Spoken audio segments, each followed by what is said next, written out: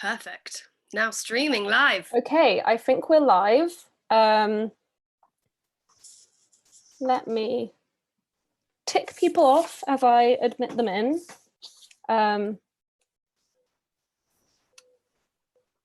Okay. I've got Stefan.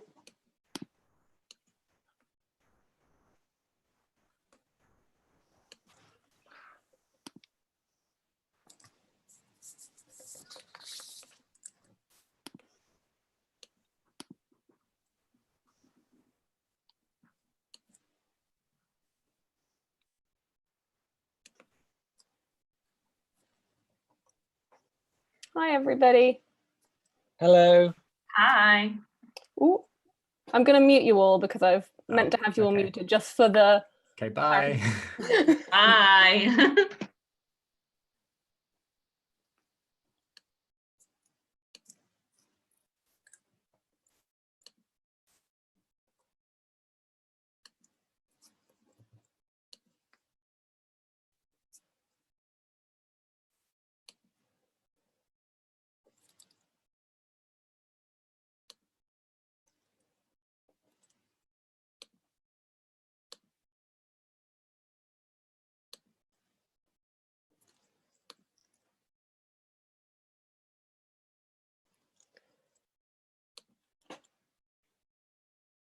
Okay, I think that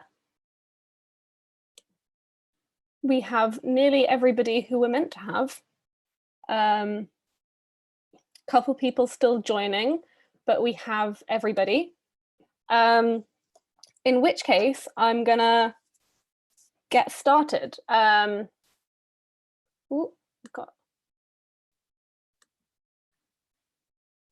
Okay, so welcome everybody. Thank you all so much. Ooh.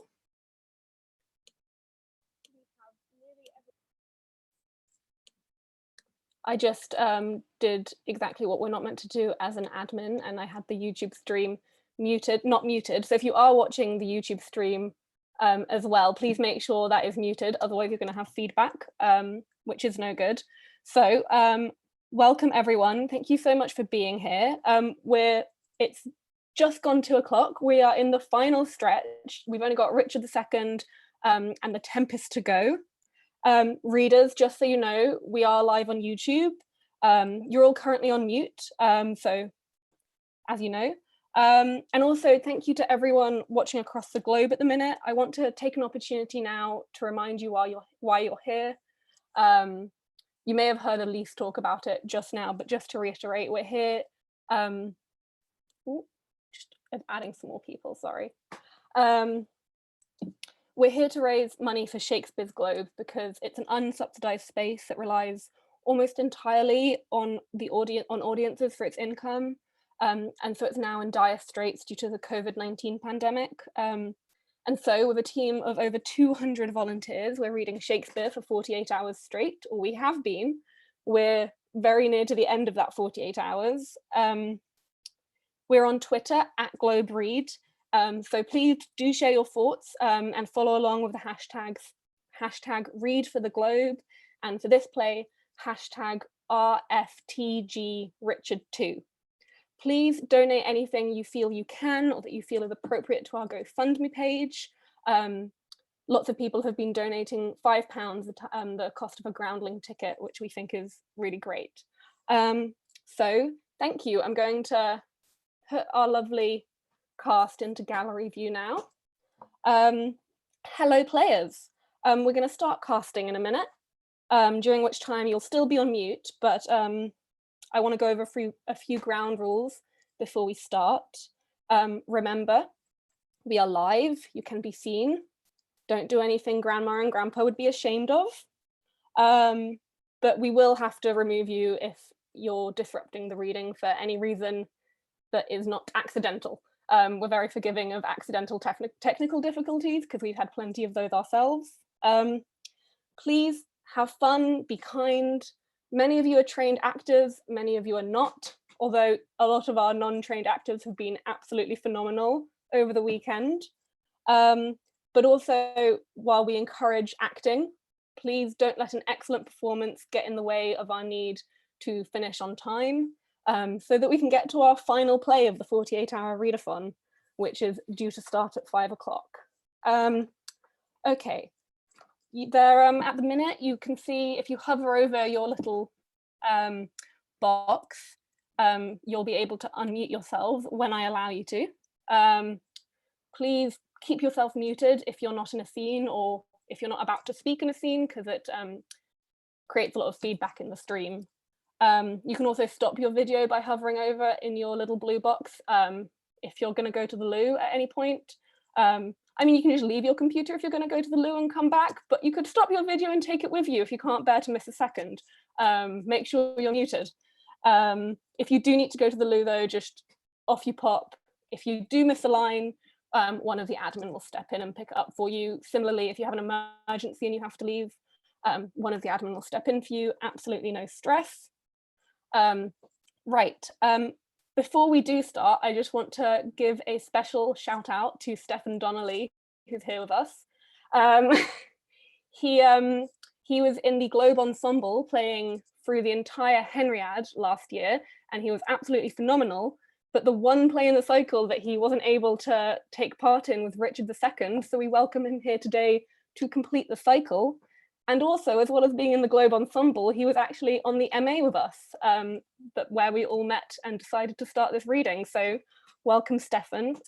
Stefan is going to be reading John of Gaunt for us because he has to pop off later. So thank you, Stefan. So in a moment, I'm going to start the casting for the rest of the play. We'll do the casting by your reaction button, which is in the bottom of your screen. If you could all find that and test that out now. Perfect. I think that's everyone. Ruth, yeah, everyone's been able to find that. Perfect. If it's not working, just wave furiously if you want to part, and hopefully I will see you. Oh yeah, please do make a note of your parts on a pen and paper, old school style, but then you can also change your Zoom name to your part, both so you can remember it and so we know who you are. We actually have quite a few doubled and in some cases even tripled roles in this particular play. So there really actually are no small parts this afternoon. So without further ado, I'm going to start going down the list and casting you. It will go roughly from bigger to larger, but as larger to smaller, but as I say, everyone's got a lot to do this afternoon. So starting with King Richard. Ooh, Tom, I saw you first. So Tom will be our Richard. Who would like to be our King Henry IV? Nick, would you like to be our Henry IV? Who would like to be Edmund Langley, Duke of York? Philippe? Perfect, thank you. And Earl of Northumberland. I've seen Gemma try to get for a bunch of them, so I'm going to give that one to Gemma. Who would like to play the Duke of Aumale? Kat, I saw you first and you also did some moving, so I think you can play that role for us. Who would like to be the Duchess of York? Lucy, who was just our Juliet and who was absolutely wonderful. Lucy, you can be the Duchess of York. John of Gaunt is Stefan, and who would like to play Tom's lovely wife, the Queen? Hannah, I think I saw Hannah first. Sorry, Sammy. And we're now getting into the doubled roles. Who would like to play both Hotspur and Lord Marshal? That will be Rebecca. I saw you first. And who would like to play both Green and Lord Ross? Jessica. Lord Willoughby and Servant. Easy. Thank you. I don't know, sorry, that might not be how you pronounce it. Who would like to play both Thomas Mowbray and Duke of Surrey? Alex. Oh, and also Lord Fitzwater, Alex. You also have that role, so you've got 3 parts. Who would like to play Bishop of Carlisle and Second Herald? Rachel, that can be you, thank you. Oh, and I missed out, who would like to play Bushy and Lord Berkeley? Ruth, thank you very much. Then we have Gardiner and Bagot and Lord. Sammy, thank you. Who would like to play the Earl of Salisbury and Stephen Scroop and Groom? I wonder, I think we've already given a lot of people a lot of roles. In which case I might just, oh, Elise, could you play what, Salisbury and Scroop and Groom? Jamie, could I give you Abbott and the Duchess of Gloucester and the stage directions, please? Please wave if you don't have a part yet, because we've got a couple little ones left to hand out. Okay, I might just start giving people a role here or there. Kat, could you also play Sir Piers Exton? Thank you. Ruth, could I also ask you to play the Keeper? Thank you. Oh, hang on, I've some Sammy Grace, you were playing Gardiner and Bagot and Lord. Thank you. Rebecca, you're playing Hotspur and Lord Marshal. I think you, oh. Yeah.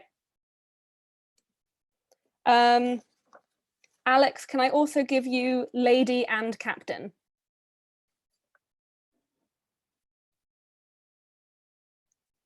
And that is almost everyone. Anyone else who doesn't have a role, one of the admin will step in for you. Rachel, I see your message. You're playing Bishop of Carlisle and Second Herald. Perfect. Okay, so I believe that is all the casts part. So I'm going to allow you all to unmute yourselves. So now when your scene comes up, you should be able to. And without further ado, I'm in speaker view, good. Let's get going. Richard II, which I haven't even put up on my screen yet, so I'm going to get that while Richard II begins. Oh, you're still muted.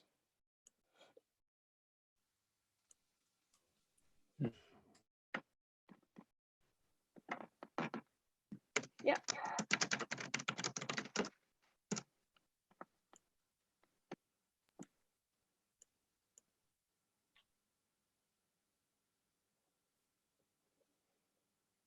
Where is our Richard? I think Tom was playing Act 1, Scene 1.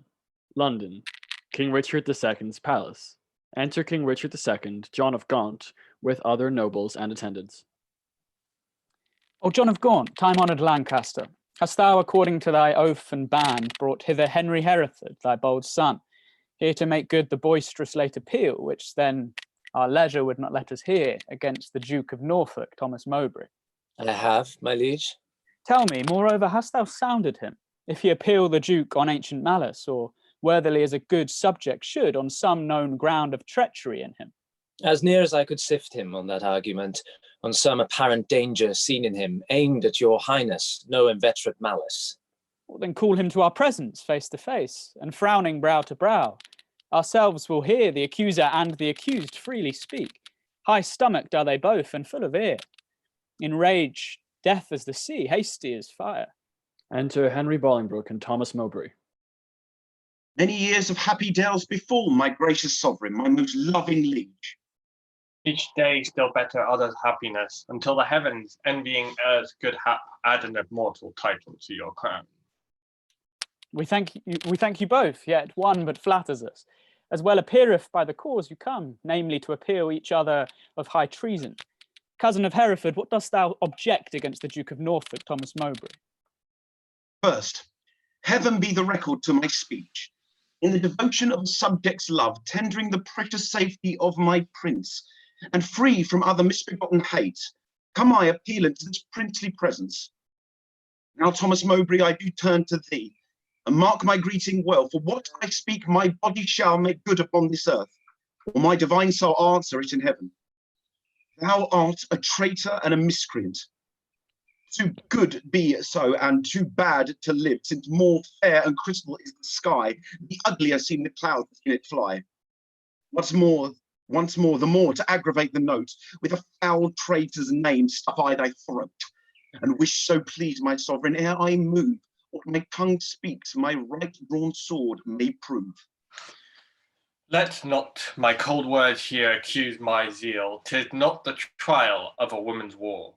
The bitter clamour of two eager tongues can arbitrate discord betwixt us twain. The blood is hot that must be cooled for this. Yet can I not of such tame patience boast as to be hushed and naught at all to say.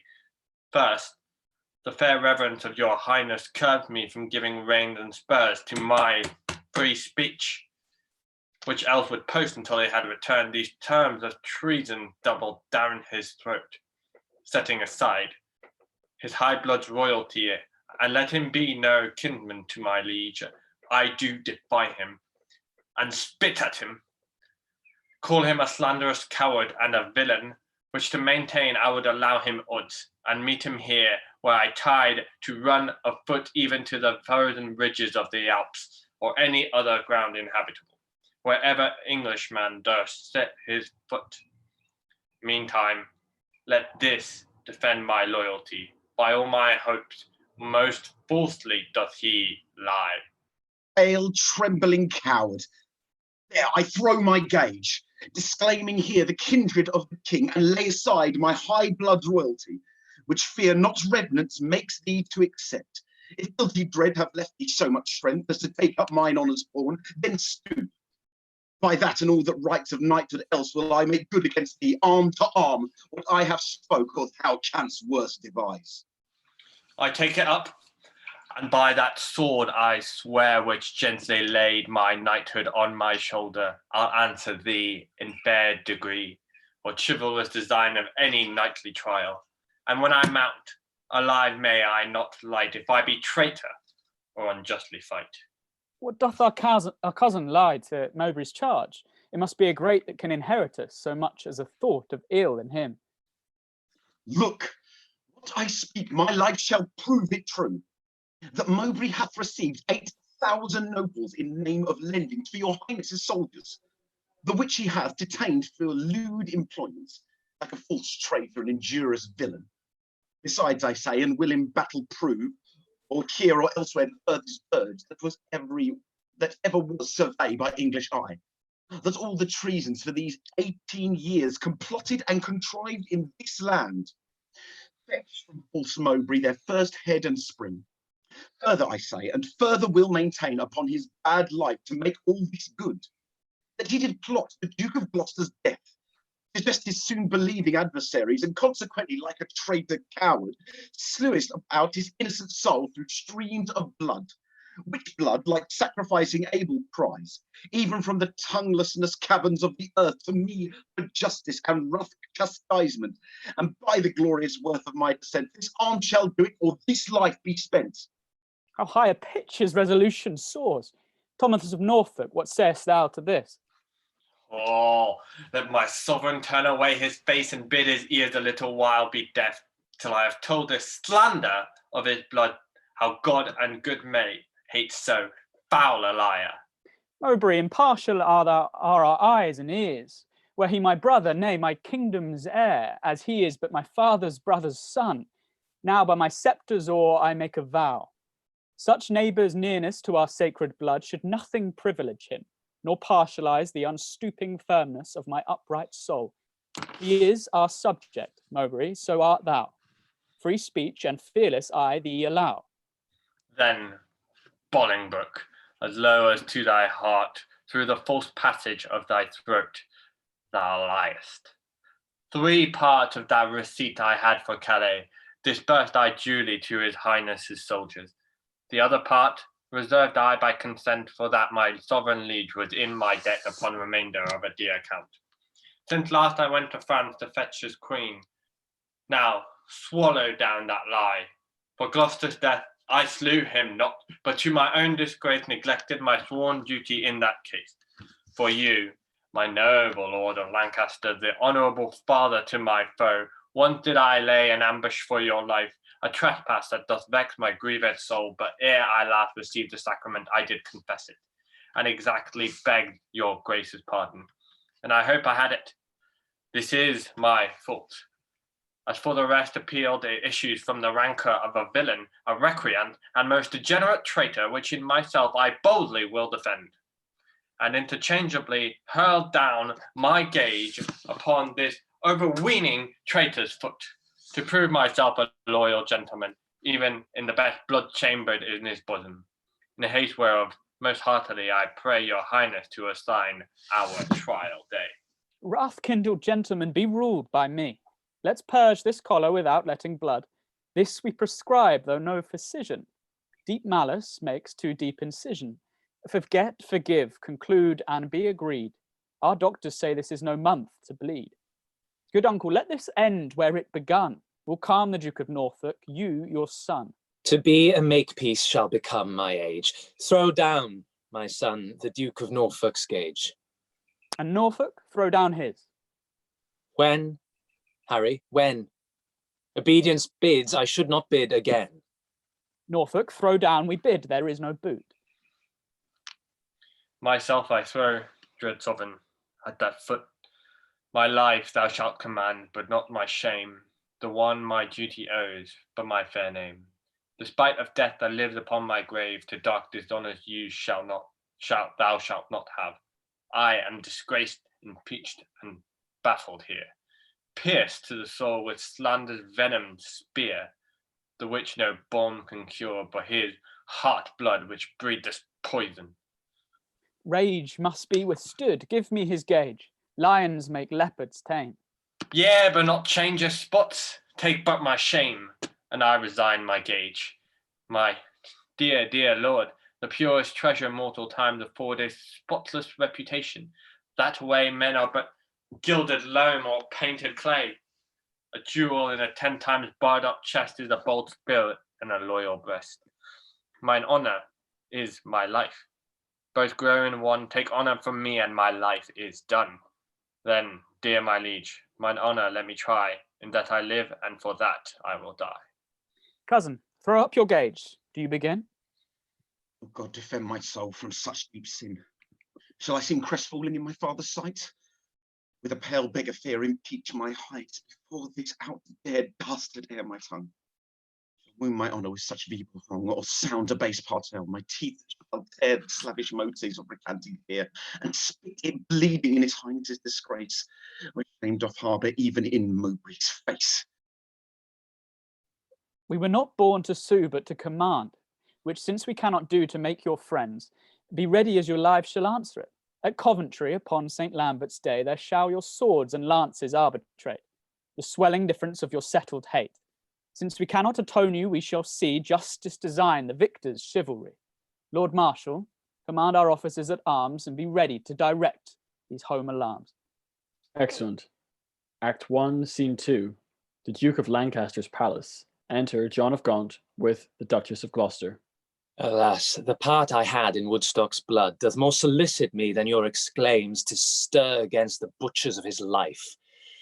But since correction lieth in those hands which made the fault that we cannot correct, put we our quarrel to the will of heaven, who, when they see the hours ripe on earth, will rain hot vengeance on offenders' heads. Finds brotherhood in thee no sharper spur? Hath love in thy old blood no living fire? Edward's 7 sons, whereof thyself art one, were 7 vials of his sacred blood, or 7 fair branches springing from one root. Some of those branches by the destinies cut, but Thomas, my dear lord, my life, my Gloucester. One vial of Edward's sacred blood, one flourishing branch of his most royal root is cracked, and all the precious liquor spilt is hacked down, and his summer leaves are faded by envy's hand and murder's bloody axe. Ah, Gaunt, his blood was thine, that bed, that womb, that metal, that self-mold that fashioned thee, made him a man. And though thou livest and breathest, yet thou slain in him. Thou dost consent in some large measure to thy father's death, in that thou seest thy wretched brother die, who was the model of thy father's life. Call it not patience, Gaunt, it is despair. In suffering thus thy brother to be slaughtered, thou showest the naked pathway to thy life, teaching stern murder how to butcher thee. That which in mean men were entitled patience is pale cold cowardice in noble breasts. What shall I say? To safeguard thine own life, the best way is to venge my Gloucester's death. God's is the quarrel. For God's substitute, his deputy anointed in his sight, hath caused his death. The which if wrongfully, let heaven revenge, for I may never lift an angry arm against his minister. Where then, alas, may I complain myself? To God, the widow's champion and defence. Why then, I will. Farewell, old Gaunt. Thou goest to Coventry, where to behold our cousin Hereford and fell Mowbray fight. Oh, sit my husband's wrong on Hereford's spear, that it may enter the butcher Mowbray's breast. Or, if misfortune miss his first career, be Mowbray's sins so heavy in his bosom that he may break his foaming courser's back, and throw the rider headlong the lists, the captive recreant. To my cousin Hereford, farewell, old Gaunt, thy sometimes brother's wife. With thy companion grief must end her life. Sister, farewell, I must to Coventry. As much good stay with thee as go with me. Yet one word more. Grief boundeth where it falls, not with the empty hollowness, but wait. I take my leave before I have begun, for sorrow ends not when it doth seemeth done. Commend me to my brother, Edmund York. Lo, this is all. Nay, depart not so, for though this be all, do not quickly go. I shall remember more. Bid him, with good speed, at Pleshy visit me. Alack, and what shall good old York see there but empty lodgings and unfurnished walls, unpeopled offices and untrodden stones? At what here, therefore welcomes but my groans. Therefore commend me. Let him not come there to seek out sorrow that dwells everywhere. Desolate, desolate, I will hence and die. The last leave of thee takes my weeping eye. Exeunt. Act 1, Scene 3. The lists at Coventry. Enter the Lord Marshal and the Duke of O'Merle. My Lord O'Merle, is Harry Hereford armed? Yea, at all points and longs to enter in. The Duke of Norfolk, spritefully and bold, stays but the summons of the appellant's trumpet. Why then, the champions are prepared, and say for nothing but his majesty's approach. The trumpets sound, and King Richard enters with his nobles, John of Gaunt, Bushy, Bagot, Green, and others. While they are set, enter Thomas Mowbray in arms, defendant with a herald. Marshal, demand of yonder champion the cause of his arrival here in arms. Ask him his name and orderly proceed to swear him in the justice of his cause. In God's name and the king's, say who thou art, and why thou comest thus knightly clad in arms, against what man thou comest, and what thy quarrel. Speak truly, and on thy knighthood and thy oath, as so defend thee heaven and thy valour. My name is Thomas Mowbray, Duke of Norfolk, who hither come engaged by my oath which God defend a knight should violate, both to defend my loyalty and truth to God, my king, and my succeeding issue, against the Duke of Hereford that appeals me, and by the grace of God and this mine arm, to prove him in defending of myself a traitor to my God, my king, and me. And as I truly fight, defend me, heaven. The trumpets sound, enter Henry Bolingbroke, appellant in armour with a herald. Marshal, ask yonder knight in arms both who he is and why he cometh hither, thus plated in habiliments of war and formally according to our law. Depose him in the justice of his case. What is thy name? And wherefore comest thou hither before King Richard in his royal lists? Against whom comest thou? And what's thy quarrel? Speak like a true knight, so defend thee heaven. Harry of Hereford, Lancaster and Derby am I, who ready here do stand in arms to prove by God's grace and my body's valour, in lists, Thomas Mowbray, Duke of Norfolk. He is a traitor, foul and dangerous, to God of heaven, King Richard, and to me, and as I truly fight, defend me heaven. On pain of death, no person be so bold or daring hardy as to touch the lists, except the Marshal and such officers appointed to direct these fair designs. Lord Marshal, let me kiss my sovereign's hand, and bow my knee before his majesty, for Mowbray and myself are like two men that vow a long and will-grieved pilgrimage. But let us take ceremonious leave and loving farewell of our several friends. The appellant in all duty greets your highness, and craves to kiss your hand and take his leave. We will descend and fold him in our arms. Cousin of Hereford, as thy cause is right, so by thy fortune in this royal fight. Farewell, my blood, which if today thou shed, lament we may, but not revenge thee dead. But let no noble eye profane a tear for me. If I be gored with Mowbray's spear, as confident as is the falcon's flight against a bird, do I with Mowbray fight. My loving lord, take my leave of you, my noble cousin, Lord Almele. Not sick although I have to do with death, but lusty, young and cheerly drawing breath. Though as at English feast, so I regret the daintiest last to make the end most sweet. O thou, the earthly author of my blood, whose youthful spirit in my regenerate, doth with a twofold figure lift me up to reach a victory above my head, and proof upon mine armour with thy prayers, and with thy blessing steel my lance's point, that I may enter with Mowbray's waxen coat and furbish new the name of John of Gaunt, even in the lusty behaviour of his son. God, in thy good cause, make thee prosperous. Be swift like lightning in the execution, and let thy blows, doubly redoubled, fall like amazing thunder on the casque of thy adverse pernicious enemy. Rouse up thy youthful blood, be valiant, and live. Mine innocency, St. George to thrive. However, God or fortune cast my loss, there lives or die, true to a King Richard's throne, a loyal, just, and upright gentleman. Never did captive with a freer heart cast off his chains of bondage and embrace his gold uncontrolled enfranchisement. More than my dancing soul doth celebrate this feast of battle with mine adversary, most mighty liege, and my companion peers. Take from my mouth the wish of happy years. As gentle and as jocund as to jest go I to fight, truth hath a quiet breast. Farewell, my lord. Securely I espy virtue with valour couched in thine eye. Order the trial, marshal, and begin. Harry of Hereford, Lancaster, and Derby, receive thy lance, and God defend the right.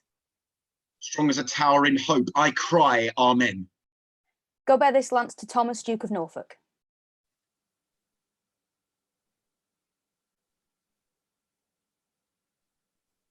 Harry of Hereford, Lancaster, and Derby, stand here for God, his sovereign himself, on pain to be found false and recreant, to prove the Duke of Norfolk, Thomas Mowbray, a traitor to his God, his king, and him, and dares him to set forward to the fight. Here standeth Thomas Mowbray, Duke of Norfolk, on pain to be found false and recreant, both to defend himself and to reprove Henry of Hereford, Lancaster, and Derby, to God his sovereign, and to him disloyal, courageously and with a free desire attending but the signal to begin. Sound trumpets, and set forward combatants. A charge sounded. Stay, the king hath thrown his warder down. Let them lay by their helmets and their spears, and both return back to their chairs again. Withdraw with us, and let the trumpets sound, while we return these dukes what we decree. A long flourish. Draw near and list what with our counsel we have done. for that our kingdom's earth should not be soiled with that dear blood which it hath fostered, and for our eyes do hate the dire aspect of civil wounds ploughed up with neighbour's sword, and for we think the eagle-winged pride of sky aspiring and ambitious thoughts, with rival-hating envy set on you to wake our peace, which in our country's cradle draws the sweet infant breath of gentle sleep, which so roused with boisterous and untuned drums, with harsh resounding trumpets' dreadful bray, and grating shock of wrathful iron arms, might from our quiet confines fright fair peace, and make us wade even in our kindred's blood. Therefore we banish you our territories, you, cousin Hereford, upon pain of life, till twice 5 summers have enriched our fields, shall not regret our fair dominions, but tread the stranger paths of banishment. Your will be done. Must my comfort be? Sun that warms you here shall shine on me. And those his golden beams to you here lent shall point on me and gild my banishment. Norfolk, for thee remains a heavier doom, which I with some unwillingness pronounce. The sly, slow hours shall not determinate the dateness limit of thy dear exile, the hopeless word of never to return. Breathe I against thee upon pain of life. Heavy sentence, my most sovereign liege, and all unlooked for from your highness's mouth. A dearer merit not so deep a maim as to be cast forth in the common air, have I deserved at your highness's hands. The language I have learned these 40 years, my native English, now I must forego, and now my tongue's use is to me no more than an unstringed viol or a harp, or like a cunning instrument cased up or being open, put into his hands that knows no touch to tune the harmony. Within my youth you have enjailed my tongue, doubly portcullised with my teeth and lips, and dull, unfeeling, barren, ignorant is made my jailer to attend on me. I am too old to fawn upon a nurse, too far in years to be a pupil now. What is thy sentence then but speechless death, which robs my tongue from breathing native breath? It boots thee not to be compassionate, after our sentence plaining comes too late. Then dost thou turn me from my country's light to dwell in solemn shades of endless night. Return again and take an oath with thee. Lay on our royal sword your banished hand. Swear by the duty that you owe to God, our part therein we banish with yourselves, to keep that oath that we administer. You never shall, so help you truth and God, embrace each other's love in banishment, nor never look upon each other's face, nor never write, regret, nor reconcile this lowing tempest on your home-bent hate, nor never be advised purpose meet to plot, contrive, or complot any ill against us, our state, our subjects, or our land. I swear.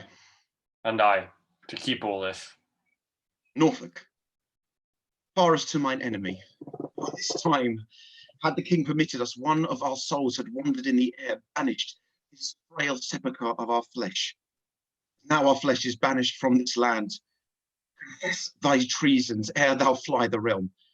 Since thou hast far to go, bear not along the clogging burden of a guilty soul. No, Bolingbroke. If ever I were a traitor, my name be blotted from the book of life, and I from heaven banished as from him. But what thou art, God and I do know, and all too soon I fear the king shall rue. Farewell, my liege. Now no way can I stray, safe back to England, all the world's my way. Exit Mowbray. Uncle, even in the glasses of thine eyes, I see thy grieved heart. Thy sad aspect hath from the number of his banished years plucked 4 away. 6 frozen winters spent, return with welcome home from banishment. How long a time lies in one little word. 4 lagging winters and 4 wanton springs end in a word. This is the breath of kings. I thank my liege that in regard of me, he shortens 4 years of my son's exile, but little vantage shall I reap thereby, for ere the 6 years that he hath to spend can change their moons and bring their times about, my oil-dried lamp and time-bewasted light shall be extinct with age and endless night. My inch of taper will be burnt and done, and blindfold death not let me see my son. Why, uncle, thou hast many years to live. But not a minute, king, that thou canst give. Shorten my days thou canst with sullen sorrow, and pluck nights from me, but not lend a morrow. Thou canst help time to furrow me with age, but stop no wrinkle in his pilgrimage. Thy word is current with him for my death, but dead, thy kingdom cannot buy my breath. Thy son is banished upon good advice, whereto thy tongue a party verdict gave. Why at our justice seems thou then to lour? Things sweet to taste prove indigestion sour. You urged me as a judge, but I had rather you would have bid me argue like a father. Oh, had it been a stranger, not my child, to smooth his fault I should have been more mild. A partial slander sought I to avoid, and in the sentence my own life destroyed. Alas, I looked when some of you should say I was too strict to make mine own away, but you gave leave to my unwilling tongue against my will to do myself this wrong. Cousin, farewell, and uncle bid him so. 6 years we banish him, and he shall go. Flourish, excellent King Richard II, and train. Cousin, farewell. What presence must not know, from where you do remain, let paper show.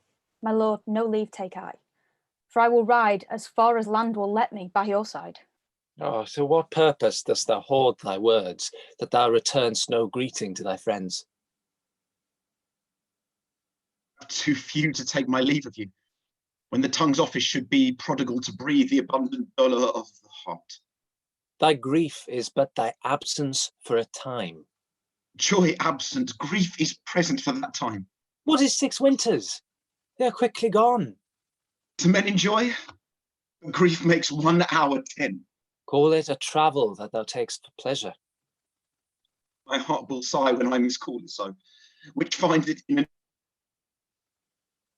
enforced pilgrimage. The sullen passage of thy weary steps esteem as foil, wherein thou art to set the precious jewel of thy home return. Nay, rather every tedious stride I make will but remember me for what a deal of world. I wander from the jewels that I love. Must I not serve a long apprenticeship to foreign passages, and in the end, having my freedom, boast of nothing else but that I was a journeyman to grief? All places that the eye of heaven visits are to a wise man ports and happy havens. Teach thy necessity to reason thus. There is no virtue like necessity. Think not the king did banish thee, but thou the king. Woe doth the heavier sit, where it perceives it is but faintly born. Go! Say I sent thee forth to purchase honour, and not the king exiled thee, or suppose devouring pestilence hangs in our air, and thou art flying to a fresher clime. Look, what thy soul holds dear, imagine it to lie that way thou goest, not whence thou comest. Suppose the singing birds musicians, the grass whereon thou treadst the presents strewed, the flowers fair ladies, and thy steps no more than a delightful measure or a dance. For gnarling sorrow hath less power to bite the man that mocks at it and sets it light. Who can hold a fire in his hand by thinking on the frosty corpus, or cloy the hungry edge of appetite by bare imagination of a feast? Wallow naked in December snow by thinking on fantastic summer heat? Oh, no, the apprehension of the good gives but the greater feeling to the worse. Feel sorrow tooth doth never rankle more than when he bites, but lanceth not the sore. Come, come, my son, I'll bring thee on thy way. Had I thy youth and cause, I would not stay. Then England's ground farewell. Sweet soil, adieu. My mother and my nurse that bears me yet, where I wander boast of this I can, though banished, yet a true born Englishman. Excellent. Act 1, Scene 4. The Court. Enter King Richard II with Bagot Green at one door and the Duke of O'Merle at another. We did observe, cousin Emerl, how far brought you high Hereford on his way. I brought high Hereford, if you call him so, but to the next highway, and there I left him. And say what store of parting tears was shed. Faith, none for me, except the north-east wind, which then blew bitterly against our faces, awaked the sleeping room, and so by chance did grace our hollow parting with a tear. What said our cousin when he parted with him? Farewell, and for my heart disdained that my tongue should so profane the word that taught me craft, to counterfeit oppression of such grief that words seemed buried in my sorrow's grave. Marry, would the word farewell have lengthened hours and added years to his short banishment? He should have had a volume. He is our cousin, but 'tis doubt when time shall call him home from banishment, whether our kinsman come to see his friends, ourself and bushy Bagot here and Green, observed his courtship to the common people. How he did seem to dive into their hearts with humble and familiar courtesy, with what reverence he did throw away on slaves, wooing poor craftsmen with the craft of smiles and patient underbearing of his fortune. As 'twere to banish their affects with him, off goes his bonnet to an oyster wench. A brace of draymen bid God speed him well, and had the tribute of his supple knee. With thanks, my countrymen, my loving friends, as were our England in reversion his, and he our subjects next degree in hope. Well, he is gone, and with him go these thoughts. Now for the rebels which stand out in Ireland, expedient manage must be made, my liege, ere further leisure yield them further means for their advantage and your highness's loss. Will we ourself in person to this war, and for our coffers with too great a court and liberal largeness are grown somewhat light, we are enforced to farm our royal realm, the revenue whereof shall furnish us, for our affairs in hand, if that comes short, our substitutes at home shall have blank charters, whereto when they shall know what men are rich, they shall subscribe them for large sums of gold and send them after supply our wants. For we will make for Ireland presently. Enter Bushy. Bushy, what news? Old John of Gaunt is grievous sick, my lord, suddenly taken, and hath sent post-haste to entreat your majesty to visit him. Where lies he? At Ely House. Well, now put it, God, in the physician's hands to help him in his grave immediately. The lining of his coffers shall make his coats to deck our soldiers for these Irish wars. Come, gentlemen, let's all go and visit him. Pray God we pray God we may make haste and come too late. Amen. Excellent. Act 2, Scene 1, Ely House. Enter John of Gaunt, sick, with the Duke of York.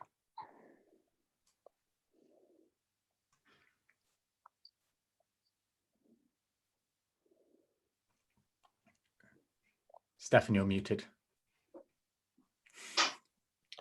Will the king come, that I may breathe my last in wholesome counsel to his unstayed youth? Vex not yourself, nor strive not with your breath, for all in vain comes counsel to his ear. Oh, but they say the tongues of dying men enforce attention like deep harmony.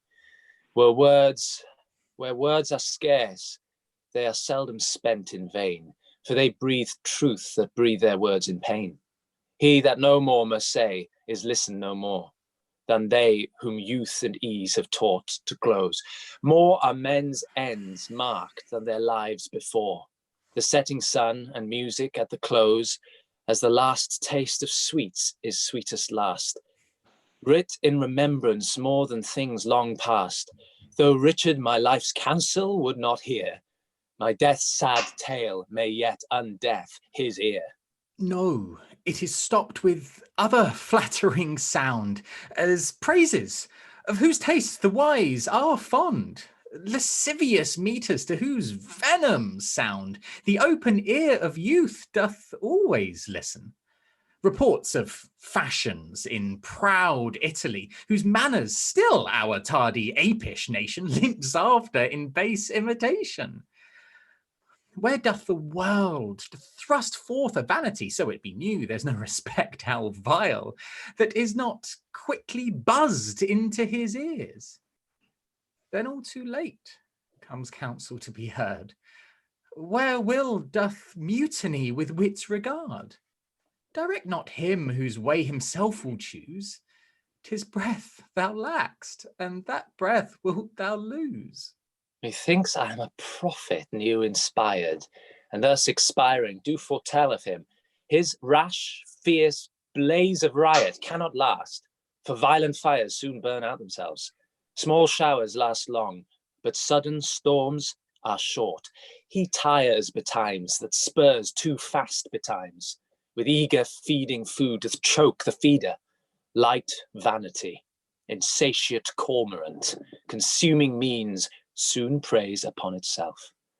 This royal throne of kings, this sceptred isle, this earth of majesty, this seat of Mars, this other Eden, demi-paradise, this fortress built by nature for herself against infection and the hand of war, this happy breed of men, this little world, this precious stone set in the silver sea, which serves it in the office of a wall or as a moat defensive to a house against the envy of less happier lands.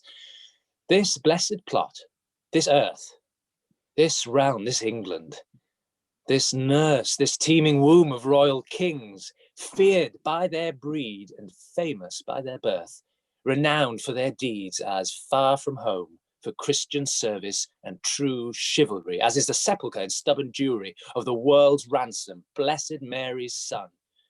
This land of such dear souls, this dear, dear land, dear for her reputation through the world, is now leased out. I die pronouncing it, like to a tenement or pelting farm.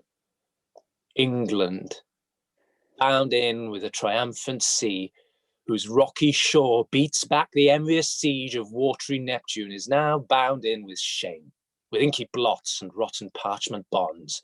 That England that was wont to conquer others hath made a shameful conquest of itself. Ah, would the scandal vanish with my life, how happy then were my ensuing death. Enter King Richard II and Queen, Duke of Emerald, Bushy, Green, Bagot, Lord Ross, and Lord Willoughby. The king is come. Deal mildly with his youth, for young hot colts being raged do rage the more. How fares our noble uncle Lancaster? What comfort, man? How is't with aged Gaunt? Oh, how that name befits my composition. Old Gaunt, indeed, and gaunt in being old. Within me grief hath kept a tedious fast, and who abstains from meat that is not gaunt? For sleeping England long time have I watched, watching breeds leanness, leanness is all gaunt. The pleasure that some fathers feed upon is my strict fast, I mean my children's looks, and therein fasting hast thou made me gaunt. Gaunt am I for the grave, gaunt as a grave, whose hollow womb inherits naught but bones. Can sick men play so nicely with their names? No, misery makes sport to mock itself. Since thou dost seek to kill my name in me, I mock my name, great king, to flatter thee. Should dying men flatter with those that live? No, no, men living flatter those that die. Thou, now a dying, say'st thou flatterest me. Oh no, thou diest, though I the sicker be. I am in health, I breathe and see thee ill. Now he that made me knows I see thee ill. Ill in myself to see, and in thee seeing ill. Thy deathbed is no lesser than thy land, wherein thou liest in reputation sick, and thou, too careless, patient as thou art, commits thy anointed body to the cure of those physicians that first wounded thee. 1,000 flatterers sit within thy crown, whose compass is no bigger than thy head. And yet, encaged in so small a verge, the waste is no whit lesser than thy land.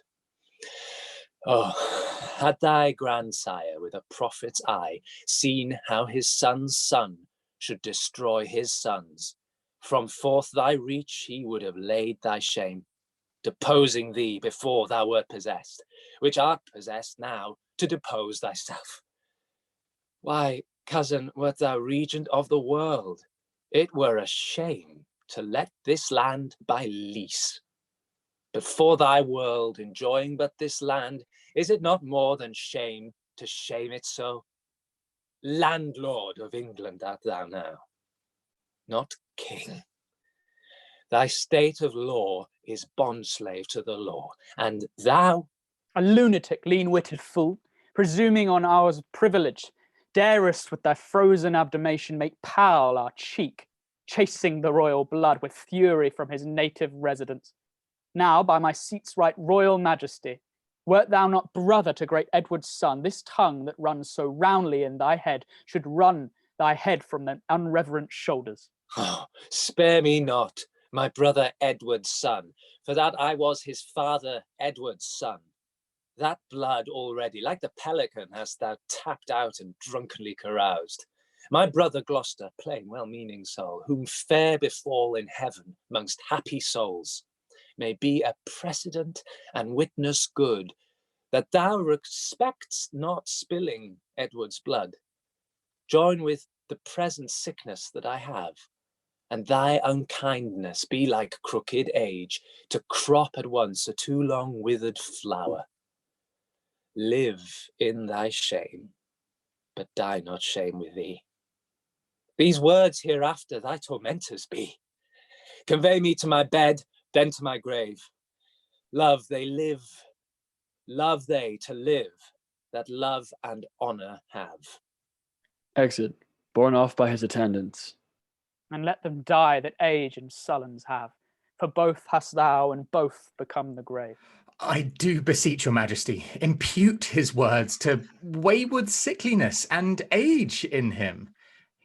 He loves you on my life and holds you dear as Harry, Duke of Hereford, were he here. Right, you say true, as Hereford's love, so his, as theirs, so mine, and all be as it is. Enter Northumberland. My liege, old Gaunt commends him to your majesty. What says he? Nay, nothing. All is said. His tongue is now a stringless instrument. Words, life and all, old Lancaster hath spent. Be York the next thing that must be bankrupt so. Though death be poor, it ends a mortal woe. The ripest fruit first falls, and so doth he.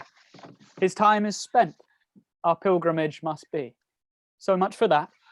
Now for our Irish wars we must supplant those rough, rugged-headed kerns, which live like venom where no venom else, but only they have privilege to live. And for these great affairs do we ask some charge towards our assistance we do seize to us, the plate, corn, revenues, and movables, whereof our uncle Gaunt did stand possessed. Shall I be patient? Oh, how long shall tender duty make me suffer wrong? Not Gloucester's death, nor Hereford's punishment, not Gaunt's rebukes, nor England's private wrongs, nor the prevention of poor Bolingbroke about his marriage, nor my own disgrace, have ever made me sour my patient cheek, or bend one wrinkle on my sovereign's face. I am the last of Edward's sovereign sons, of whom thy father, Prince of Wales, was first. In war was never lion raged more fierce. In peace was never gentle lamb more mild than was that young and princely gentleman. His face thou hast, for even so looked he, accomplished with the number of thy hours. But when he frowned, it was against the French and not against his friends. His noble hand did will what he did spend, and spent not that which his triumphant father's hand had won. His hands were guilty of no kindred blood, but bloody with the enemies of his kin. Oh, Richard, York is too far gone with grief, or else he never would compare between. Why, uncle, what's the matter? Oh, my liege, pardon me if you please. If not, I, pleased not to be pardoned, am content. Withal, seek you to seize and grip into your hands the royalties and rights of banished Hereford? Huh? Is not Gaunt dead, and doth not Hereford live? Was not Gaunt just, and is not Harry true? Did not the one deserve to have an heir? Is not his heir a well-deserving son? Take Hereford's rights away, and take from time his charters and his customary rights. Let not tomorrow then ensue today. Be not thyself, for how art thou a king, but by fair sequence and succession? Now, afore God, God forbid I say true, if you do wrongfully seize Hereford's rights, call in the letters patent that he hath by his attorney generals to sue his livery and deny his offered homage, you pluck 1,000 dangers on your head. You lose 1,000 well-disposed hearts, and prick my tender patience to those thoughts which honour and allegiance cannot think. Well, think what you will, we seize into our hands his plate, his goods, his money, and his land. I'll not be by the while. My liege, farewell. What will ensue hereof, there's none can tell. But by bad courses may be understood that their events can never fall out good. Exit York. Go, Bushy, to the Earl of Wiltshire straight. Bid him repair to us Ely House, to see this business. Tomorrow next we will for Ireland and his time, I trow with, and we create in absence of ourselves. Our uncle York, Lord Governor of England, for he is just and always loved us well. Come on, our queen, tomorrow, and must we part? Be merry, for our time of stay is short. Flourish. Exeunt King Richard II, Queen, Duke of Emerald, Bushy Green, and Becket. Well, lords, the Duke of Lancaster is dead. And living too, for now his son is Duke. Barely in title, not in revenue. Richly in both, if justice had her right. My heart is great, but it must break with silence, and it be disburdened with a liberal tongue. Nay, speak thy mind, and let him ne'er speak more, that speaks thy words again to do thee harm. Tends that thou wouldst speak to the Duke of Hereford? If it be so, out with it boldly, man. Quick is mine ear to hear of good towards him.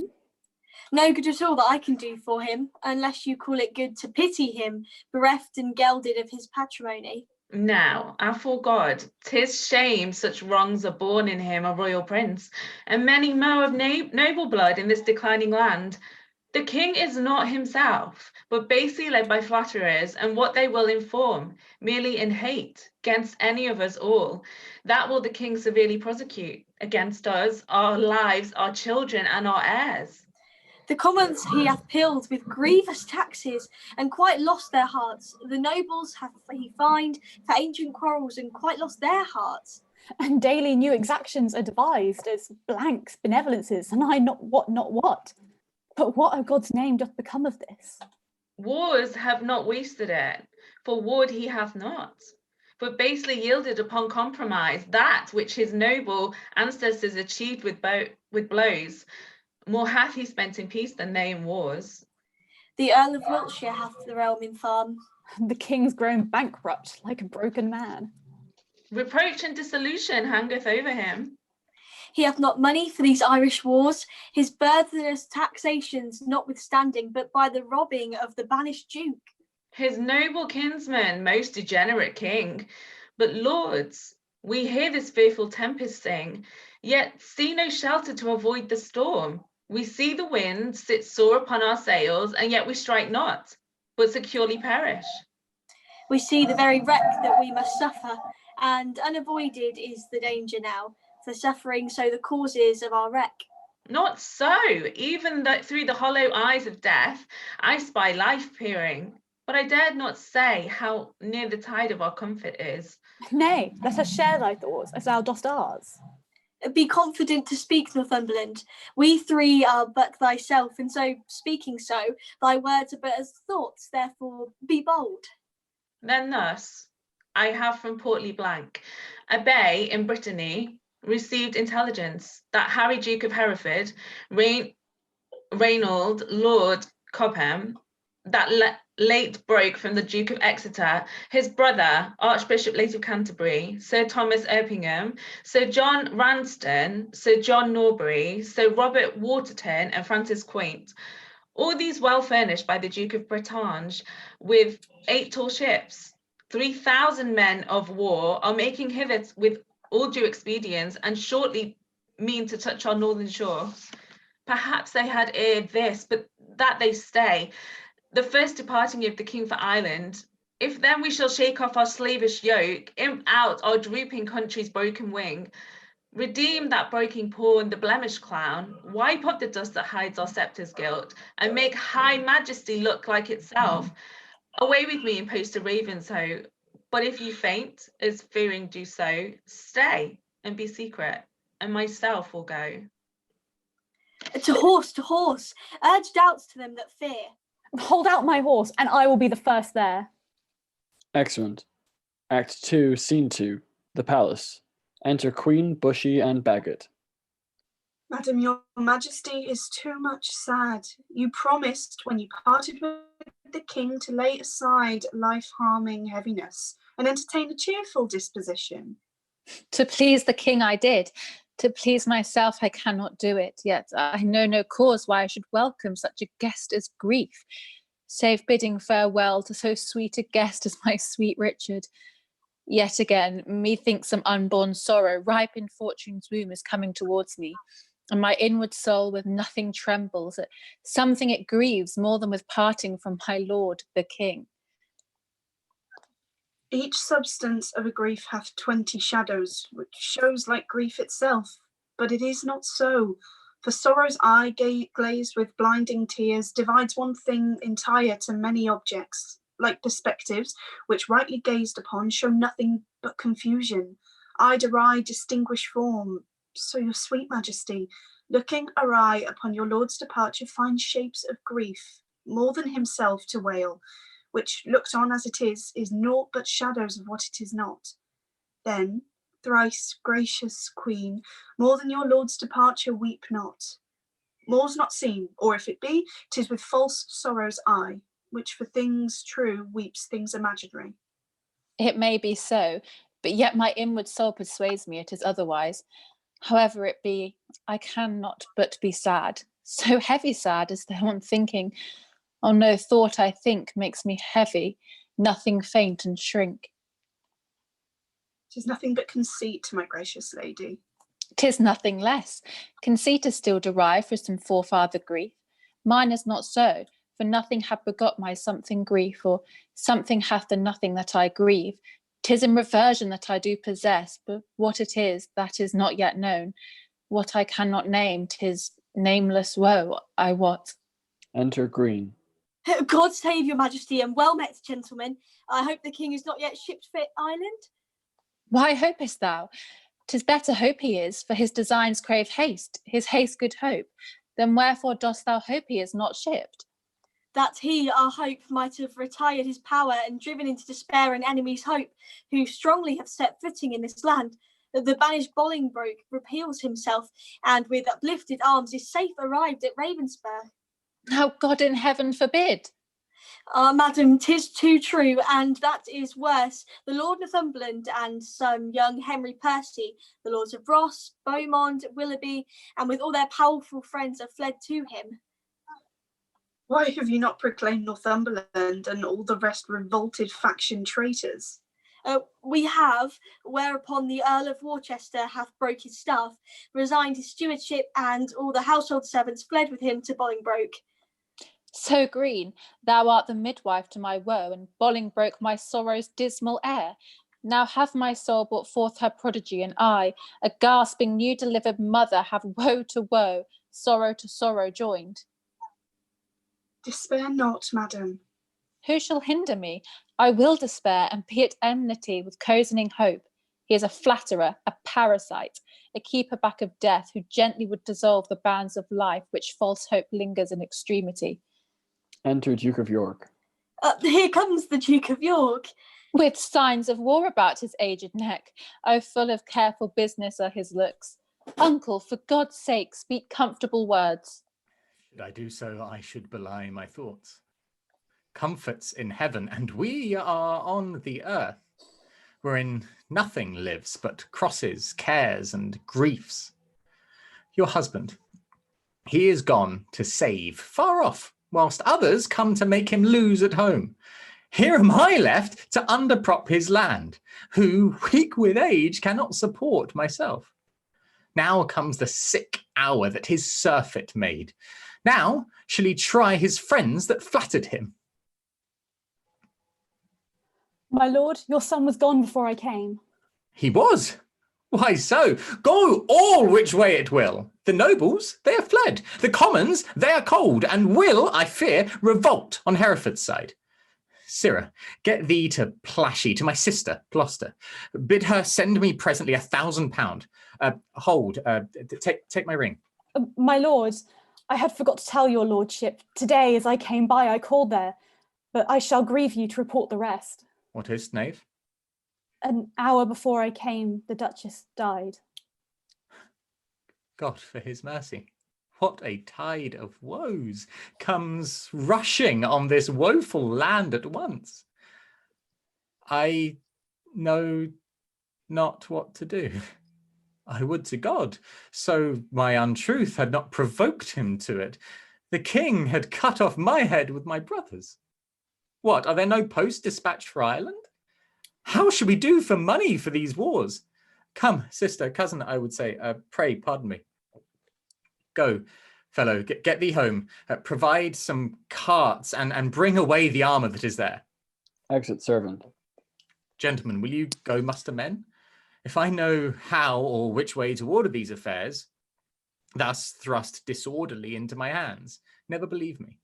Both are my kinsmen. The one is my sovereign, whom both my oath and duty bids defend. The other, again, is my kinsman, whom the king hath wronged, whom conscience and my kindred bids to right. Well, somewhat we must do. Come, cousin, I'll dispose of you. Gentlemen, go, muster up your men, and meet me presently at Berkeley. I should to Plashy too, but time will not permit. All is uneven, and everything is left at 6 and 7. Exit Duke of York and Queen. The wind sits fair for news to go to. For us to levy power proportionable to the enemy is all impossible. Besides, our nearness to the king in love is near the hate of those love not the king. And that's the wavering commons, for their love lies in their purses, and whoso empties them by so much fills their hearts with deadly hate. Wherein the king stands generally condemned. If judgment lie in them, then do so we, because we ever have been near the king. Well, I will for refuge straight to Bristol Castle. The Earl of Wiltshire is already there. Thither will I with you. For little office the hateful commons will perform for us, except like curs to tear us all to pieces. Will you go along with us? No, I will to Ireland to his majesty. Farewell, if heart presage be not vain, we three here art that never shall meet again. That says York thrives to beat back Bolingbroke. Alas, poor Duke, the task he undertakes is numbering sands and drinking oceans dry. Where one on his side fights, thousands will fly. Farewell at once, for all and ever. Well, we may meet again. I fear me, never. Excellent.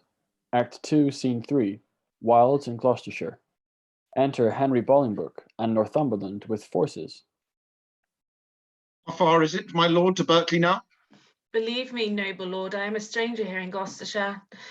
These high wild hills and rough even ways draw out our miles and makes them wearisome, and yet your fair discourse hath been as sugar, making the hard way sweet and delectable.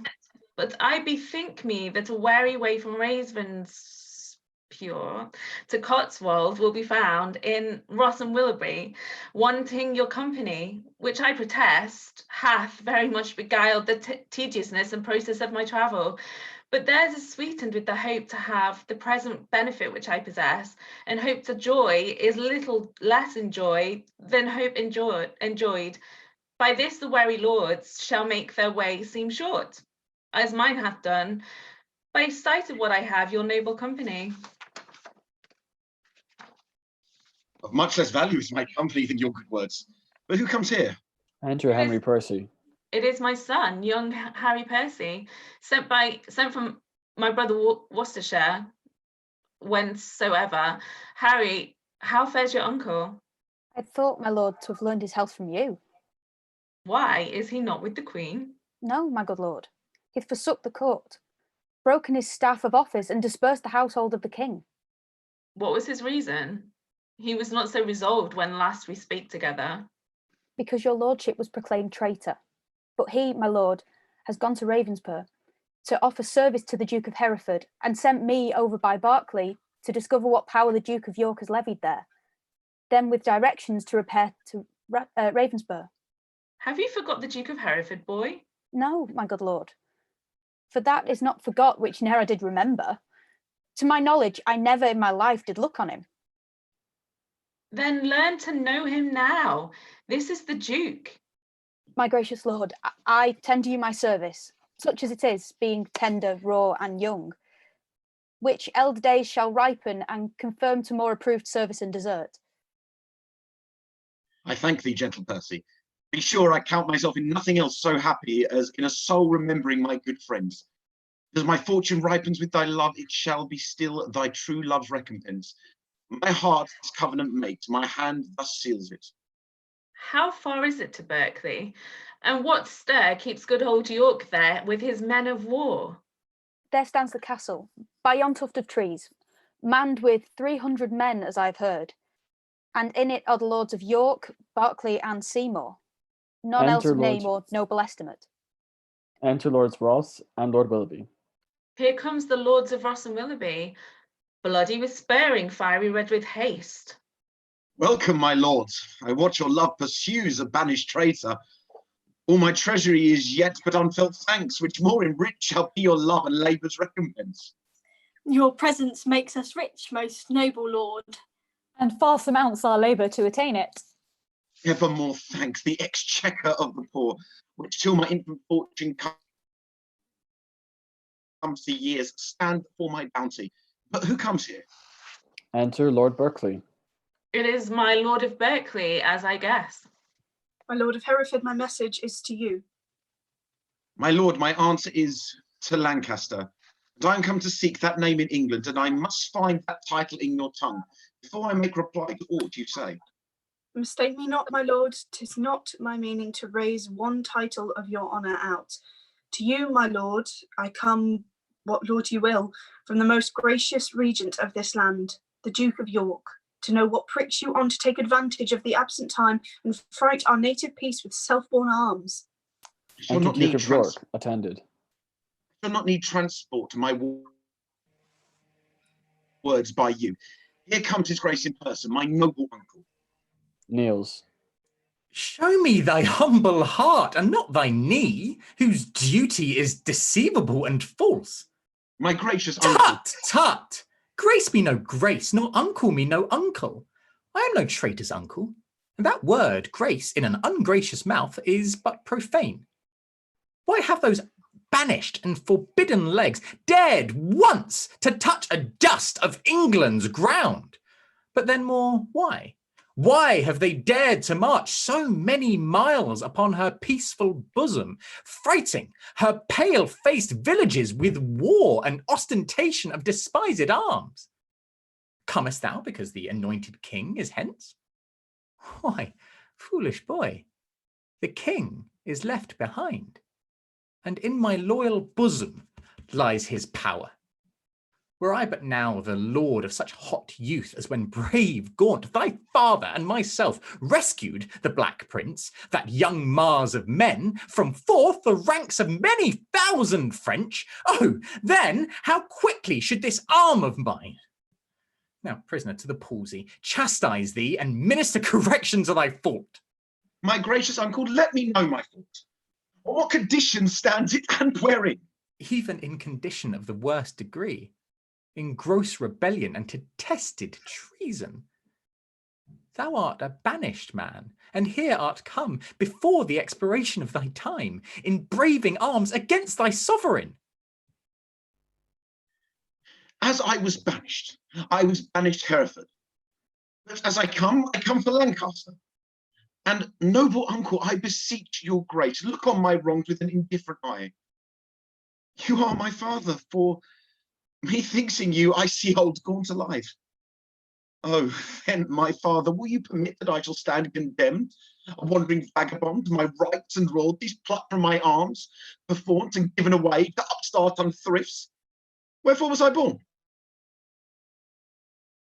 If that my cousin king be king of England, it must be granted I am Duke of Lancaster. You have a son, Armel, my noble cousin. Had you first died and had been thus trod down, he should have found his uncle Gaunt the father, to rouse his wrongs and chase them to the bay.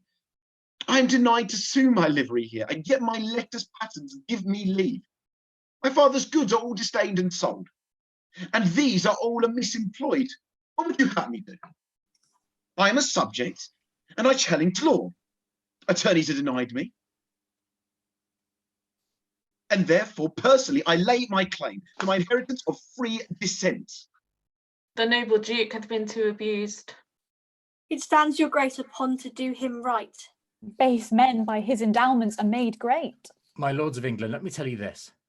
I have had feeling of my cousin's wrongs and laboured all I could to do him right. But in this kind income, in braving arms, be his own carver and cut out his way, to find out right with wrong it may not be. And you that do abet him in this kind, cherish rebellion and our rebels all. The Duke hath sworn his coming is but for his own, and for the right of that we all have strongly sworn to give him aid, and let him ne'er see joy that breaks that oath. Well, well, I see the issue of these arms. I cannot mend it, I must needs confess, because my power is weak and ill left.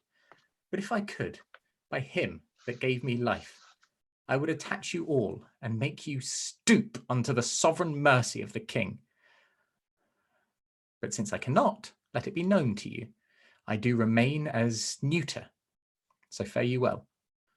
Unless you please to enter in the castle and therefore repose you for this night. An offer, uncle, that we will accept. We must win your grace to go with us to Bristol Castle, which they say is held by Bushy Bagot and their compliances, caterpillars of the Commonwealth, which I have sworn to weed and pluck away. It may be I will go with you, but yet I'll pause, for I am loath to break our country's laws. Nor friends nor foes to me welcome you are. Things past redress are now with me past care. Excellent. Act 2, Scene 4. A camp in Wales. Enter the Earl of Salisbury and a Welsh captain. My lord of Salisbury, we have stayed 10 days and hardly kept our countrymen together, and yet we hear no tidings from the king. Therefore we will disperse ourselves. Farewell. Stay yet another day, thou trusty Welshman. The king reposeth all his confidence in thee. 'Tis thought the king is dead. We will not stay. The bay trees in our country are all withered, and meteors fright the fixed stars of heaven. The pale-faced moon looks bloody on the earth, and lean-looked prophets whisper fearful change. Rich men look sad, and ruffians dance and leap, the one in fear to lose what they enjoy, the other to enjoy by rage and war. These signs forerun the death of fall of kings. Farewell. Our countrymen are gone and fled, as well assured Richard, their king, is dead. Exit. Aye, Richard. With the eyes of heavy mind, I see thy glory like a shooting star fall to the base of earth from the firmament. Thy sun sets weeping in the lowly west, witnessing storms to come, woe and unrest. Thy friends are fled to wait upon thy foes, and crossly to thy good all fortune goes. Exit. Act 3, Scene 1, Bristol, before the castle. Enter Henry Bolingbroke, Duke of York, Northumberland, Lord Ross, Henry Percy, Lord Willoughby, with Bushy and Green, prisoners. Bring forth these men. Bushy and green, I will not vex your souls, as presently your souls must part your bodies. With too much urging your pernicious lives, for 'twere no charity, yet to wash your blood from off my hands. Here, in the view of men, I will unfold some causes of your deaths. You have misled a prince, a royal king, a happy gentleman in blood and lineaments. By you unhappied and disfigured cling. You have in manner with your sinful hours made a divorce betwixt his queen and him. Broke the possessions of a royal bed, and stained the beauty of a fair queen's cheeks, with tears drawn from her eyes by your foul wrongs. Myself, a prince by fortune of my birth, near to the king in blood and near in love, till you did make him misinterpret me, have stooped my neck under your injuries, and sighed my English breath in your foreign clouds, eating the bitter bread of banishment. Whilst you have fed upon signories, disparked my parks, and felled my forest woods, from my own widows torn my household cold, raised out my impurse, leaving me no sign save men's opinion of my living blood, to show the world I am a gentleman.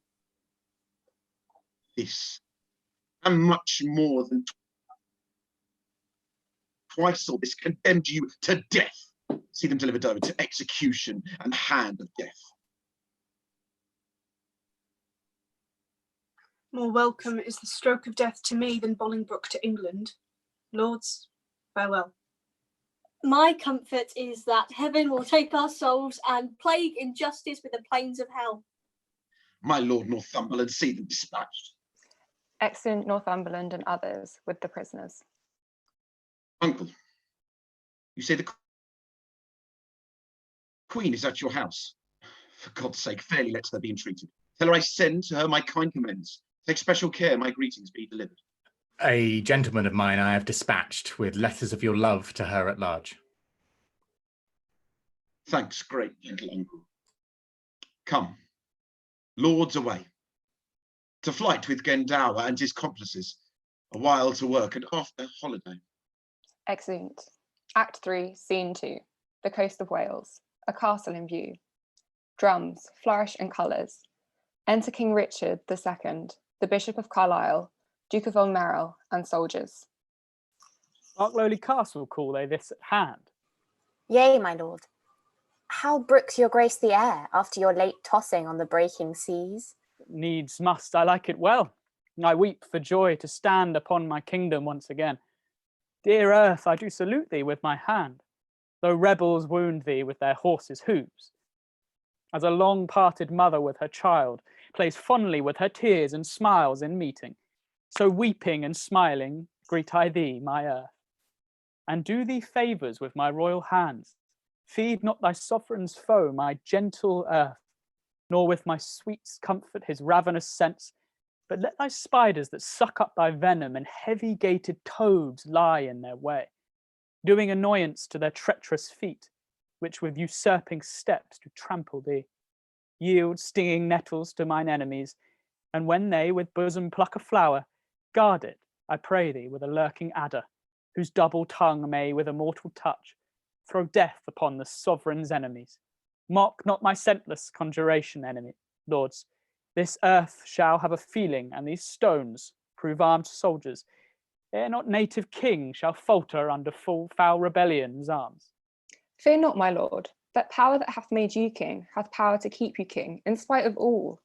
The means that heaven yields must be embraced, and not neglected.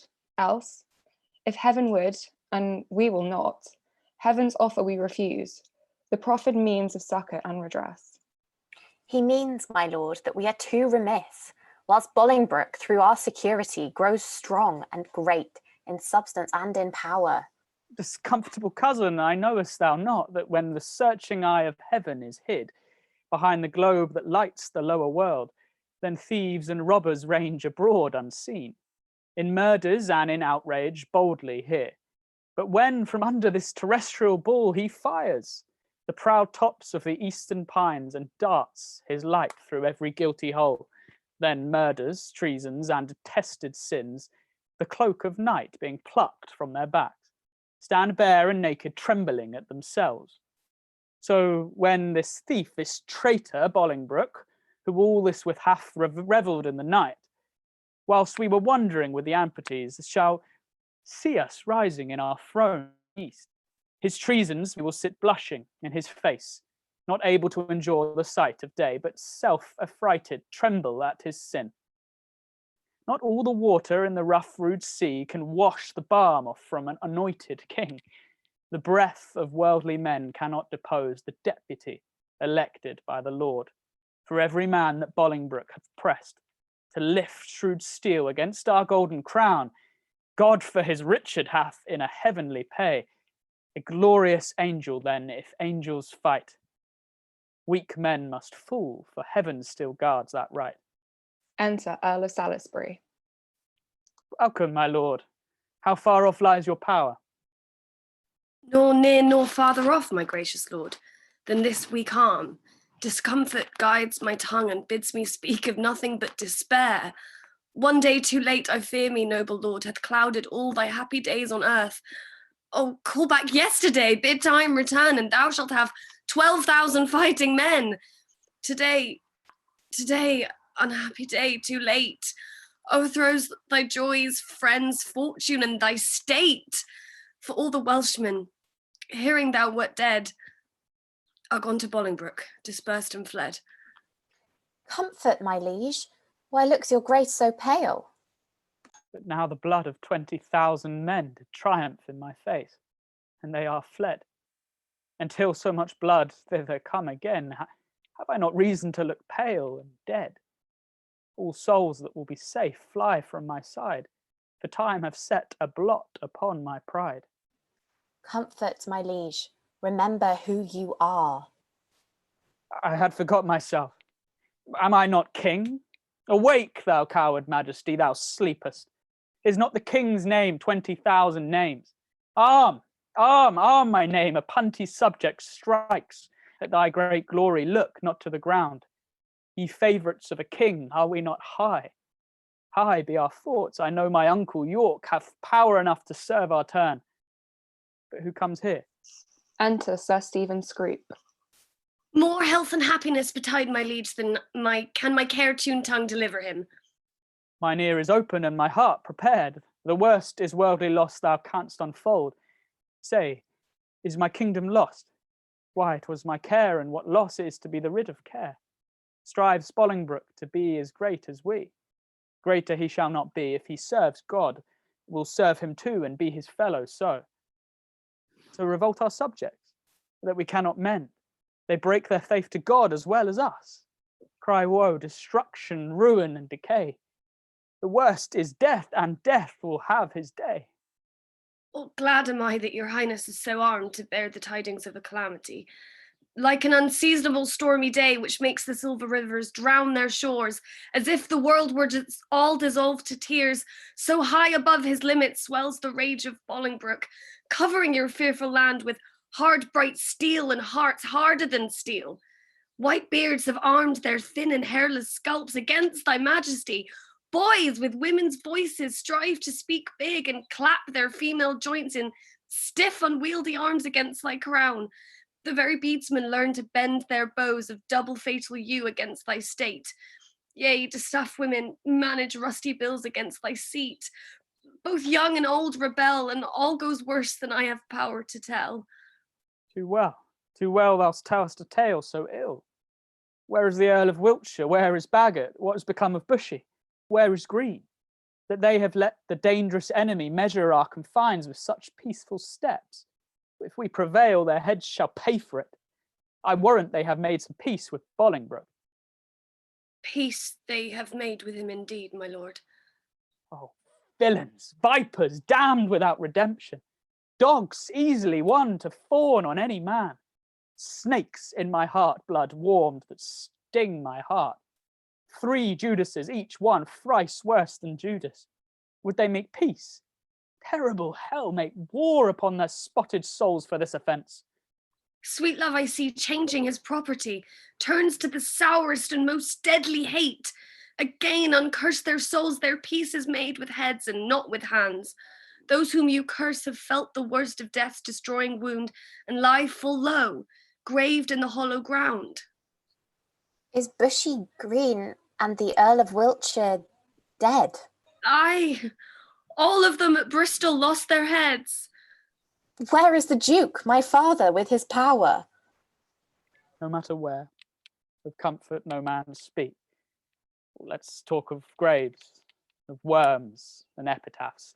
Make dust our paper, and with rainy eyes write sorrow on the bosom of the earth.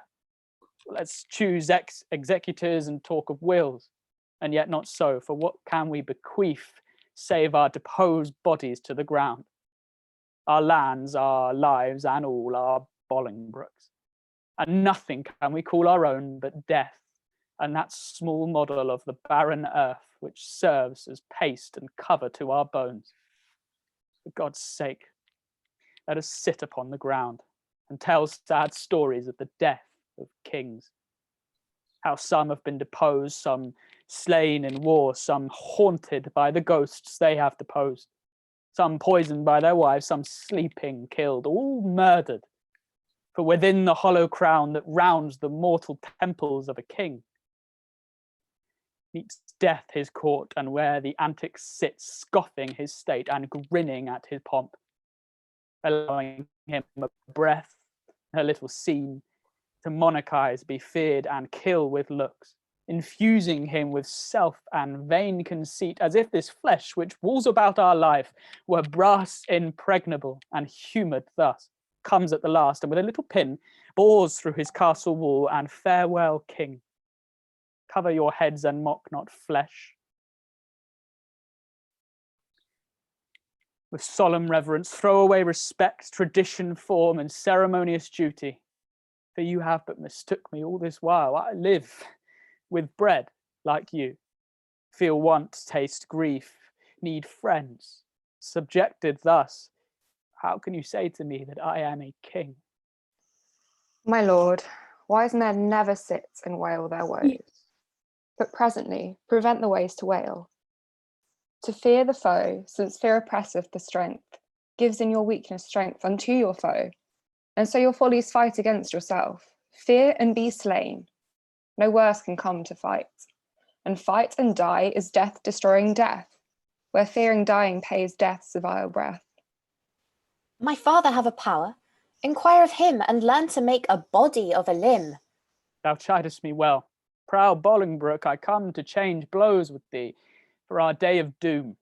This arg fit of fear is overblown. An easy task is to win our own. Say, Scroop, where lies our uncle with his power?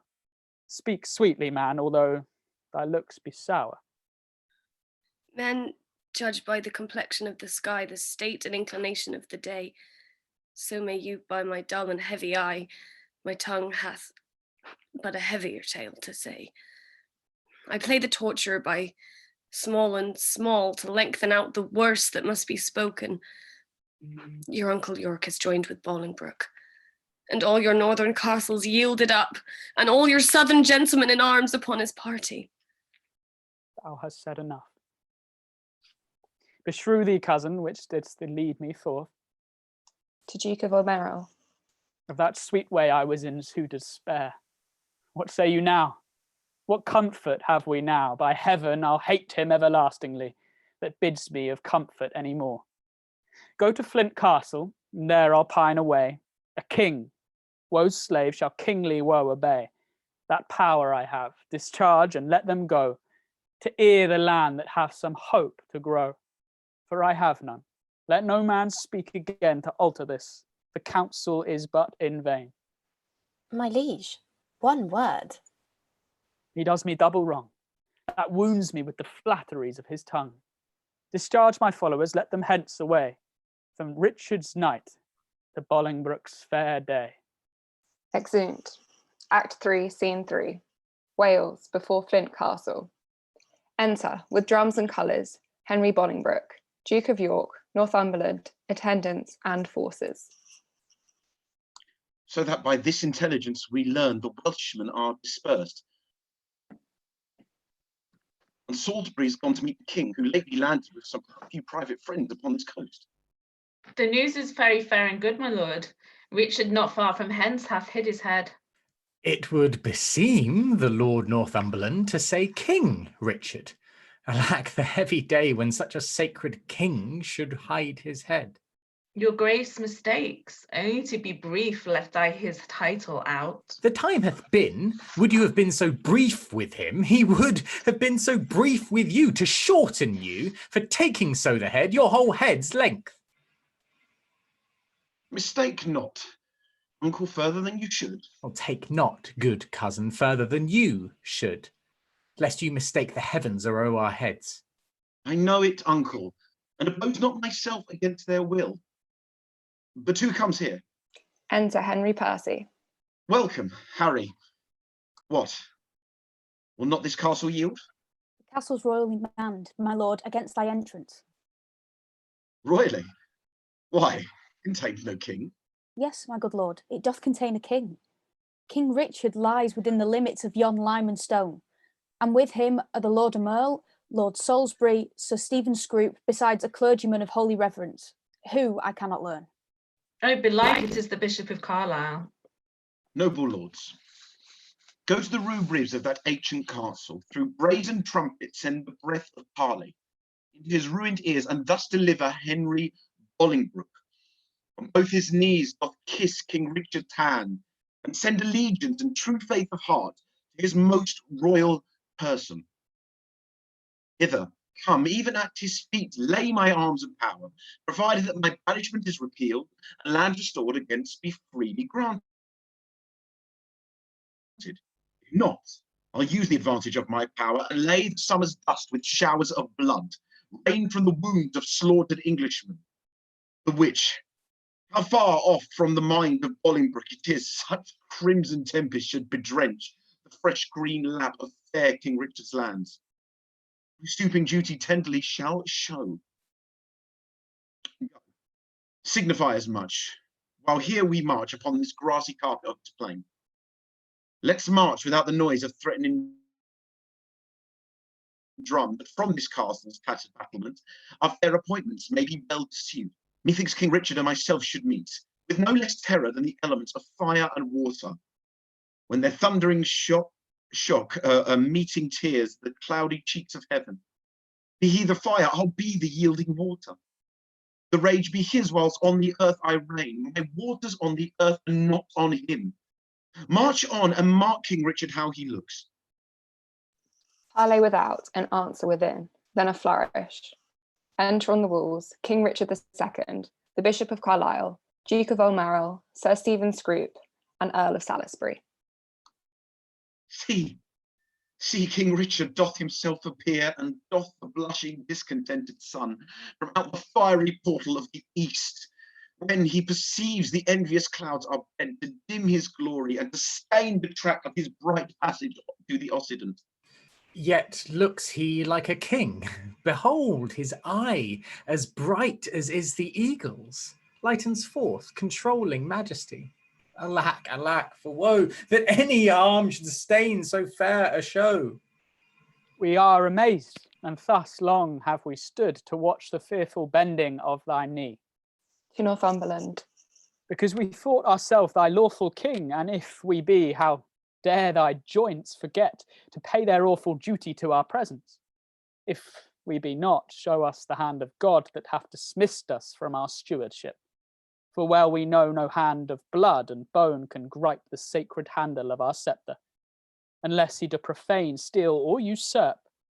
And though you think that all as you have done have torn their souls by turning them from us, and we are barren and bereft of friends, yet know my master, God omnipotent, is mustering in his clouds on our behalf armies of pestilence, and they shall strike your children yet unborn and unbegot, that lift your vassal hands against my head, and threat the glory of my precious crown. Tell Bolingbroke, for yon methinks he stands, that every stride he makes upon my land is dangerous treason. He is come to open the purple testament of bleeding war, that ere the crown he looks for life and peace, 10,000 bloody crowns of mothers' sons shall ill become the flower of England's face. Change the complexion of her maid pale peace to scarlet indignation, and bedew her pastures grass with faithful English blood. The King of heaven forbid, our Lord, the King should so with civil and uncivil arms be rushed upon. Thy thrice noble cousin, Harry Bolingbroke, doth humbly kiss thy hand, and by the honourable tomb he swears, that stands upon your royal grounds, Sir Bones, and by the royalties of both your bloods, currents that spring from one most gracious head, and by the buried hand of warlike Gaunt, and by the worth and honour of himself, comprising all that may be sworn or said, his coming hither hath no further scope than for his lineal royalties, and to beg enfranchisement immediate on his knees, which on thy royal party granted once, his glittering arms he will commend to rust, his barbed steeds to stables, and his heart to faithful service of your majesty. This swears he, as he is prince, is just, and as I am a gentleman, I credit him. Northumberland, say thus the king returns, his noble cousin is right welcome hither, and all the number of his fair demands shall be accomplished without contradiction. With all the gracious utterance thou hast, speak to his gentle hearing, kind commends. We do debase ourselves, cousin, do we not? To look so poorly and to speak so fair, shall we call back Northumberland and send defiance to the traitor and so die? No, good my lord, let's fight with gentle words, till time lend friends and friends their helpful swords. Oh God, that ere this tongue of mine that laid the sentence of dread banishment on young proud man should take it off again with words of sooth. Oh, that I were as great as if a grief, or lesser than my name, or that I could forget what I have been, or not remember what I must be now. Swellest thou, proud heart, I'll give thee scope to beat, since foes have scope to beat both thee and me. Northumberland comes back from Bolingbroke. What must the king do now? Must he submit? The king shall do it. Must he be deposed? The king shall be contented. Must he lose the name of king? Oh, God's name, let it go. I'll give my jewels for a set of beads, my gorgeous palace for a hermitage, my gay apparel for an almondsome gown, my figured goblets for a dish of wood, my sceptre for a palmer's walking staff, my subjects for a pair of carved saints, and my large kingdom for a little grave. A little grave, an obscure grave, or I'll be buried in the king's highway, some way of common trade where subjects' feet may hourly trample on their sovereign's head. For more bread live, and buried once, why not upon my head? O Merle, thou weepest, my tender-hearted cousin, will make foul weather with despised tears. Our sighs shall lodge their summer corn, and make a dearth in this revolting land. Or shall we play the wantons with our foes, and make some pretty match with shedding tears, as thus to stop and drop them still upon our place, till they have fretted us a pair of graves. Within the earth and therein laid, there lies 2 kingsmen digged their graves with weeping eyes. Would not this ill do well? Well, I see, I talk but idly, and you laugh at me, most mighty prince. My lord Northumberland, what's King Bolingbroke? Will his majesty give Richard leave to live till Richard die? You make a leg, and Bolingbroke says I. My lord, in the base court he doth attend to speak with you. May it please you to come down? Down I come, like glistering Paphion, wanting that manage of unruly jades, in the base court, where kings grow base, to come at traitors' calls and do them grace. In the base court, come down, court, down, king. For nights owls shriek where mounting larks should sing. Excellent from above. What says his majesty? Sorrow and grief of heart makes him speak funny like a frantic man, yet he is come. Enter King Richard and his attendants below. Stand all apart and show fair duty to his majesty. He kneels down. My gracious lord. Fair cousin, you debase your princely knee to make the base earth proud with kissing it. Me rather had my heart might feel your love, than my unpleased eye see your curtsy. Upon, cousin, up, your heart is up. I know thus high at least, although your knee be low. My gracious lord, I come but for my own. Your own is yours, and I am yours, and all.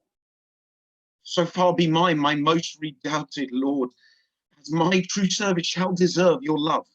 Well, they well deserve to have, that now that know the strongest and surest way to get. Uncle, give me your hands. Nay, dry your eyes. Tears show their love, but want their remedies, cousin. I am too young to be your father, though you are old enough to be my heir. What you will have, I'll give, and willing too. For do we must what force will have us do, and set towards London. Cousin, is it so? Yea, my good lord. Then I must not say no. Flourish. Exeunt. Act 3, Scene 4. Langley, the Duke of York's garden. Enter the Queen and two ladies. What sport shall we devise here in this garden to drive away the heavy thought of care? Madam, we'll play at bowls. 'Twill make me think the world is full of rubs, and that my fortune rubs against the bias. Madam, we'll dance. My legs can keep no measure in delight, when my poor heart no measure keeps in grief. Therefore no dancing, girl, some other sport. Madam, we'll tell tales. Of sorrow or of joy? Of either, madam. Of neither, girl, for of joy being altogether wanting, it doth remember me the more of sorrow, or if of grief being altogether had, it adds more sorrow to my want of joy. For what I have I need not to repeat, and for what I want it boots not to complain. Madam, I'll sing.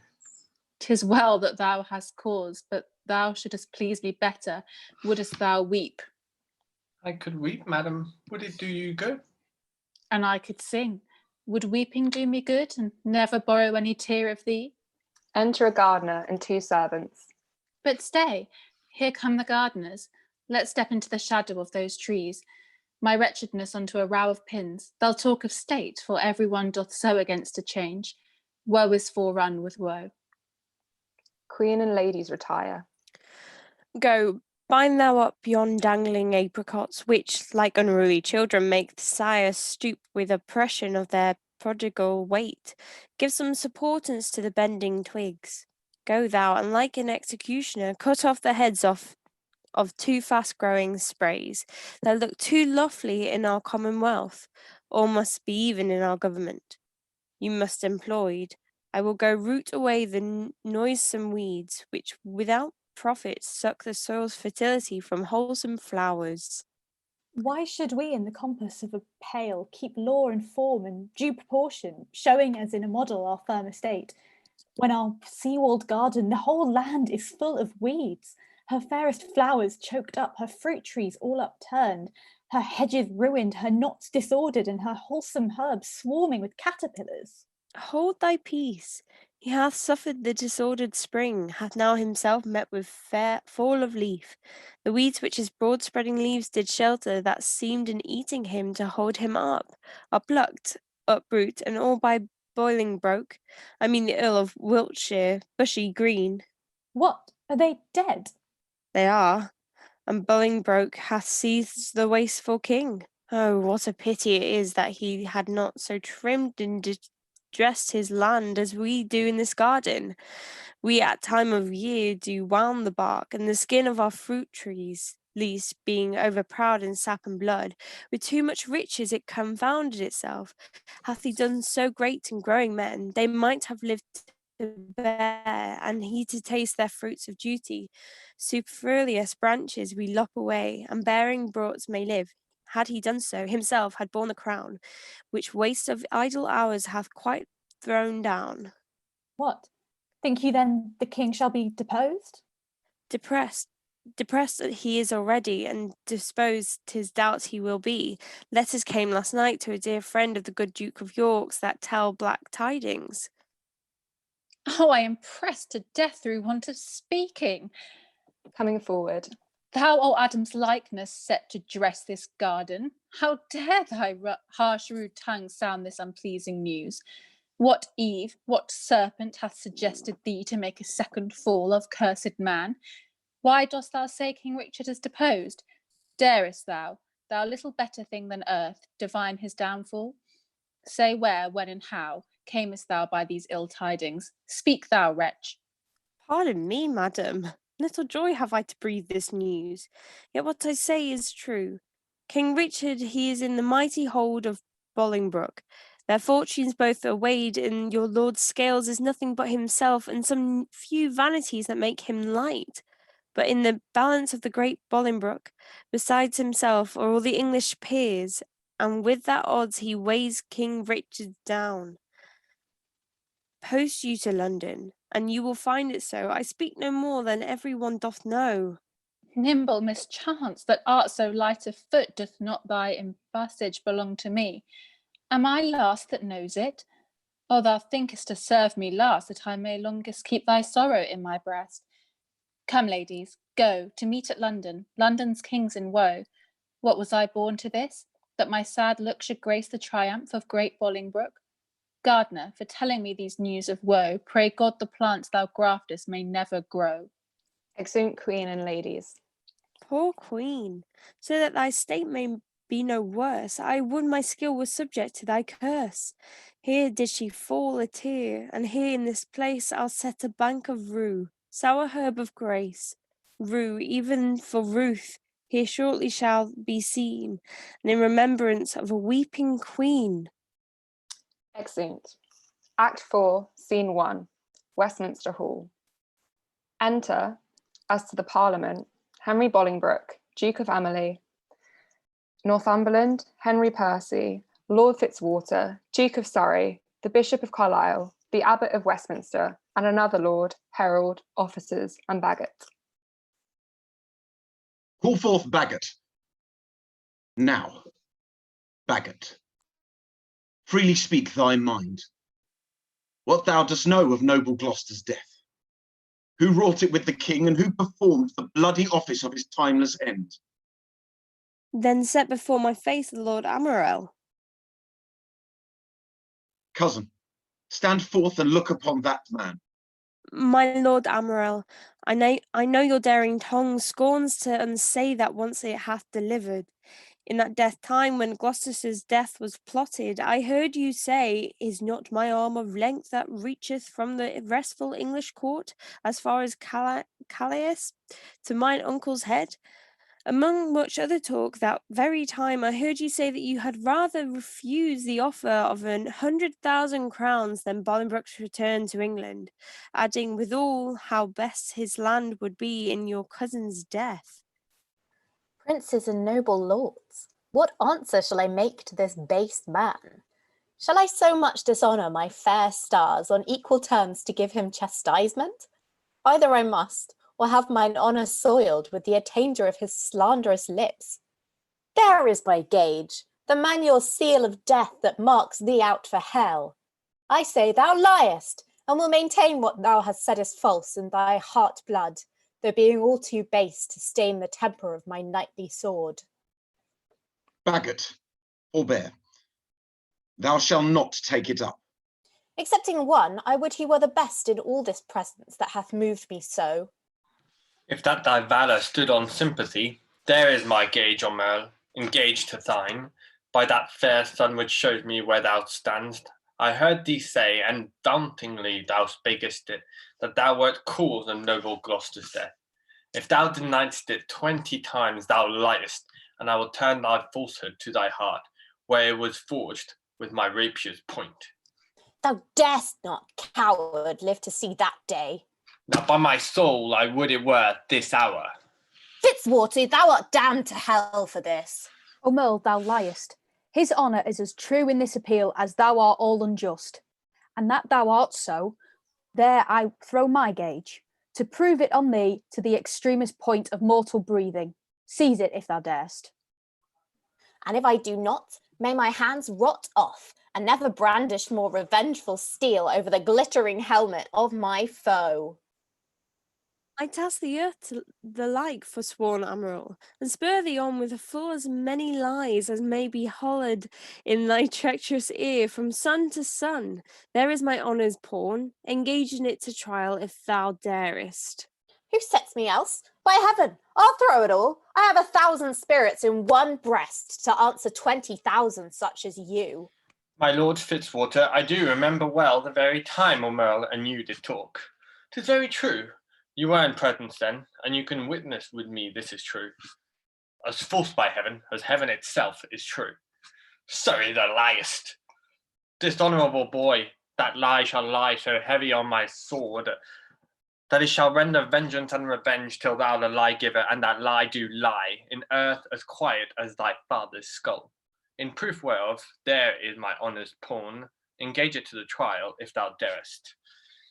How fondly dost thou spur a forward horse, if I dare eat, or drink, or breathe, or live I dare meet Surrey in a wilderness, and spit upon him while I stay he lies, and lies, and lies. There is my bond of faith, to tie thee to my strong correction. As I intend to thrive in this new world, O'Merle is guilty of my true appeal. Besides, I heard the banished Norfolk say that thou, O'Merle, didst send 2 of thy men to execute the noble Duke at Calais. Some honest Christian trust me with a gage that Norfolk lies. Here do I throw down this, if he may be repealed to try his honour. These differences shall all rest under gage till Norfolk be repealed. Repealed he shall be. And though mine enemy restored again to all his land and seigneuries, when he's returned against Amri, we will enforce his trial.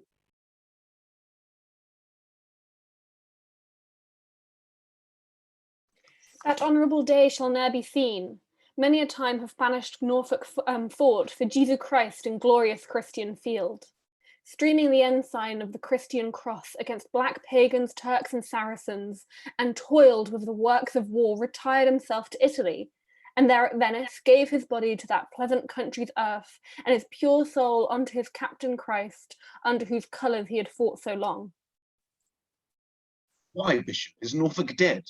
As surely as I live, my lord. Sweet peace, conduct his sweet soul to the bosom of good old Abraham. Lords and pillars, your differences shall all rest under gage, till we assign for you to your days of trial. Enter Duke of York, attended. Great Duke of Lancaster, I come to thee from plume-plucked Richard, who with willing soul adopts the heir, and his high sceptre yields to the possession of thy royal hand. Ascend his throne, descending now from him, and long live Henry, 4th of that name. In God's name, I'll ascend the regal throne. Marry, God forbid, worse in this royal presence may I speak. Yet best beseeming me to speak the truth. Would God that any of this noble presence were enough noble to be upright judge of noble Richard, then true noblesse would learn him forbearance from so foul a wrong. What subject can give sentence on his king? And who sits here that is not Richard's subject? Thieves are not judged, but they are by to hear, although apparent guilt can be seen in them. And shall the figure of God's majesty, his captain, steward, deputy-elect, anointed, crowned, planted many years, be judged by subject and inferior breath, and he himself not present? O forfend it, God, that in a Christian climate souls refined should show so heinous, black, obscene a deed. I speak to subjects, and a subject speaks, stirred up by God, thus boldly for his king. My lord of Hereford here, whom you call king, is a foul traitor to proud Hereford's king. And if you crown him, let me prophesy, the blood of English shall manure the ground, and future ages groan for this foul act. Peace shall go sleep with Turks and infidels, and in this seat of peace tumultuous wars shall kin with kin and kind with kind confound. Disorder, horror, fear, and mutiny shall here inhabit, and this land be called the fear of Golgotha and dead men's skulls. Oh, if you raise this house against this house, it will the woefulest division prove that ever fell upon this cursed earth.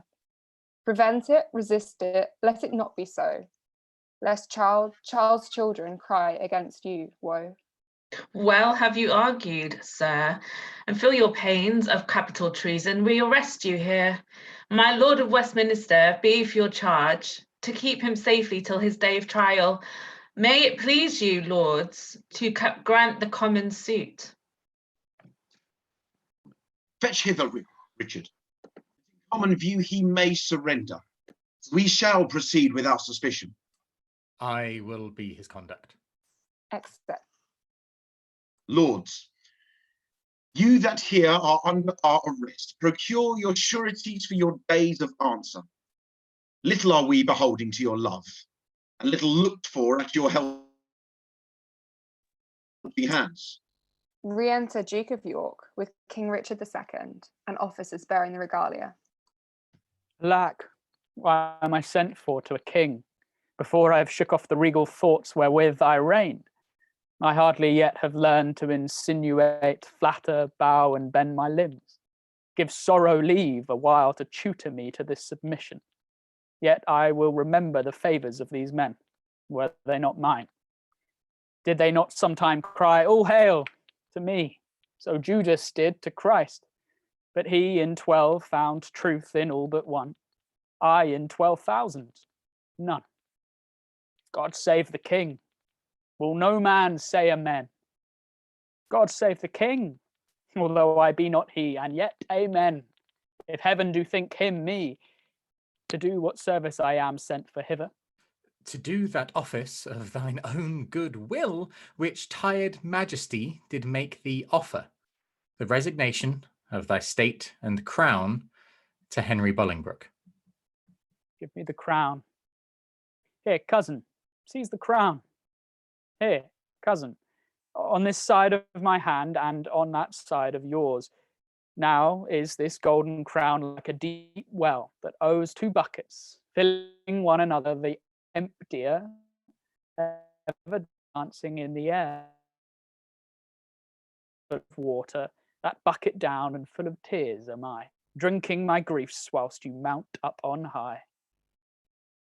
Thought you had been willing to resign. My crown I am, but still my griefs are mine. You may my glories and my state depose, but not my griefs. Still I am king of those. Part of your cares you give me with your crown. Well, your cares set up do not pluck my cares down. My care is loss of care, but old care done. Your care is gain of care, but new care won. The cares I give I have, though given away they tend the crown, yet still with me they stay. Are you contented to resign the crown? No, for I must nothing be. Therefore, no, for I resign to thee. Now mark me, how I will undo myself. I give this heavy weight from off my head, and this unwieldy sceptre from my hand, the pride of kingly sway from out my heart. With mine own tears I wash my balm. With mine own hands I give away my crown. With mine own tongue deny my sacred state. With mine own breath release all duties rights. All pomp and majesty I do forswear. My manners, rents, revenues I forego. My acts, decrees, and statutes I deny. God pardon all oaths that broke to me. God keeps all vows unbroke that swear to thee. Make me that nothing have, with nothing grieved, and thou'st with all pleased that hast all achieved. Long mayst thou live in Richard's seat to sit, and soon lie Richard in an unearthly pit. God save King Henry, and King Richard says, and send him many years of sunshine days, what more remains. No more, but that you read these accusations and these grievous crimes committed by your person and your followers against the state and profit of this land, that by confessing them, the souls of men may deem that you are worthily deposed. Do so.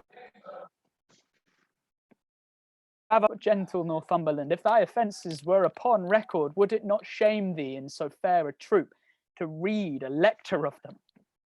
If thou wouldst, there shouldst thou find one heinous article containing the deposing of the king, and a cracking strong print of an oath, marked with a blot, damned in the book of heaven. Nay, all of you that stand and look upon, whilst that my wretchedness doth bait myself, though some of you with Pilate wash your hands, showing an outward pity, yet you polite that here it delivered me to my sour cross, and water cannot wash away my sin. My lord, dispatch, read o'er the articles. Mine eyes are full of tears, and yet I cannot see. And yet salt water blinds them, for not so much but they can see sort of traitors here. Nay, if I turn mine eyes upon myself, I find myself a traitor with the rest. For I have given here my soul's undecked pompous body of a king, made gloried base and sovereignty a slave, a proud majesty a subject, state a peasant. My lord. No, Lord thine, thou haught insulting man, no, nor man's lord. I have no name, no title, no, what not name was given me at that front, but 'tis usurped. Alack, the heavy day that I have worn so many winters out, and know thou what name to call thyself. Oh, that I were a mockery king of snow, standing before the son of Bolingbroke to melt myself away in water drops.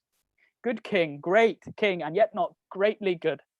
And if my word be sterling yet in England, let it command a mirror hither straight, that it may show me what a face I have, since it is bankrupt of his majesty. Go, some of you, and fetch a looking glass. Exit an attendant. Read o'er this paper while the glass doth come. Fiend, thou tormentest me. Here I come to hell. Urge it no more, my lord Northumberland. The commons will not be satisfied. They shall be satisfied. I'll read enough. But when I do see the very book indeed, where all my sins are writ, and that's myself. Re-enter attendant with a glass. Give me the glass, and then therein I will read. No deeper wrinkles yet have sorrows struck so many blows upon his face of mine, and made no deeper wounds. O flattering glass, like to my followers in prosperity, thou dost beguile me. Was this the face that doth every day under his household roof did keep 10,000 men? Was this the face that like the sun did make beholders wink? And was this the face that faced so many follies? And was at last outfaced by Bolingbroke? A brittle glory shineth in this face, as brittle as the glory in this face. Dashes the glass against the ground. For there it is, cracked in 100 shivers. Mark, silent king, the moral of this sport. How soon my sorrow hath destroyed my face. The shadow of your sorrow hath destroyed the shadow of your face. Say that again. The shadow of my sorrow. Let's see, 'tis very true. My grief lies all within, and these external manners of laments are merely shadows to the unseen grief that swells with silence in the tortured soul. There lies the substance, and I thank thee, King, for thy great bounty, but that not now only givest me cause to wail, but teachest me the way how to lament the cause. I'll beg one boon, and then be gone, and trouble you no more. Shall I obtain it? Name it, fair cousin. Fair cousin, I am greater than a king. For when I was a king, my flatterers were then but subjects. Being now a subject, I have a king here to my flatterer. Being so great, I have no need to beg. Ask. And shall I have? You shall. Then give me leave to go. Whither? Whither you will, so I were from your sights. Go. Some of you convey him to the town. Oh, good. Convey. Conveyors are you all that rise thus nimbly by a true king's fool. Exeunt King Richard II, some lords, and a guard. On Wednesday next, we solemnly set down our coronation. Lords, prepare yourselves. Exeunt all except the Bishop of Carlisle, the Abbot of Westminster, and Duke of Almerel. A woeful pageant here we have beheld. The woes to come, the children yet unborn. Shall I feel this day as sharp to them as thorn? You holy clergymen, is there no plot to rid the realm of this pernicious blot?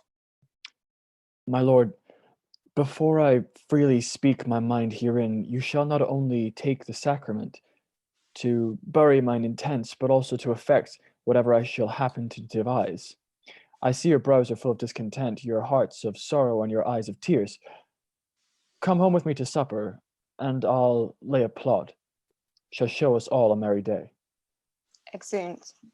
Act 5, Scene 1. London, a street leading to the Tower. Enter Queen and ladies. This way the king will come. This is the way to Julius Caesar's ill-erected tower, to whose flint bosom my condemned lord is doomed a prisoner by proud Bolingbroke. Here, let us rest, if this rebellious earth have any resting for her true king's queen. Enter King Richard II and guard. But soft, but see, or rather do not see, my fair rose wither. Yet look up, behold, that you may in pity may dissolve to dew, and wash him fresh again with true love tears.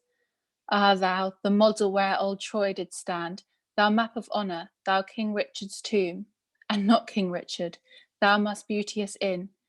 Why should hard favour grief be lodged in thee, when triumph is become an alehouse guest? Join not with grief, fair woman, do not so. To make my end too sudden, learn, good soul, to think our former state a happy dream, from which we awaked. The truth of what we are, show us but this: I am a sworn brother, sweet to grim necessity, and he and I will keep a league till death. Hie thee to France, and cloister thee in some religious house. Our holy lives must win a new world crown, which our profane hours here have stricken down. What, is my Richard both in shape and mind transformed and weakened? Hath Bolingbroke deposed thine intellect? Hath he been in thy heart? The lion dying trusteth forth his paw, and wounds the earth, if nothing else, with rage and to be overpowered. And wilt thou, pupil-like, take thy correction mildly, kiss the rod and fawn on rage with base humility, which art a lion and a king of beasts? A king of beasts, indeed, if aught but beasts, I had been still a happy king of men. Good sometimes, queen, prepare thee hence for France. Think I am dead, and that even though thou takest as from my deathbed thy last living leave, in winter's tedious nights sit by the fire with good old folks, and let them tell thee tales of woeful ages long ago betide. And ere thou bid good night to quit their griefs, tell thou the lamentable tale of me, and send the hearers weeping to their beds. For why the senseless brands will sympathize the heavy accent of thy moving tongue, and in compassion weep the fire out. And in some will mourn in ashes, some coal black, and for the deposing of a rightful king. Enter Northumberland and others. My lord, the mind of Bolingbroke is changed. You must to Pomfret, not into the Tower. And madam, there is orders to end for you. With all swift speed you must away to France.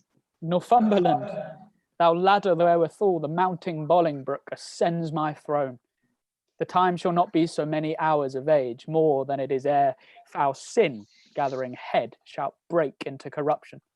Thou shalt think, though he divide them the realms and give thee half, it is too little, helping him to rule, and he shall think that thou, which thou knowest the way to plant unrightful kings, wilt know again, being ne'er so little urged, another way to pluck him headlong from the usurped throne, with a love of wicked men that converts to fear, that fear to hate, and hate turns one or both to worthy danger and deserved death. My guilt be on my head, and there an end. Take leave and part, for you must part forthwith. Doubly divorced, bad men, you violate a twofold marriage twixt my crown and me, and then betwixt me and my married wife, let me kiss the oath twixt thee and me. And yet not so, for with a kiss 'twas made. Part us, Northumberland, I toward the north, where shivering cold and sickness pines the climb, my wife to France, from whence set forth in pomp she came adorned, hither like sweet May, sent back in Hallowmas or shortest of day. And must we be divided? Must we part? Aye, hand from hand, my love, and heart from heart. Banish us both and send the king with me. That was some love, but little policy. Then whither he goes, thither let me go.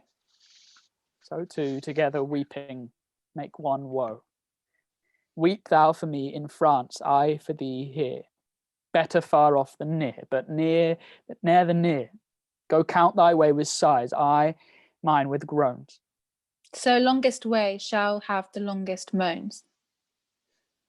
Twice for one step I'll groan, the way being short, and peace the way out with heavy heart.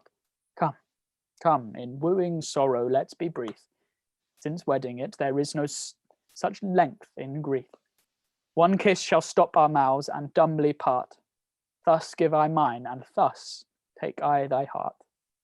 Give me mine own again. 'Twere no good part to take on me to keep and kill thy heart. So now I have mine own again. Be gone, that I might strive to kill it with a groan. We make more wanton with this fond delay. Once more adieu. The rest let sorrow say. Excellent. Act 5, Scene 2, the Duke of York's palace. Enter Duke of York and Duchess of York. My lord, you told me you would tell me the rest when weeping made you break the story off of our two cousins coming into London. Where did I leave? At that sad stop, my lord, where rude misgoverned hands from windows' tops threw dust and rubbish on King Richard's head.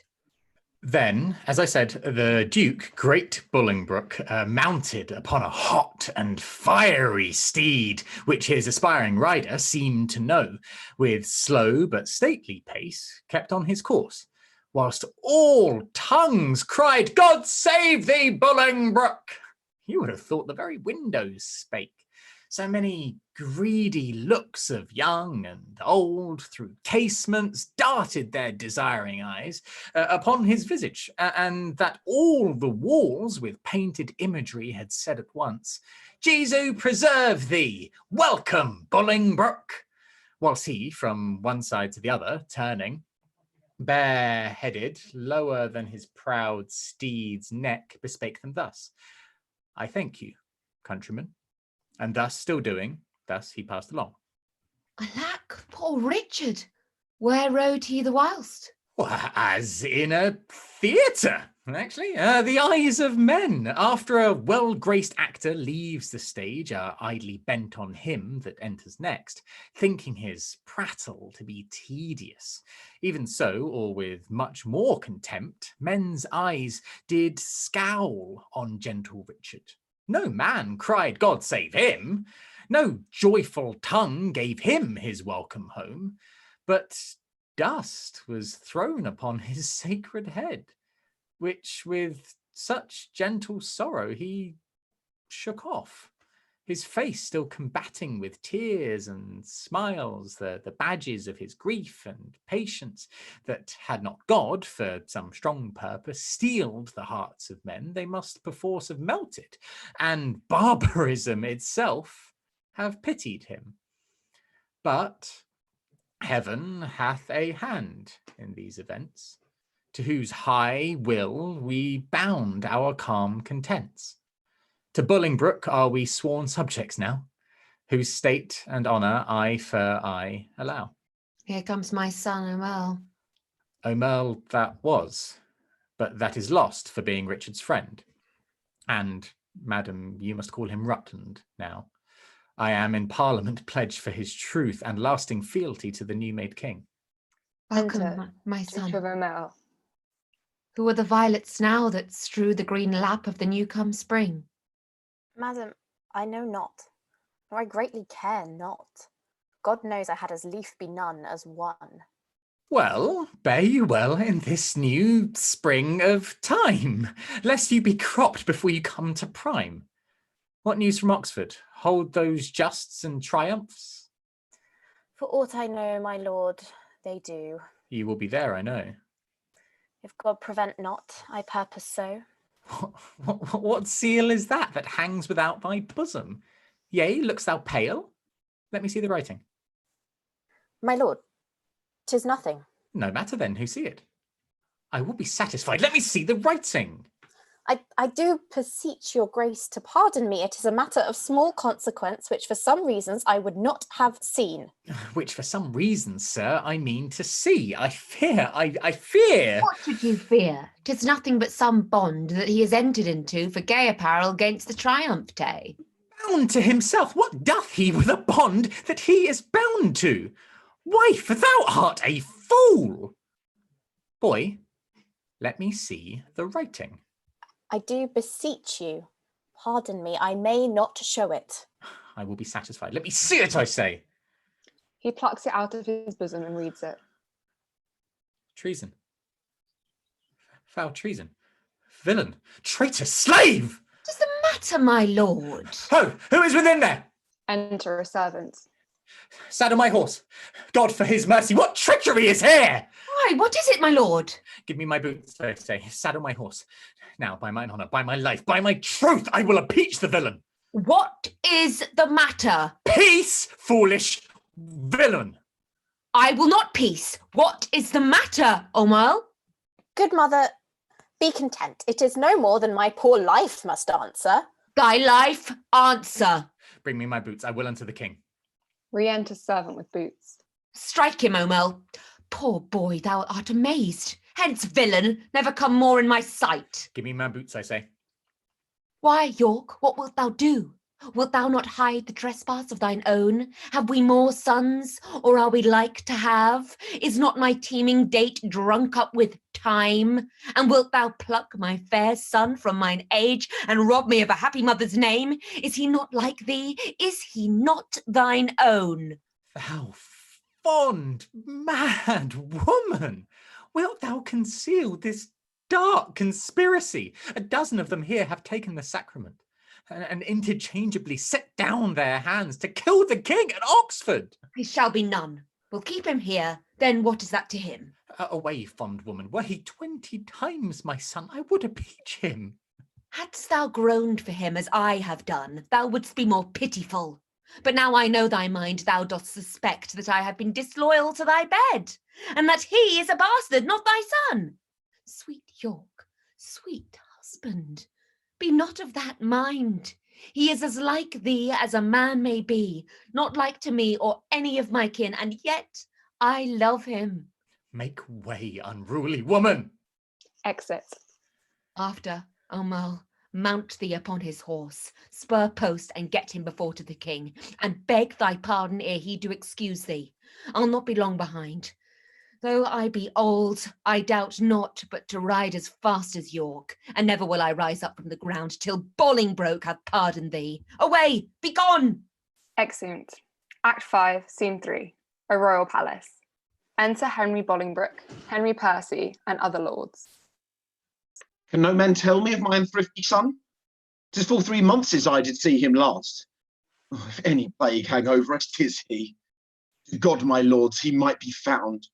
Inquire at London amongst the taverns there. There they say he daily doth frequent with unrestrained loose companions, even such they say as stand in narrow lanes and beat our watch and rob our passengers, which he, young wanton and effeminate boy, takes on the point of honour to support so dissolute a crew. My lord, some 2 days since I saw the prince and told him of those triumphs held at Oxford. And what said the gallant? His answer was he would unto the stews and from the commonest creature pluck a glove and wear it as a favour, and with that he would unhorse the lustiest challenger. Dissolute as desperate. Yet through both I see some sparks of better hope, which elder years may happily bring forth. But who comes here? Enter Duke of O'Merrill. Where is the king? Means our cousin that he stares and looks so wildly. God save your grace, I do beseech your majesty to have some conference with your grace alone. Withdraw yourselves and leave us here alone. Exeunt Henry Percy and lords. What is the matter with our cousin now? For ever may my knees grow to the earth. My tongue cleave to my roof within my mouth, unless a pardon ere I rise or speak. Intended or committed, what's this fault? If on the first, how heinous ere it be, to win thy after love, I pardon thee. Then give me leave that I may turn the key, that no man enter till my tale be done. Have thy desire. Within. My liege, beware, look to thyself. Thou hast a traitor in thy presence there. Villain, I'll make thee say. Save thy revengeful hand. Thou hast no cause to fear. Open the door, secure, foolhardy king. Shall I for love speak treason to thy face? Open the door, or I will break it open. Enter Duke of York. What is the matter, uncle? Speak.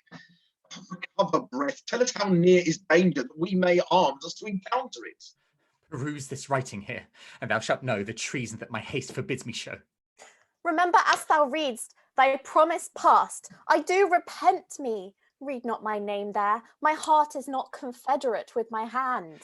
It was, villain, ere thy hand did set it down. I tore it from the traitor's bosom, king. Fear and not love begets his penitence. Forget to pity him, lest thy pity prove a serpent that will sting thee to the heart. O heinous, strong, and bold conspiracy! O loyal father, the treacherous son! Thou sheer, immaculate, and silver found, from when stream through muddy passengers hath held his current and defied himself. Thy overflow of good converts the bad, and thy abundant goodness shall excuse this deadly bolt in my discretion. So shall my virtue be his vice's board, and he shall spend mine honour with his shame, as thriftless sons their scraping father's gold. Mine honour lives when his dishonour dies, or my shamed life in his dishonoured lies. Thou kill'st me in his life, giving him breath.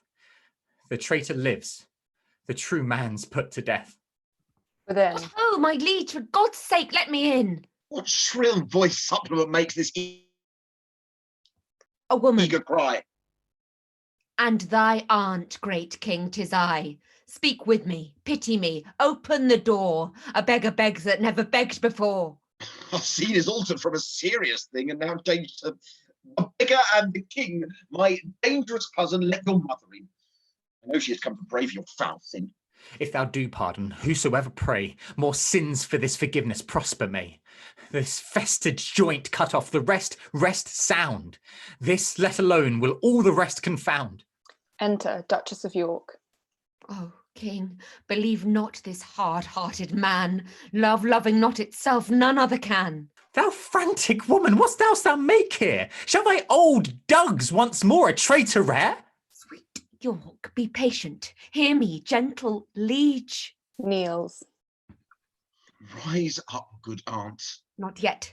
I thee beseech, for ever will I walk upon my knees, and never see day that the happy sees, till thou give me joy, until thou bid me joy, by pardoning Rutland my transgressing joy. Unto my mother's prayers I bend my knee. Against them both my true joints bended be. Oh, ill mayest thou thrive, if thou grant any grace. Pleads he in earnest? Look upon his face. His eyes do drop no tears, his prayers are in jest, his words come from his mouth, ours from our breast. He prays but faintly and would be denied. We pray with heart and soul and all beside. His weary joints would gladly rise, I know. Our knees shall kneel till the ground they grow. His prayers are full of false hypocrisy, ours of true zeal and deep integrity. Our prayers do outpray his, then let him have that mercy which true prayer ought to have. Good aunt, stand up. Nay, do not say stand up. Say pardon first, and afterwards stand up. And if I were thy nurse, thy tongue to teach, pardon should be the first word of thy speech. I never longed to hear a word till now. Say pardon, king, let pity teach thee how. The word is short, but not so short as sweet. No word like pardon for kings' mouths so meet. Speak it in French, king. Say pardonnez-moi. Dost thou teach pardon, pardon to destroy? Ah, my sour husband, my hard-hearted lord, that sets the word itself against the word. Speak pardon as 'tis current in our land. The chopping French we do not understand. Thine eye begins to speak, set thy tongue there, or in thy piteous heart plant thou thine ear, that hearing how our plaints and prayers do pierce, pity may move thee, pardon to rehearse. Good aunt, stand up! I do not sue to stand. Pardon is all the suit I have in hand. I pardon him as God shall pardon me. Oh, happy vantage of a kneeling knee! Yet am I sick for fear. Speak it again. Twice it's saying pardon doth not pardon twain, but makes one pardon strong.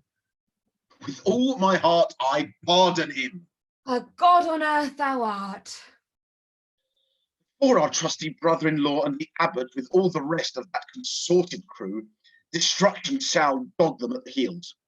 Good uncle, help to order several powers to Oxford, or wherever these traitors are, they shall not live within this world, I swear. I will have them. If I once know where, uncle, farewell, and cousin too, adieu. Your mother well hath prayed and proved you true. Come, my old son, I pray God make thee new. Excellent. Act 5, Scene 4, the same. Enter Exton and servants. Didst thou not mark the king, what words he spake? Have I no friend will rid me of this living fear? Was it not so? These were his very words. Have I no friend, quoth he. He spake it twice and urged it twice together, did he not? He did. And speaking it, he wistly looked on me. And who should say, I would thou wert the man that would divorce this terror from my heart, meaning the king at Pomfret? Come, let's go. I am the king's friend and will rid his foe. Excellent. Act 5, Scene 5, Pomfret Castle. Enter King Richard. I've been studying how I may compare this prison where I live unto the world. And because the world is populous and here is not a creature but myself, I cannot do it. Yet I'll hammer it out. My brain I'll prove the female to my soul the father, and these two beget a generation of still breeding thoughts. And these same thoughts people this little world, in humours like the people of this world, for no thought is contented. The better sort, as thoughts of things divine, are intermixed with scruples and do set the world itself against the word. As thus come, little ones, and then again, it is hard to come, as for a camel to thread the postern of a small needle's eye. Thoughts tending to ambition, they do not plot unlikely wonders. How these vain, weak nails may tear a passage through the flinty ribs of this hard world. My ragged prison walls, and for they cannot die in their own pride. Thoughts tending to content flatter themselves, and that they are not the first of fortune's slaves, nor shall they be the last, like silly beggars whose sitting in the stocks refuge their shame. But many have heard others must sit there, and in this thought they find a kind of ease, bearing their own misfortunes on the back of such as I have been before endured the like. Thus play I in one person and many people, and none contented. Sometimes I am a king. Then treasons make me wish myself a beggar, and so I am. And then crushing penury persuades me I was better when a king. And then I am kinged again, and by think that I am unkinged by Bolingbroke. And straight am nothing, but whatever I be, nor I nor any man, but the man is with nothing shall be pleased, till he be eased with being nothing. Music do I hear? Ha! I keep time. How sour sweet music is when time is broken, no proportion kept. So is it in the music of men's lives, and here I have the daintiness of ear to check time broke in disordered string. But for the concord of my state and time had not an ear to hear my true time broke. I wasted time, and now time doth waste me. For now hath time made me this numbering clock. My thoughts are minutes, and with sighs they jar their watches on, and to mine eyes the outward watch whereto my finger, like a dial's point, is pointing still in cleansing them from tears. Now, sir, the sound that tells what hour it is are clamorous groans which strike upon my heart, which is the bell, so sighs and tears and groans show minutes, time and hours, but my time runs posting on in Bolingbroke's proud joy. While I stand fooling here his jacket o'clock, this music mads me, let it sound no more, for it have a holp madmen to their wits. In me it seems it might make the wise men mad, yet blessing on his heart that gives it me. For 'tis a sign of love, and love to Richard is a strange brooch in all this all-hating world. Enter a groom of the stable. Hail, royal prince. Thanks, noble peer. The cheapest of us is 10 groats too dear. What art thou, and how comest thou hither, when no man ever comes but that sad dog that brings me food to make misfortune live? I was a poor groom of thy stable, king, when thou wert king, who travelling towards York with much ado at length have gotten leave to look upon my sometimes royal master's face. Oh, how it yearned my heart when I beheld in London streets that coronation day, when Bolingbroke rode on roan Barbary, that horse that thou so often hast bestride, that horse that I so carefully have dressed. Rode he on Barbary? Tell me, gentle friend, he went. How under him? So proudly as if he disdained the ground. So proud that Bolingbroke was on his back. That jade hath eat bread from my royal hand. This hand have made him proud with clapping him. Would he not stumble? Would he not fall down, since the pride must have a fall, and break the neck of that proud man that did usurp his back? Forgiveness, horse, why do I rail on thee? Since thou created to be awed by man, wast thou born to bear? I was not made a horse, and yet I bear a burthen like an ass, spurred, galled, and tired by jouncing Bolingbroke. Enter keeper with a dish. Fellow, give place, here is no longer stay. If thou love me, 'tis time thou wert away.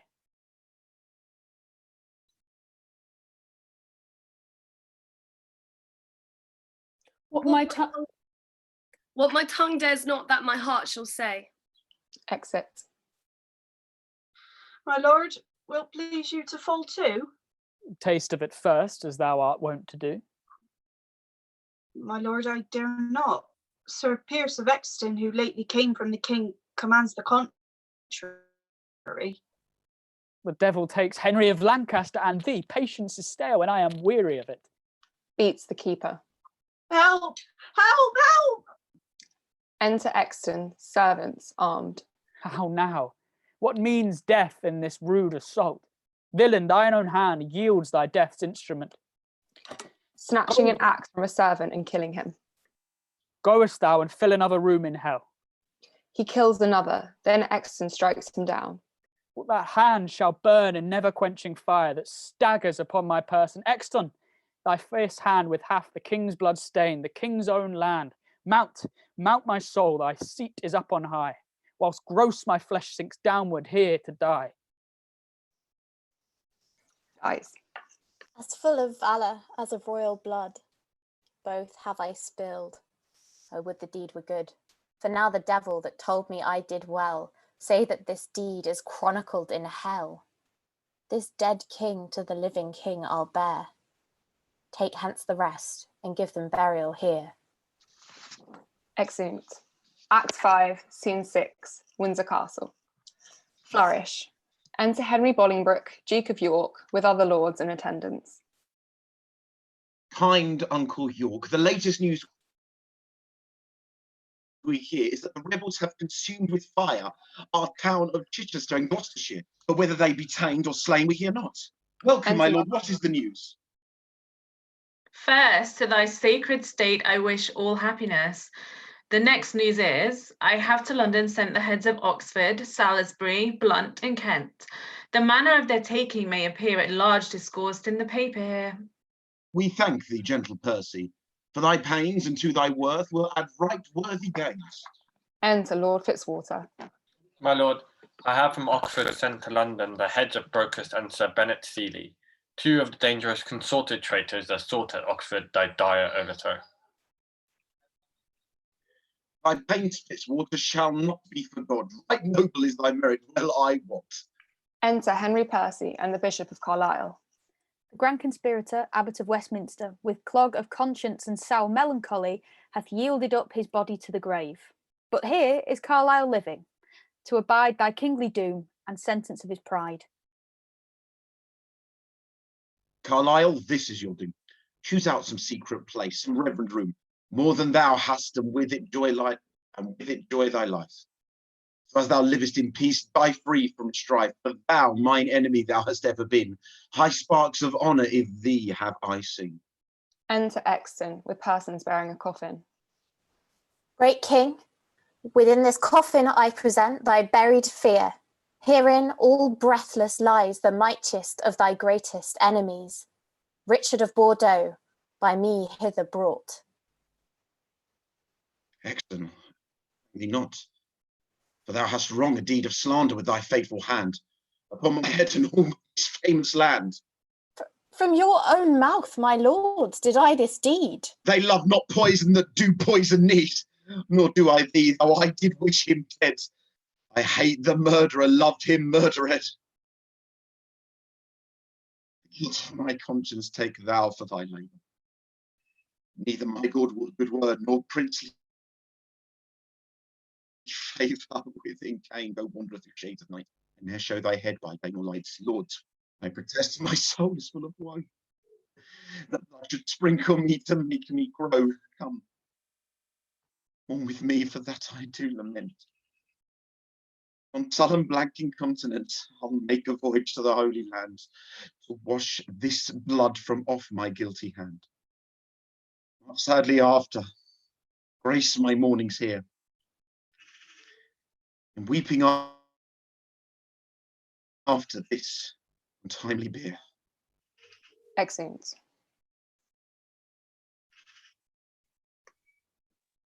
That is a wrap on Richard II. Well done, everyone. Give yourself a round of applause. Excellent. Thank you to our Bolingbroke and our Richard especially. So much talking for you both to do. You both did fantastically. I absolutely loved our little York family. I think you all did excellently. So thank you so much to all of our readers. If you could all now leave the call so that we can make space for the Tempest cast, apart from Philippe. I know you've been itching to read a sonnet since this started. So if everyone, apart from the Globe team and Philippe, to read a sonnet before we go on to the Tempest. Thank you so much, everybody. Bye.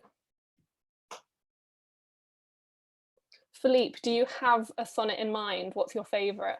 I actually heard you do my favorite the other day. Sorry. So no, it's great. I'm happy to do any. Just let me know, and I just wondered if you all might be exhausted after 2 days of reading sonnets. I thought I'd help by offering one more. Should we? Too many sonnets. Which one?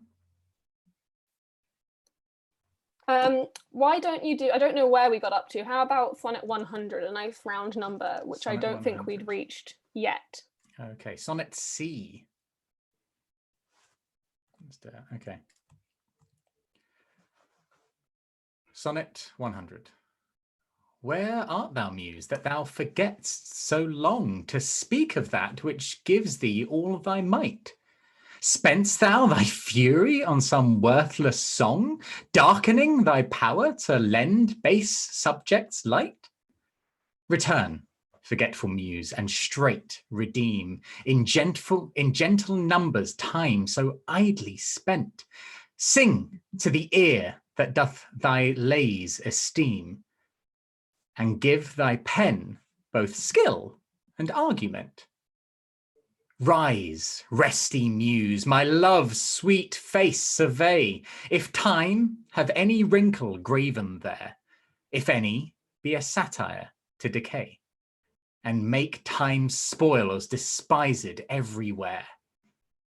Give my love fame faster than time wastes life, so thou prevent'st his scythe and crooked knife. Great, thanks everyone. All right. All right, I'll leave Thank you. you Thank so you. much. Amazing work. Well done. Thank you to everyone who's watching, and thank you to all of you for setting this up. You've been incredible. Thank you. Thank you. Thank you. Thank you, Philippe. Thank you, Philippe. We have a little bit of time before we need to start our last play. Can you believe it? So would anyone else like to read a sonnet, or should I go ahead because you've all just finished reading Richard II? I'm sure you're exhausted. Whereas my last line, I think, was somewhere in Act 4, so I'm a little bit more rested.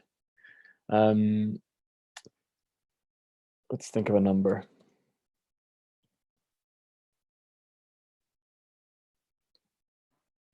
I will pick one. Jamie, we had a request for 116. Which in Roman numerals would be? CXV1. CXV1. Yes. Would that be "Let me not to the marriage of true maids"? Of true minds? Yeah, go ahead. Let me not to the marriage of true minds admit impediments. Love is not love which alters when it alteration finds, or bends with the remover to remove. Oh no. It is an ever fixed mark that looks on tempests and is never shaken. It is the star to every wandering bark, whose worth's unknown, although his height be taken. Love's not time's full, though rosy lips and cheeks within his bending sickle's compass come. Love alters not with his brief hours and weeks, but bears it out, even to the edge of doom. If this be error and upon me proved, I never writ, nor no man ever loved. That was lovely. Thank you for the recommendation, whoever recommended that. We also had a request for 136, which if we have some time, I can read. At least, please. Yes. Now. Great. Sonnet 136. If thy soul check thee that I come so near, swear to thy blind soul that I was thy will. And will, thy soul knows, is admitted there. Thus far for love my love suit sweet fulfill. Will fulfill the treasure of thy love. I fill it full with wills, and my will one. In things of great receipt with ease we prove. Among a number one is reckoned none. Then in the number let me pass untold, though in my store's account I one must be. For nothing hold me, so it please thee hold, that nothing me, as something sweet to thee. Make but my name thy love, and love that still, and then thou lovest me, for my name is Will. We love a good will pun. Kat, do you have a sonnet for us? I think we can do maybe 2 or 3 more.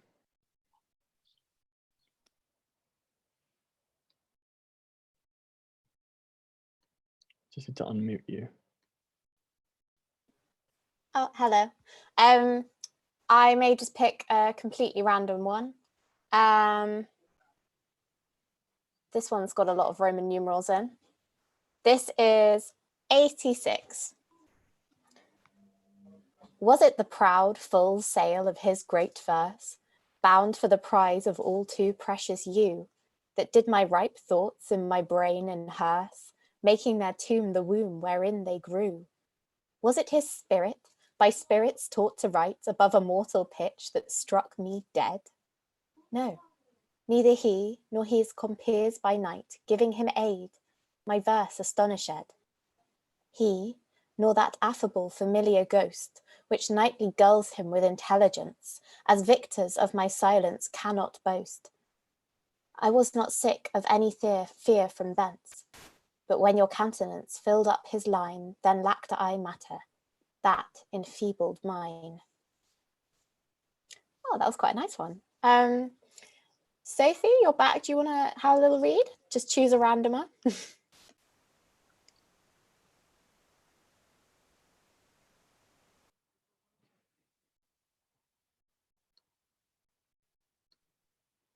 I've Googled sonnet 112 because it's the first number that came to mind. So I'm going to read whatever that ends up being. Your love and pity doth the impression fill, which vulgar scandal stamped upon my brow. For what care I who calls me well or ill? So you are green my bad, my good allow. You are my all the world, and I must strive to know my shames and praises from your tongue. None else to me, nor I to none alive.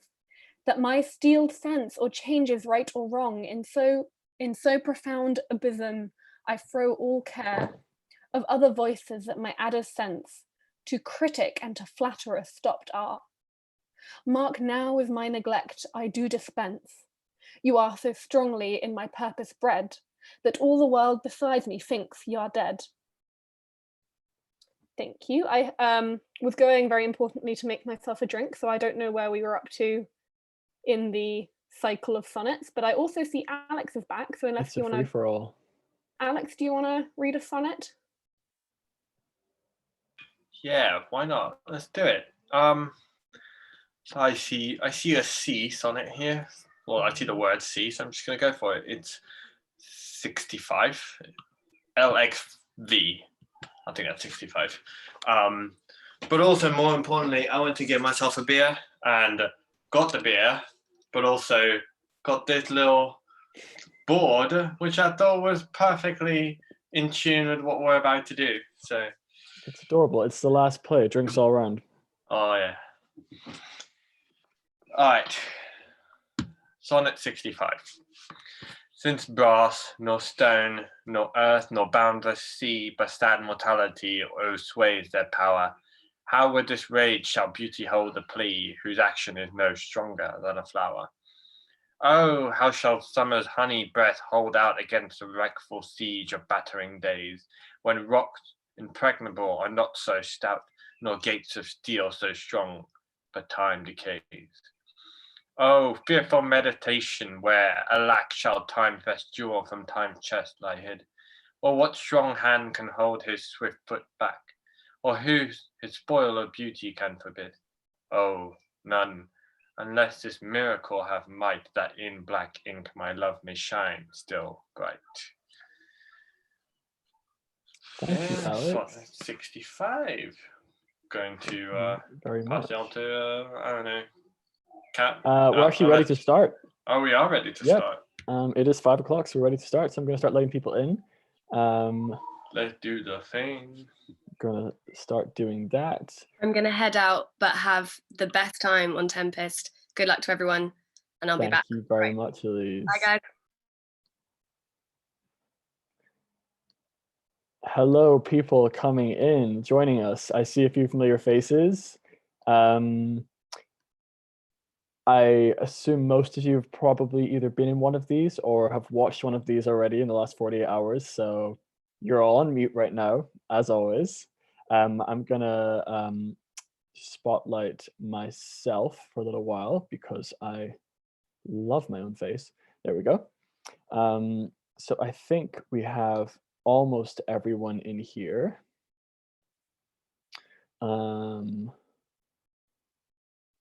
Yep, we should have 22 when we're in our total. So we're just waiting on one more. While we're waiting for them to do that, I will give you a little bit of an update on where we're at. So this is going to be our last play. We've done 15 plays already over the last 45 hours, during which some of us haven't slept. And now there's whiskey, so who knows where this play is going to go. We're going to be reading The Tempest. So this is our last play, and this has been an amazing ride. I believe our total has just passed £11,000 raised for Shakespeare's Globe, which is absolutely insane. So thank you everyone who's donated. Please keep donating. If you're tuning in to watch someone who's in this last play, please donate. Any amount is fine, no matter how big or small. A lot of people have been donating £5, which is the price of a groundling ticket at the Globe. So if you're unsure of how much to donate, go for £5. or more, but £5 sounds good. So I'll just start with my little introductory spiel, which again, if you've seen a few of these plays now, you'll be well versed with. Thanks very much everyone for being here. It is currently 5:02 British summertime. We are reading The Tempest, our last play of the Read-a-thon. Readers, just so that you know, we are currently live on YouTube. You're all currently on mute. If you are watching the YouTube stream at the moment on another tab from the Zoom, please turn it off or mute it, because once I unmute you, there'll be really bad reverb if you have it on. It's also about 20 seconds behind, so it really won't link up. Thank you to everyone who is still watching us across the globe. I'd just like to take one last opportunity to remind you all why we're here. We're here to raise money for Shakespeare's Globe. Shakespeare's Globe Theatre in London is an unsubsidized space that relies mostly on audiences for its income. It is currently in dire straits due to the financial pressures of the COVID-19 pandemic. So, with a team of over 200 volunteers, we have been reading Shakespeare's plays for 48 hours straight, and we are on the final stretch to raise awareness of these difficulties that the Globe and all British theatres are facing right now, and hopefully raise a bit of cash as well, which I can confirm we have done. You can follow us along on Twitter at GlobeRead. The people live tweeting have been absolutely hilarious. Get pictures of props, jokes. It's been fast, it's been funny. Use the hashtag Read for the Globe and hashtag RFTG, that's Read for the Globe, and then the play, so it'll be RFTG Tempest for this play. Of course, please donate anything you feel you can on our GoFundMe page. It is in the link in our description of the live stream YouTube video. You can also find it on our Twitter. We're posting it all the time. All of the money raised from this one-off live event is going straight to Shakespeare's Globe. It's with them already, which is great. So thank you very, very much. So players, I am going to put you in gallery view right now. Hello, say hello to the world. They can see you.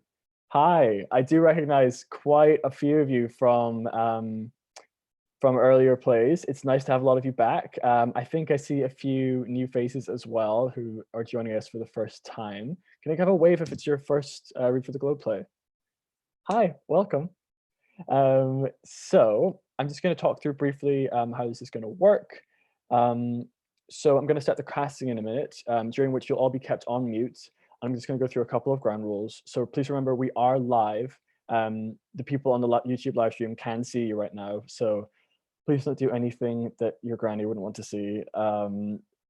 If you behave in a way that is inappropriate, illegal, or disruptive, me or one of the admins will remove you and we won't let you back in. If something happens accidentally, of course, we will deal with it. And don't worry, you're not going to be penalized if your dog jumps into the frame. In fact, we'll probably post about it on Twitter and love you forever. Please have fun. Please be kind to one another. I know a lot of people in here will be trained actors. We've had some amazing performances by both actors and amateurs in this for the last 15 plays. I'm not an actor. I don't know if any of you have seen what I've been doing for the last 15 plays. I'm definitely not an actor, but we're just here to have fun. People will make mistakes. Tech will act up. It's just gonna happen. We're here to raise some money for charity. So we would encourage you to act, really ham it up if you want to. And this is the Tempest, so you can really ham it up for the Tempest. The one thing that we would ask is that you don't give long pauses. We're on a fairly tight schedule because we really want to get this done in 48 hours. So the pressure is really on you guys now. So long pauses are discouraged, but ham it up, have fun. There's a mute button at the bottom left of your screen. So you'll be able to mute yourself when you're not speaking and unmute yourself when you are. It's good to keep a track of that because sometimes you'll start speaking and realize that you're on mute. And sometimes if you're not on mute, you'll get reverb from other people. So just it's best practice if you're not in a scene, just to have yourself on mute and check that that's happening. Please stay with your computer throughout the play where possible. If you need to go to the bathroom, of course, just go. Don't ask us. You're not in school. No one's in school right now. Just mute yourself and leave. Or if you really want to take us to the bathroom with you, mute your video and take us with you. But just don't tell us you're doing that because I don't want to know. I just don't want to know. We just ask that you get yourself back up to speed with the script as quickly as possible when you get back, which should be fine because someone will be reading stage directions with the acts and scenes, so it shouldn't take you that long to get back to grips with where we are. My name is Jamie. Right now I'm the Duchess of Gloucester because that's what I was playing in Richard II. I am your admin / host / whatever for this play. I am also accompanied, I believe, by Alex, who is also adminning, who is right next to me on the stream. He's waving right now. He can't speak. I've got him on mute. It's a power thing. So we will be on hand to help you with anything. If anything's going wrong, don't worry. We will fix it. I'll begin the casting. We will be casting. We'll be casting irrespective of gender, age, ability, race. Anyone can play any part. You can let me know if you want a big part or a small part. The Tempest is a weird one because there's a couple of really, really big roles and then it's a really ensemble cast. So actually, most people are going to have consistent small parts, but we wanted to have as many people as possible in the last play because that's just more fun. So some of you may be slightly disappointed if you have a smaller part and you wanted a bigger one, but please do remember why we're here. We're here to raise money for the Globe. It's a charity event. And just by being part of this, you're part of something really fantastic. Casting decisions won't be reconsidered. And also, please remember what part you've been given because I've been awake for 45 hours and I will not remember for you. So in a moment, what you're going to do is you're going to use one of the reaction buttons, which I am demonstrating for you now, which should be at the bottom of your screen to indicate which parts you'd like. So I'm going to call out a part and then you can react. And the first person I see will get the part. I'm just going to check something tech-wise, sorry.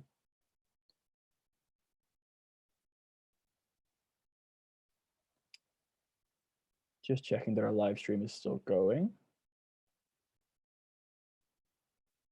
It is. We've got a very concerning text. It is. Good. So without further ado, we're going to start casting the Tempest. I need a Prospero. Fergus, straight in there. You are Prospero. Please rename yourself using Zoom to your parts because it'll help you remember them. It'll help the audience know who you are. And as I say, I will not remember. I need Miranda. Valerie, again, straight in there. Thank you. I almost forgot the most important things, actually. I need stage directions for acts 1 and 2. Thank you, Kat. And I need stage directions for acts 3, 4, and 5.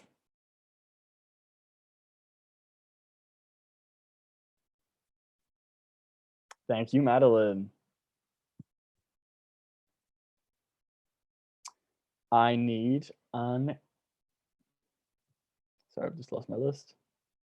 I need an Ariel. Oh, Sophie, right in there. Sophie is Ariel. And I need a Caliban. Victoria. Victoria, you're Caliban.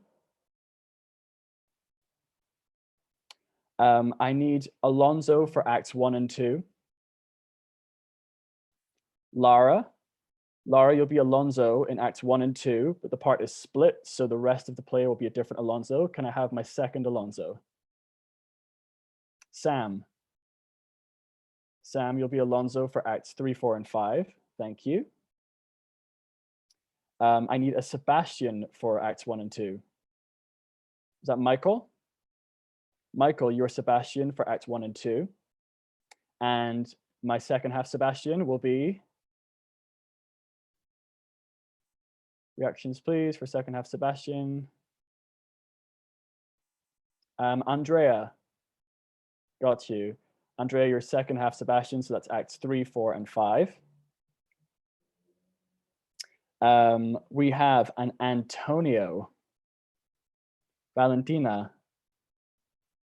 Thank you. Valentina, you were in my first play, weren't you, Cymbeline? It's nice to have you back at the end. And Valentina, you're playing, was that Ferdinand? No, Antonio, thank you. I need a Ferdinand. Daniela Harrison, back here, hello. Daniela Harrison is Ferdinand. I need a Gonzalo for the first half of the play. Ruby, you are Gonzalo for the first half of the play, and my second half Gonzalo is Alex.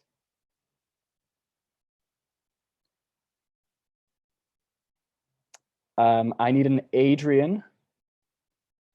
Zach, I see you there. Adrian.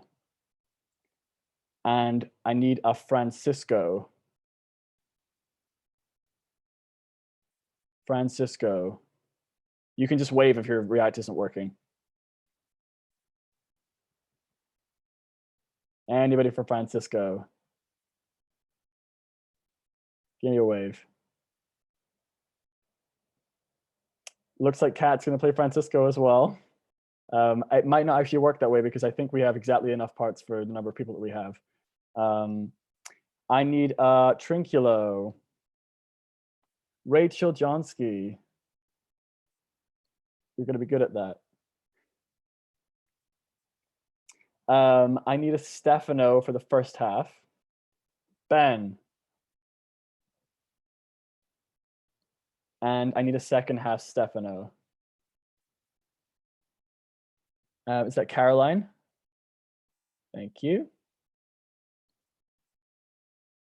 Now this is two parts. I need Juno and the Mariners. Sonia. Thank you. Another two parts, series and master. Who doesn't have a part? Wave your hand if you don't have a part. Does everyone have one now?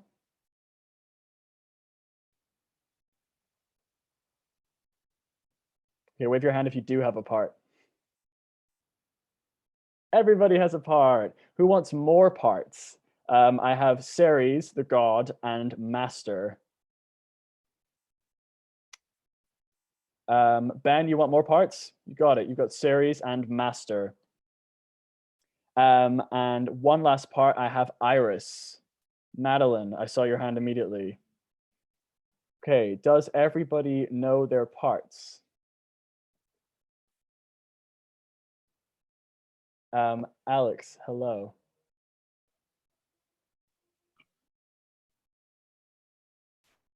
Zach doesn't have a part, I think. Zach, you're Antonio, yes? Yeah, yes, there Zach's we go. Antonio. Good job. We're good. Everybody has a part, so our play is furnished. So our stage directions for Act 1 and 2, please take it away with the Tempest as soon as I give you the option to unmute yourselves. Take it away, the Tempest. Tempest. Act 1, Scene 1.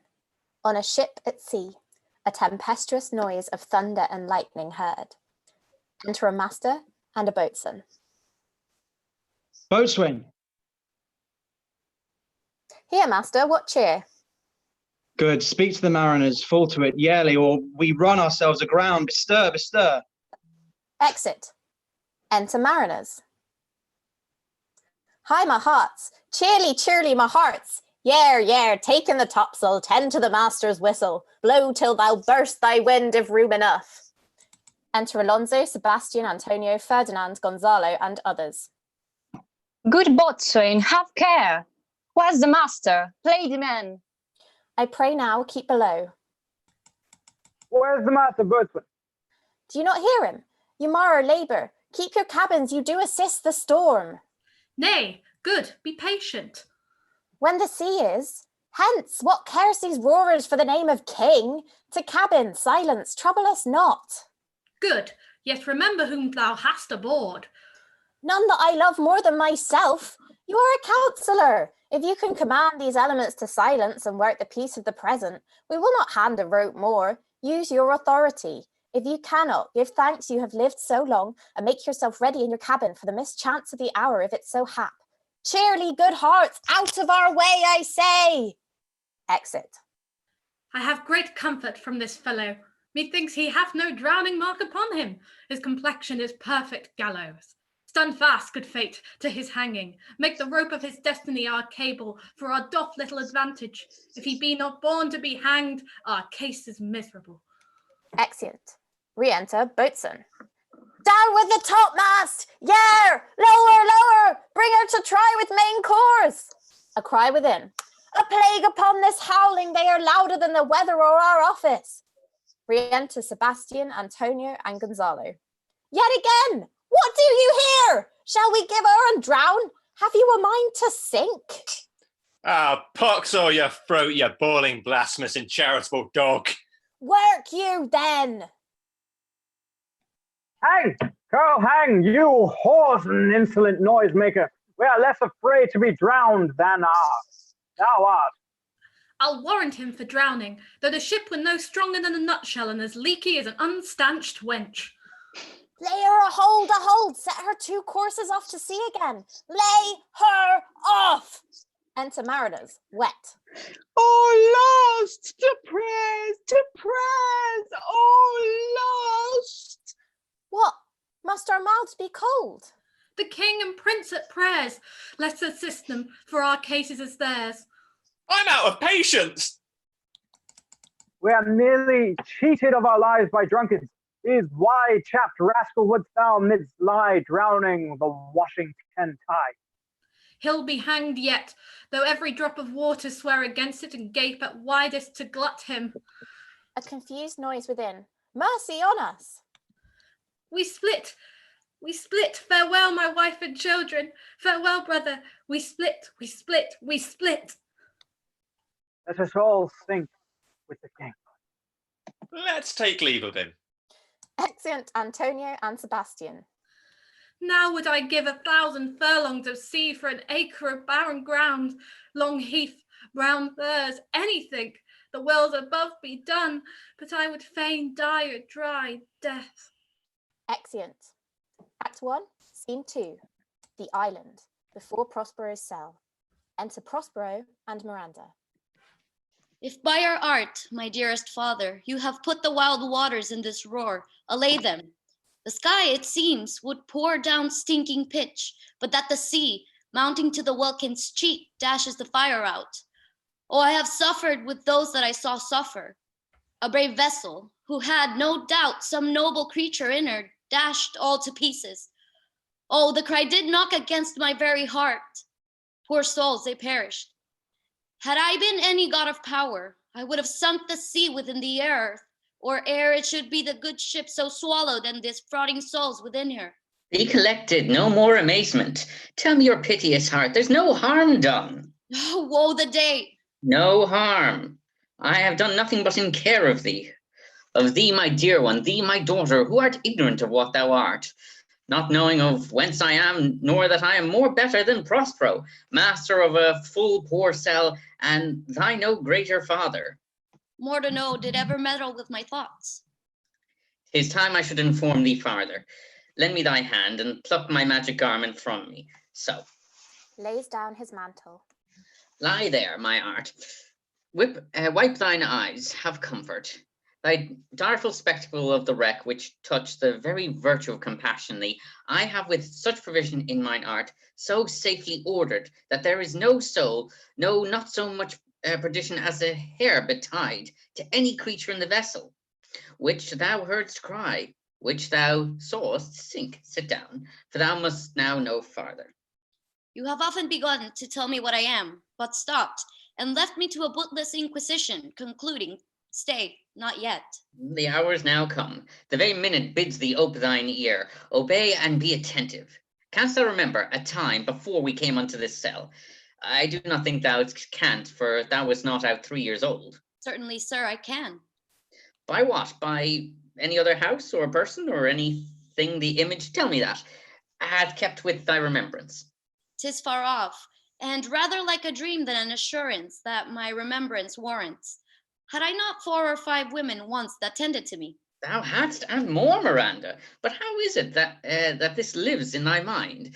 What seest thou else in the dark backward and abyss of time? If thou can rememberest aught ere thou camest here, how thou camest here thou mayest. But that I do not. 12 years since, Miranda, 12 years since, thy father was the Duke of Milan and a prince of power. Sir, are you not my father? Thy mother was a piece of virtue, and she said thou was my daughter, and thy father was the Duke of Milan, and thou his only heir, and princess no worse issued. Oh, the heavens! What foul play had we that we came from hence? Or blessed was that we did? Both, my girl, by foul play, as thou sayest, were we heaved thence, by blessedly hope hither. Oh, my heart bleeds to think of the teen that I would have turned you to, which is from my remembrance. Please you, farther. My brother and my uncle called Antonio, I pray thee mark me, that a brother should be so perfidious. He whom next thyself of all the world I loved, and to him put the manage of my state, as at that time through all my seigneuries it was the first, and Prospero the prime duke, being so reputed in dignity, and for the liberal arts without a parallel. Those being all my study, the government I cast upon my brother, until my state grew stranger, being transported and wrapped in secret studies. Thy false uncle, dost thou attend me? Sir, most heedfully. Being once perfected how to grant suits, how to deny them, who to advance and who to trash for overtopping, new created the creatures that were mine, I say, or change them, or else new formed them, having both the key and office and officer, set all hearts in the state. To what tune pleased his ear, that now he was the ivy which had hid my princely trunk, and sunk to my verdure out on it. Thou attendest not. Oh, good sir, I do. I pray thee, mark me. I, thus neglected worldly ends, all dedicated to closeness and the betterness of my mind, with that which, but by being so retarded overprized all popular rate, in my false brother awakened an evil nature, and my trust, like a good parent, did beget of him a falsehood, in its contrary as great as my trust was, which had indeed no limit, a confederate sans bound, he being thus lorded, not only with what my revenue yielded, but what my power might else exact, like one who, having into truth by telling of it, made such a sinner of his memory to credit his own lie. He did believe he was indeed the Duke, out of the substitution and executing that outward face of royalty, with all prerogative, hence his ambition growing. Dost thou hear? Your tale, sir, would cure deafness. To have no screen between the part he played and him he played it for, he needs will be absolute Milan. Me, poor man, my library, my dukedom large enough, of temporal royalties, he thinks me now incapable. Confederates, so dry he was for sway with the King of Naples, to give him annual tribute, do him homage, subject his coronet to his crown, and bend the dukedom yet unbowed. Alas, poor Milan, to most ignoble stooping.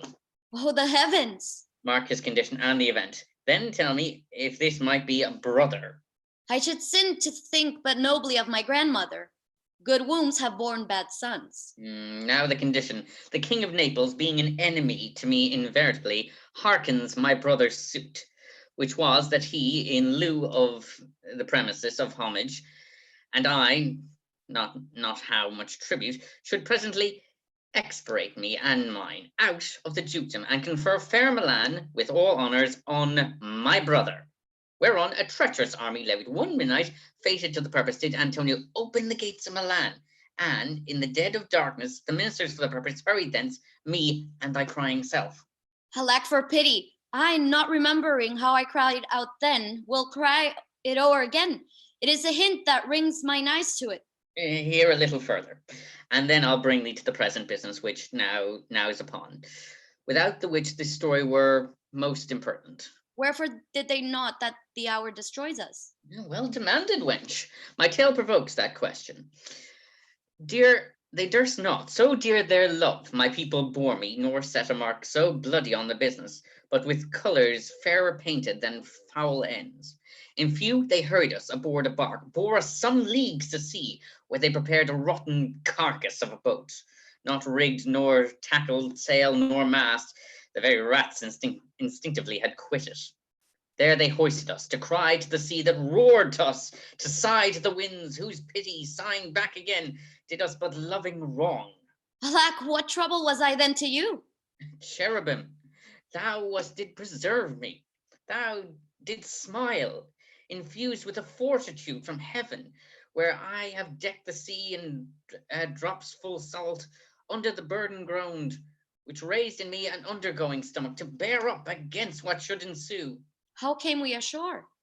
By providence divine, some food we had, and some fresh water that a noble Neapolitan Gonzalo, out of his charity being then appointed master of this design, did give us, with rich garments, linen, stuffs, and necessities, which since have steadied much, so of his gentleness, knowing I loved my books, he furnished me from my own library several volumes I prize above my dukedom. Would I might but ever see that man. Now I rise. Resumes Sit his still mantle. and hear the last of our sea sorrows. Here in this island we arrived, and here have I, thy schoolmaster, made thee more profit than other princesses. Can that have more time for vainer hours, and tutors not so careful? Heavens, thank you for it. And now, I pray you, sir, for still 'tis beating in my mind, your reason for racing this sea storm. Know thus for forth, by accident most strange, bountiful fortune, now, my dear lady, hath mine enemies brought to this shore, and by my presence I find my zenith doth depend upon a most auspicious star, whose influence I count, not but omit my fortunes, will ever admit troop. Here cease more questions. Thou art inclined to sleep. 'Tis a good dullness and gives way. I know thou canst not choose. Miranda sleeps. Come away, servant, come. I am ready now. Approach. My Ariel, come. Enter Ariel. All hail, great master, grave sir, hail. I come to answer thy best pleasure. Bet to fly, to swim, to dive into the fire, to ride on the curled clouds on thy strong bidding task. Ariel and all his quality. Hast thou spirit performed to the point the tempest that I bade thee? To every article I boarded the king's ship, now on the beak, now on the waist, the deck, in every cabin I flamed amazement. Sometimes I divide and burn in many places, on the topmast, the yards and bowsprit would I flame distinctly. Then meet and join Jove's lightnings, the precursors of the dread thunder claps. More momentary and sight outrunning were not, and fire and cracks of sulphurous roaring on the mighty Neptune. Seem to besiege and make his bold waves tremble. Yea, his dread trident shake. My brave spirit, who was so firm, so constant, that this coil would not infect his reason. Not a soul, but felt a fever of the mad and played some tricks of desperation. All but mariners plunged into the foaming brine and quit the vessel.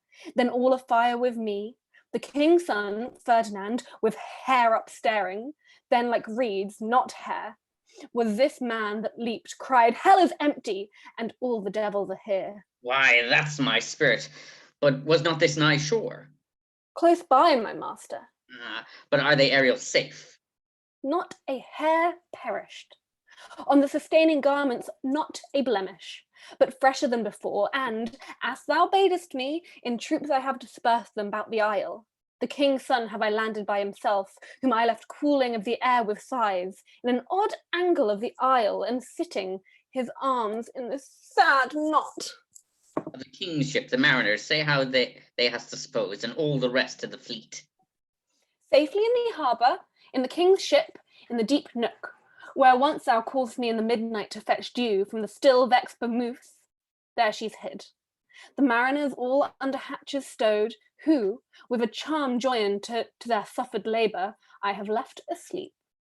And for the rest of the fleet, which I dispersed, they all have met again, and are upon the Mediterranean float, bound sadly home for Naples, supposing that they saw the king's ships wrecked, and his great person perish. Ariel, thy charge exactly is performed, but there's more work. What is the time of the day? Past the mid-season. At least 2 glasses. The time twixt 6 and now must by us both be spent most preciously. Is there more toil? Since thou dost give me pains, let me remember thee, what thou hast promised, which is not yet performed me. How now, Moody? What is it thou canst demand? My liberty? Before the time be out, no more. I prithee, remember I have done thee worthy service, told thee no lies, made thee no mistakings, served without or grudge or grumblings. Thou didst promise to bate me a full year. Dost thou forget from what torment I did free thee? No. Thou dost, and thinkest it much to tread the ooze of the salt deep, to run upon the sharp wind of the north, to do me business in the veins of the earth, when it is baked with frost? I do not, sir. Thou liest, malignant thing. Hast thou forgot the foul witch Sycorax, who with age and envy hath grown into a hoop? Hast thou forgotten her? No, sir. Thou hast. Where was she born? Speak, tell me. Sir, in Agier. Oh, was she so? I must once in a month recount what thou hast been, which thou forgettest. The damned witch Sycorax, for mischief manifold and sorceries terrible, to enter human hearing from Algier, thou knowest, was banished. For one thing she did, there would not take her life. Is not this true? Aye, sir. The blue-eyed hag was hither brought with child, and here was left by the sailors. Thou, my slave, as thou reportest thyself, whence then her servant, and for thou wast a spirit too delicate to act her earthy and abhorrent commands, refusing her grand hests, and she confined thee by help of her more potent ministers, and in her most unmitigable rage, into a cloven pine, within which rift imprisoned thou didst painfully remain 12 years, within which space she died, and left thee there, where thou didst vent thy groans as fast as miller's wheels strike. Then was this island, save for her son that she did litter here, a freckled whelp hag born, not honoured with a human shape. Yes, Caliban, her son. Dull thing, I say so. He, that Caliban, whom now I keep in service. Thou best know what torment I did find thee in. The groans did make wolves howl and penetrate the beasts of every angry bears. It was a torment to lay upon the damned, which Sycorax could not again undo. It was mine art, when I arrived and heard thee, that made gape the pine and let thee out. I thank thee, master. If thou more murmurs, I will rend an oak and peg thee in its knotty entrails till thou hast howled away 20 winters. Pardon, master. I will be correspondent to command and do my spiriting gently. Do so, and after 2 days, I will discharge thee. That's my noble master. What shall I do? Say what shall I do? Go, make thyself like a nymph of the sea. Be subject to no sight but thine and mine, invisible to every eyeball else.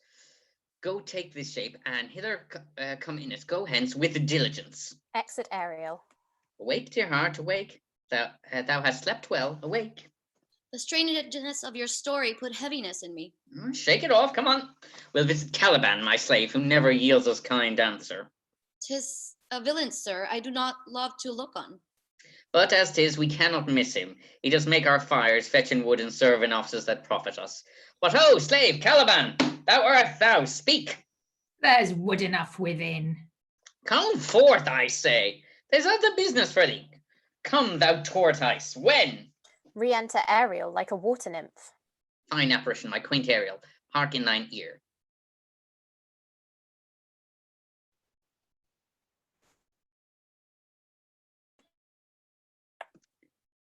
Thou poisonous slave, got by the devil himself upon the wicked dam, come forth. As wicked Jew as e'er my mother brushed with raven's feather from unwholesome fen, drop on you both. A southwest blow on ye and blister ye your... For this be short now, to that thou shalt have cramps, side stitches, that shall pen thy breath up, urchins for this vast of nights that may work all exercises on thee. Thou shalt be pinched as thick as honeycomb, every pinch more stinging than bees that made 'em. I must eat my dinner. This island's mine by Sycorax my mother, which thou takest from me.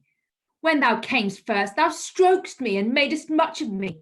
Wouldst give me water with berries in it, and teach how to name the bigger light, and how the less that burn by day and night. And then I loved thee, and showed thee all the qualities of the isle, the fresh springs, brine pits, barren place, and fertile. Cursed be that I did so. All the charms of Sycorax, toads, beetles, bats light on you. For I am all the subjects that you have, which first was mine own king, and here you sty me in this hard rock, whilst you do keep from me the rest of the island. Thou most lying slave, whom stripes may not move, not kindness. I have used thee, filth as thou art, with human care, and lodged thee in mine own cell, till thou didst seek to violate the honour of my child. Oh, ho, oh, ho, wouldst had been done. Thou didst prevent me. I'd have peopled else this isle with Calibans. Abhorred slave, which any print of goodness will not take, being capable of all ill. I pitied thee, took pains to make thee speak, taught thee each hour one thing or other, when thou didst not, savage, known thine own meaning, but wouldst gabble like a thing most brutish. I endowed thy purposes with words that made them known, but thy vile race, that though thou didst learn, had that int which good natures could not abide to be with. Therefore wast thou deservedly confined into this rock, who had served more than a prison. You taught me language, and my profit on't is I know how to curse. The red plague rid you for learning me your language. Taxeed hence! Fetch us in fuel, and be quick, thou beast, to answer our business. Shruggest thou malice, if thou neglectest or dost unwilling what I command, I'll rack thee with old cramps, fill all thy bones with aches, make thee roar. That beast shall tremble at thy din. No, pray thee. I must obey. His art is of such power it would control my damned god Setebos and make a vassal of him. So, slave, hence! Exit Caliban. Re-enter Ariel, invisible, playing and singing. Ferdinand following.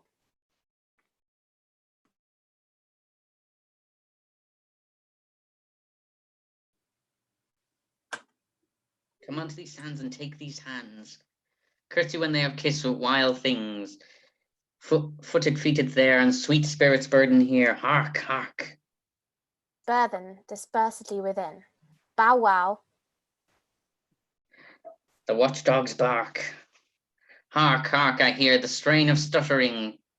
Cry cock a diddly dow. Where should this music be? In the air or the earth? Oh, it sounds no more, and sure it waits upon some god of the island, sitting on a bank, weeping again the king, my father's wreck. This music crept by me upon the waters, allaying both their fury and my passion with its sweet air. Thence I have followed it, or it hath drawn me rather. But 'tis gone. No, it begins again. Ariel sings.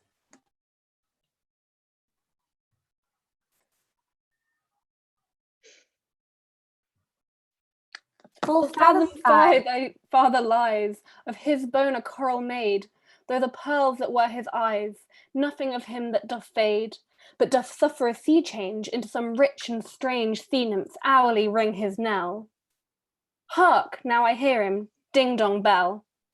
The ditty does remember my drowned father. This is no mortal business, nor no sound that the earth owes. I hear it now above me. The fringed curtains of thine eyes advance, and say what thou seest yond. What is't? A spirit? Lord, how it looks about! Believe me, sir, it carries a brave form, but 'tis a spirit. No wench, it eats and sleeps and have such senses as we have. Such this gallant which thou seest was in the wreck, but he's something stained with grief, that's beauty's canker. Thou mightest call him a goodly person. He hath lost his fellows and strays about to find them. I might call him a thing divine, for nothing natural I ever saw so noble. It goes on, I see, as my soul prompts it. Spirit, fine spirit, I'll free thee within 2 days for this. Most sure, the goddess on whom these airs attend, vouchsafe my prayer may know if you remain upon this island, and that you will some good instruction give how I may bear me here. My prime request, which I do last pronounce, is, oh, you wonder if you be a maid or no? No wonder, sir. but certainly a maid. My language, heavens, I am the best of them that speak this speech where 'tis spoken. How the best? What wert thou if the King of Naples heard thee? Well, a single thing as I am now, that wonders to hear thee speak of Naples. He does hear me, and that he does I weep. Myself am Naples, who with mine eyes never since the ebb beheld the king my father wrecked. Alack for mercy. Yes, faith, and all his lords, the Duke of Milan and his brave son being twain. The Duke of Milan and his more braver daughter could control thee, if now 'twere fit to do it. At first sight they have changed eyes. Delicate Ariel, I'll set thee free for this. A word, good sir. I fear you have done yourself some wrong. A word. Why speaks my father so ungently? This is the third man that I ever saw, the first that I ever sighed for. Pity move my father to be inclined my way. Oh, if a virgin and your affection not gone forth, I'll make you the Queen of Naples. Soft, one more word. They are both in either's power, but this swift business I must uneasy make, lest too light winnings make the prize light. One word more, I charge thee. Thou attend me. Thou dost usurp the name thou owest not, and hast put thyself upon this island as a spy, to win it from me, the Lord on it. No, as I am a man. There's nothing ill can dwell in such a temple. If the ill spirit have so fair a house, good things will strive to dwell with it. Follow me. Speak not for him. He's a traitor. Come, I'll manacle thy neck and thy feet together. Sea water shalt thou drink. Thy food shall be the fresh brook mussels, withered roots and husks wherein the acorns cradle. Follow. No, I will resist such entertainment till mine enemy has more power. Draws and is charmed from moving. Oh, dear father, make not too rash a trial for him, for he's gentle and not fearful. What, I say, my foot, my tutor! Put thy sword up, traitor, who makest a show, but darest not strike. Thy conscience is so possessed with guilt. Come from thy ward, for I here will disarm thee with this stick and make thy weapon drop. Beseech you, father. Hence, hang not on my garments. Sir, have pity. I'll be his surety. Silence! One more word shall make me chide thee, if not hate thee. What? An advocate for an impostor? Hush! Thou thinkest there is no more such shape as he, having seen but him and Caliban? Foolish wench! To most of men, this is a Caliban, and they to him are angels. My affections are then most humble. I have no ambition to see a goodlier man. Come on, obey. Thy nerves are in thy infancy again, and have no vigor in them.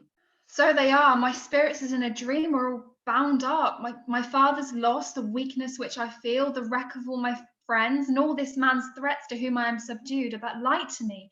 Might I but through my prison once a day behold this maid, all corners else of the earth let liberty make use of, space enough have I in such a prison. Works. Come on, thou hast done well, fine Ariel. Follow me. Hark, what thou else shalt do me. Be of comfort. My father is of a better nature, sir. Then he appears by speech. This is unwanted, which now came from him. Thou shalt be free as mountain winds, but then exactly do all points of my command. To the syllable. Come, follow. Speak not for him. Exeunt. Act 2, Scene 1. Another part of the island. Enter Alonso, Sebastian, Antonio, Gonzalo, Adrian, Francisco, and others.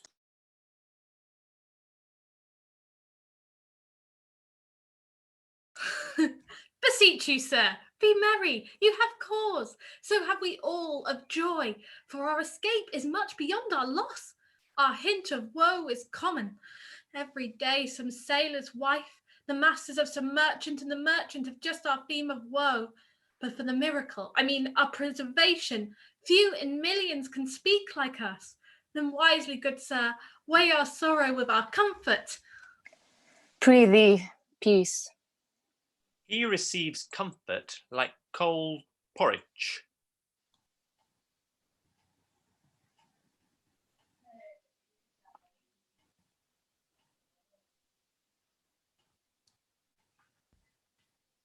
The visitor will not give him so. Look, he's winding up the watch of his wit, and by it will strike. Sir. 1, tell. When every grief is entertained that offered comes to the entertainer. $1. The lure comes to him indeed. You have spoken truer than you proposed. I've taken it wiselier than meant you should. Therefore, my lord. Fie, what a spendthrift is he of his tongue. I prithee spare. Well, I have done, but yet. He will be talking. Which, or thee or Hadrian, for a good wager, first begins to crow? The old cock. The cockerel? Done. The wager. A laughter. Match. Though his islands seem to be desert. Ha ha ha, so you're paid. Uninhabitable and almost inaccessible. Yet. He could not mist. It must needs be of subtle, tender, and delicate temperance. Temperance was a delicate wench. Aye, and a subtle, as he most learnedly delivered. The air breathes upon us here most sweetly. As if it had lungs and rotten ones. Or as 'twere perfumed by a fen. Here is everything advantageous to life. True, save means to live.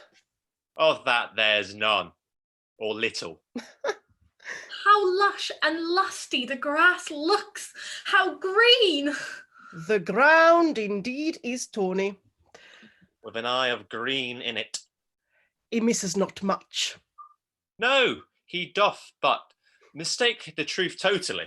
But the rarity of it is, which is indeed almost beyond credit, As many vouched rarities are. that our garments being, as they were, drenched in the sea, hold notwithstanding their freshness and glosses, being rather new dyed than stained with salt water. If but one of his pockets could speak, would it not say he lies? Aye, or very falsely pocket up his report. Methinks our garments are now as fresh as when we first put them on in Afrique at the marriage of the king's fair daughter Claribel to the king of Tunis. 'Twas a sweet marriage, and we prosper well in our return. Tunis was never graced before such a paragon to their queen. Not since widow Dido's time. Widow, a pox on that. How came that widow in, widow Dido? What if he had said widower and heirs too? Good Lord, how do you take that?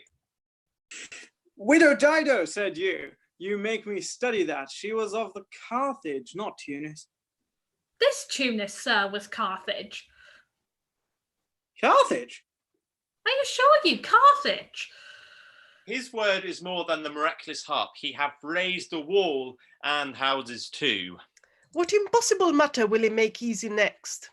I think he will carry this island home in his pocket and give it to his son for an apple. And sowing the kernels of it in the sea, bring forth more islands. Aye. Why, in good time. Sir, we were talking that our garments seem now as fresh as they were when we were at Tunis at the marriage of your daughter, who is now queen. And the rarest that e'er came there. Wait, I beseech you, widow Dido. Widow Dido, aye, widow Dido. Is not, sir, my doublet as fresh as the first day I wore it? I mean, in a sort. That sort was well fished for. When I wore it at your daughter's wedding. You cram these words into my ears against the stomach of my sense. Would I had never married my daughter there. For coming thence, my son is lost. And in my rage, she too, who is so far from Italy removed, I never shall again see her. O thou mine heir of Naples and of Milan, what strange fish hath made his meal on thee?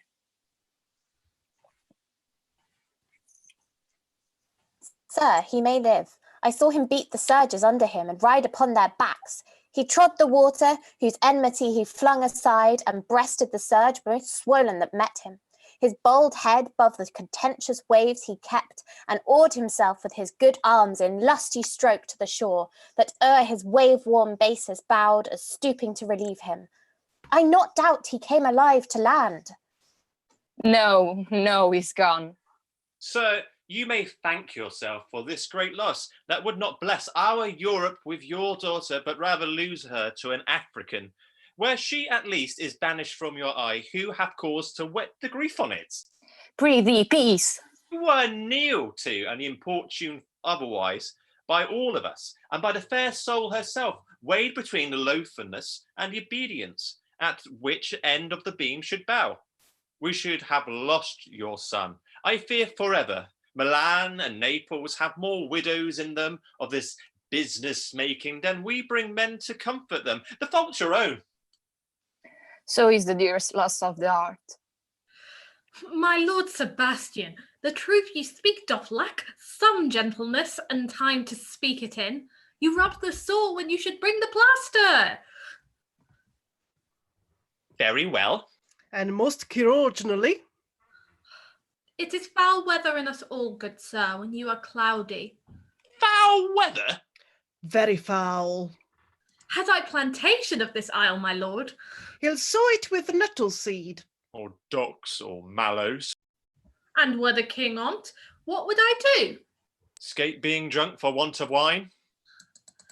In the Commonwealth I would by contraries execute all things, for no kind of traffic would I admit, no name of magistrate, letters should not be known, riches, poverty, and use of service, none, contract, succession, born, bound of land, tilth, vineyard, none, no use of metal, corn, or wine, or oil, no occupation, all men idle, all, and women too, but innocent and pure, no sovereignty. Yet he would be king on it.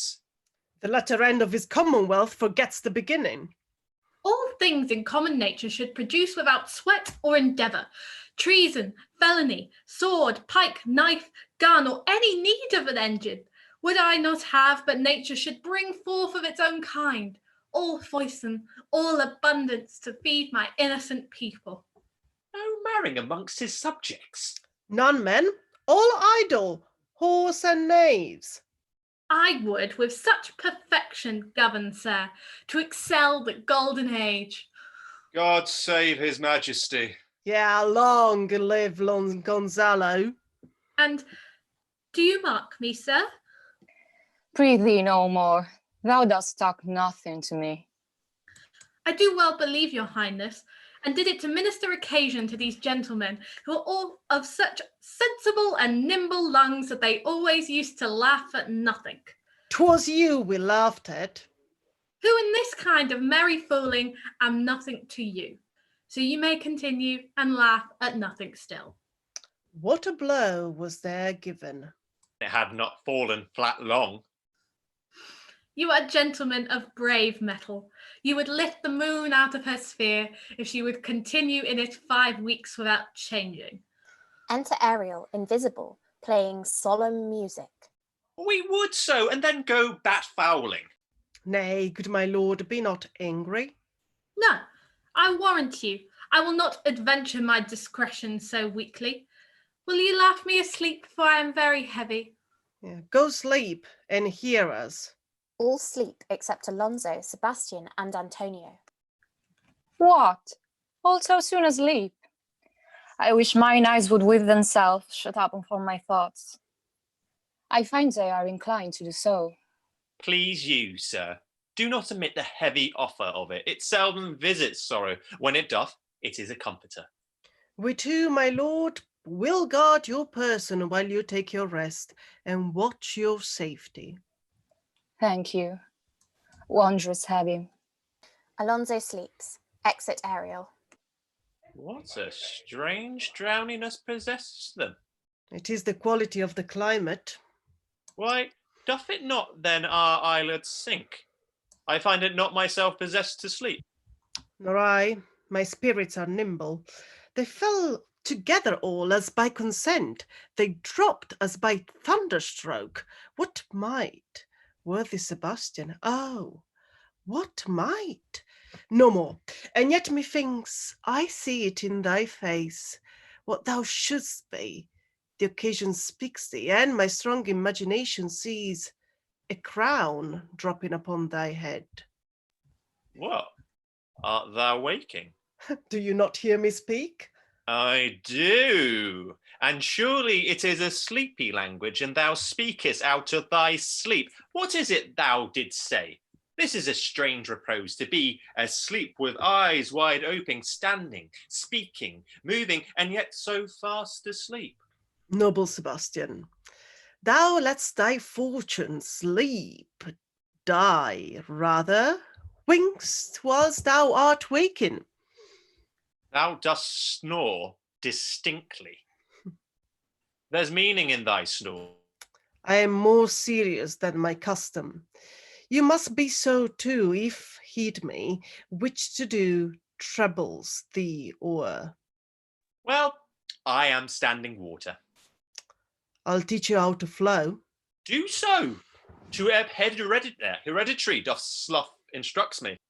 Oh, if you but knew how you the purpose cherish, whilst does you mock it, how, in stripping it, you more invested, have been men, indeed, most often do so near the bottom run by their own fear or sloth.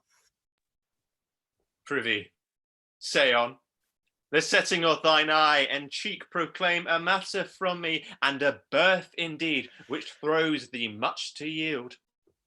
Thus, sir, although this lord of weak remembrance, this who shall be of as little memory when he is earthed, hath here almost persuade, for he's a spirit of persuasion, only professes to persuade, the king his sons alive. 'Tis as impossible as he's undrowned, and he that sleeps here swims. I have no hope that he's undrowned. Oh, out of that no hope. What great hope have you? No hope that way is another way so high a hope that even ambition cannot pierce a wink beyond, but doubt discovery there. Will you grant with me that Ferdinand is drowned? He's gone. Then tell me, who's the next heir of Naples? Clarabelle. She that is queen of Tunis, she that dwells 10 leagues beyond man's life, she that from Naples can have no note, unless the sun were post.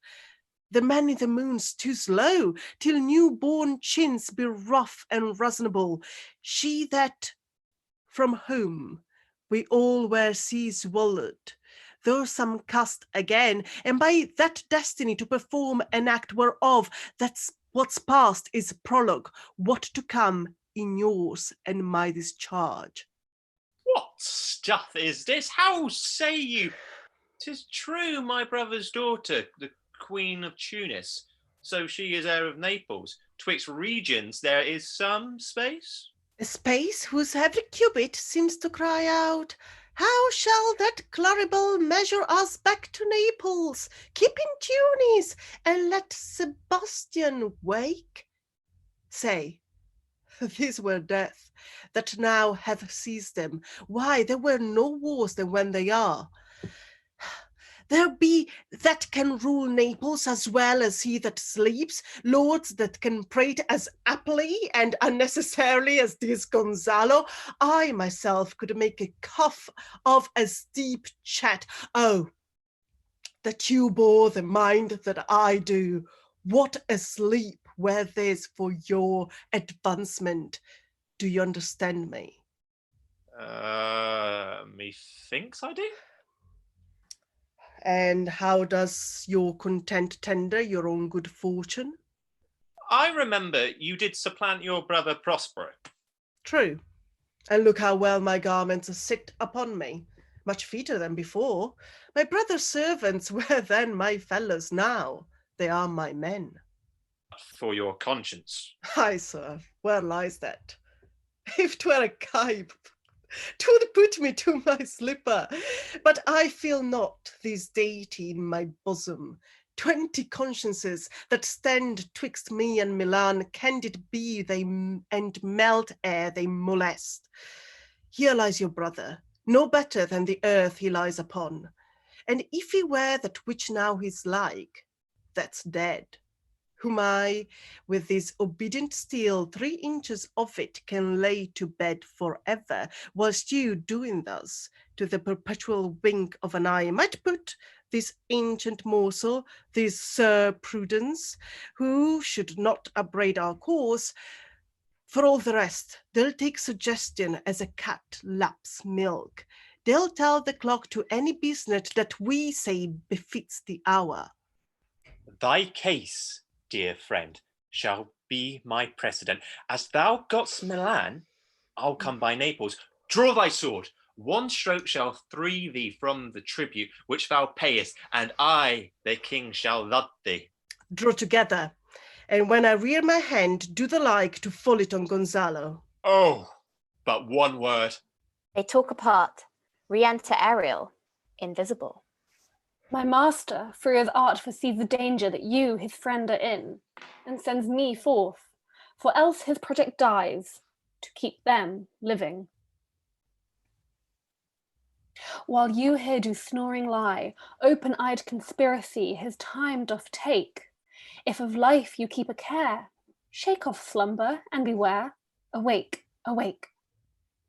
Then let us both be sudden. Now, good angels, preserve the king. Why? How now? They wake.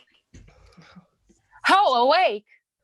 Why are you drawn? Wherefore this ghastly looking? What's the matter? Whilst we stood here securing your repose, even now we heard a hollow burst of bellowing like bulls, or rather lions. Did it not wake you? Oh, it struck mine ear most terribly. I heard nothing.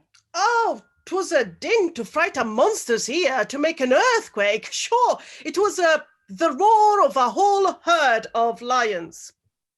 Heard you this, Gonzalo? Upon mine honour, sir, I heard a humming, and that a strange one too, which did awake me. I shaked you, sir, and cried. As mine eyes opened, I saw their weapons drawn. There was a noise, that's verily. 'Tis best we stand upon our guard, or that we quit this place. Let's draw our weapons. Lead off this ground, and let's make farther search for my poor son. Heavens keep him from these beasts, for he is, sure, in the island. Lead away. Prospero, my lord, shall know what I have done. So, king, go safely on to seek thy son. Exeunt. Act 2, Scene 2, another part of the island. Enter Caliban with a burden of wood, a noise of thunder heard. All the infections that the sun sucks up from bogs, fens, flats on Prosper fall, and make him by inchmeal a disease. His spirits hear me, and yet I needs must curse. But they'll nor pinch me, fright me with urchin shows, pitch me in the mire, nor lead me like a firebrand in the dark, out of my way, unless he bid 'em. But for every trifle are they set upon me, sometimes like apes that mow and chatter at me, and after bite me, then like hedgehogs which lie tumbling in my barefoot way, and mount their pinpricks at my footfall. Sometime am I all wound with adders, who with cloven tongues do hiss me into madness. Enter Trinculo. Lo, now lo, here comes a spirit of his, and to torment me for bringing wood in slowly. Off all flat, perchance he will not mind me. Here's neither bush nor shrub to bear off any weather at all, and another storm brewing. I hear it sing in the wind, yon same black cloud, yond huge one, looks like a foul bombard that would shed his liquor. If it should thunder as it did before, I know not where to hide my head. Yon same cloud cannot choose but fall by pailfuls.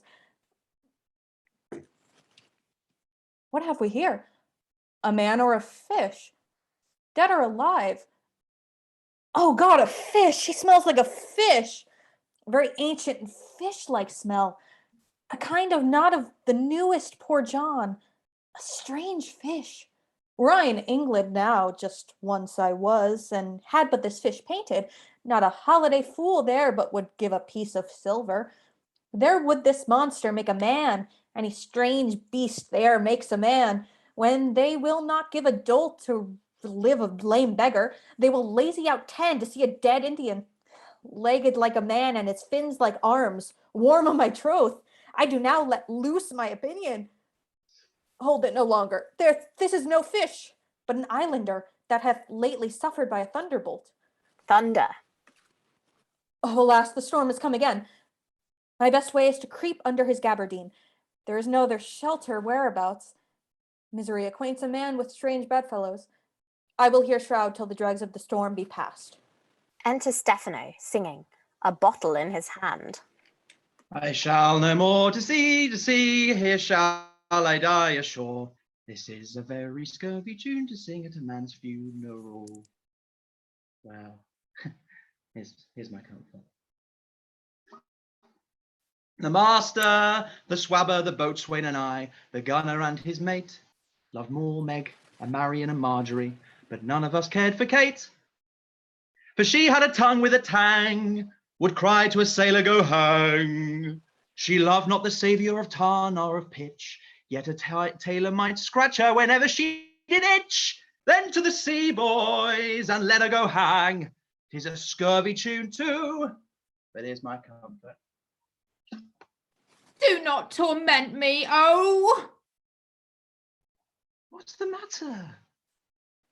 Are we devils here? Do you put tricks upon us savages and men of Ind? I have not escaped drowning to be afeard now of your 4 legs. For it hath been said, as proper a man as ever went on 4 legs cannot make him give ground. And it shall be said so again while Stefano breathes out nostrils. The spirit torments me, oh! This is some monster of the isle with 4 legs, who hath got, as I take it, an ague, where the devil should he learn our language? I will give him some relief, if it be but for that. If I can recover him and keep him tame and get to Naples with him, he's a present for any emperor that ever trod on neat's leather. Do not torment me, prithee, I'll bring my wood home faster. He's in his fit now and does not talk after the wisest. He shall taste of my bottle. If he have never drunk wine afore, we'll go near to remove his fit.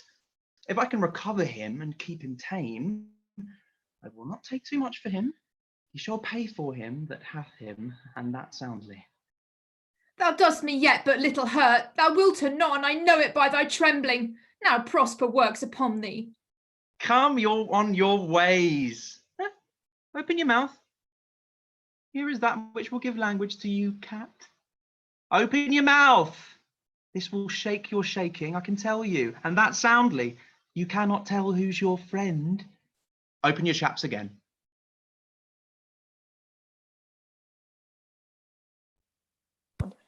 And these are devils. Oh, defend me. 4 legs and 2 voices. A most delicate monster. His forward voice now is to speak well of his friend. His backward voice is to utter foul speeches and to detract. If all the wine in my bottle will recover him, I will help this ague. Come, amen. I will pour some in my other mouth.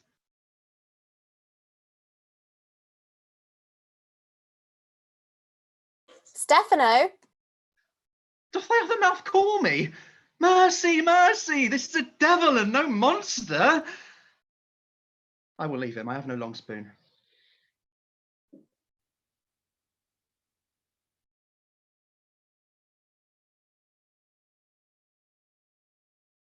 Thy good friend Trinculo. If thou beest, Trinculo, come forth.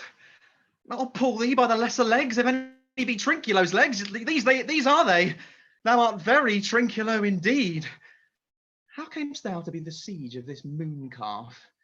Can he vent Trinculos? I took him to be killed with a thunderstroke. But art thou not drowned, Stefano? I hope now thou art not drowned. Is the storm o'erblown? I hid me under the dead mooncalf's gabardine for fear of the storm. And art thou living, Stefano? Oh, Stefano, two Neapolitans scaped. Prithee, do not turn me about. My stomach is not constant. These be fine things, and if they be not sprites, that's a brave god and bears celestial liquor. I will kneel to him. How didst thou escape? How camest thou hither? Swear by this bottle how thou camest hither. I escaped upon a butt of sack which the sailors had heaved overboard by this bottle, which I made of the bark of a tree with mine own hand since I was cast ashore. I'll swear upon that bottle to be thy true subject, for the liquor is not earthly. Here, swear then how thou escapest. Swum ashore. Man like a duck. I can swim like a duck, I'll be sworn. Here, kiss the book. Though thou canst swim like a duck, thou art made like a goose. Oh, Stefano, hast thou any more of this? Oh, the whole butt, man. My cellar is in a rock by the seaside where my wine is hid. How now, Mooncalf? How does thine ague? Hast thou not dropped from heaven? Out of the moon, I do assure thee. I was the man in the moon when time was. I have seen thee in her, and I do adore thee. My mistress showed me thee, and thy dog, and thy bush. Come, swear to that. Kiss the book. I will furnish it anon with new content. Swear. By this good light, this is a very shallow monster. I feared of him. A very weak monster. The man of the moon, a most credulous monster. Well-drawn monster in good sooth. I'll show thee every fertile inch of the island, and I will kiss thy foot. I prithee, be my God. By this light, a most perfidious and drunken monster. When's God's asleep, he'll rob his bottle. I'll kiss thy foot. I'll swear myself your subject.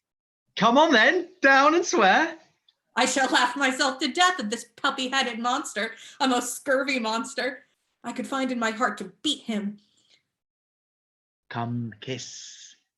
But that the poor monster is in drink, an abominable monster. I'll show thee the best springs. I'll pluck thee berries. I'll fish for thee and get thee wood enough. A plague upon the tyrant that I serve. I'll bear him no more sticks, but follow thee, thou wondrous man. A most ridiculous monster to make a wonder of a poor drunkard. I prithee, let me bring thee where crabs grow, and I with my long nails will dig thee pig nuts, show thee a jay's nest, and instruct thee how to snare the nimble marmoset. I will bring thee to clustering filberts, and sometimes I'll get thee young scammels from the rock. Wilt thou go with me?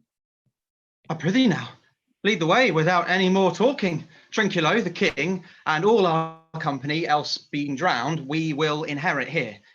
Here, bear my bottle. Fellow Trinculo will fill him by and by again. Farewell, master, farewell, farewell. Howling monster, a drunken monster. No more dams I'll make for fish, nor fetch in firing at requiring, nor scrape trencher, nor wash dish. Ban, ban, cacalib ban, has a new master, get a new man. Freedom, heyday, freedom, freedom, heyday, freedom. Oh, brave monster, lead the way. Excellent.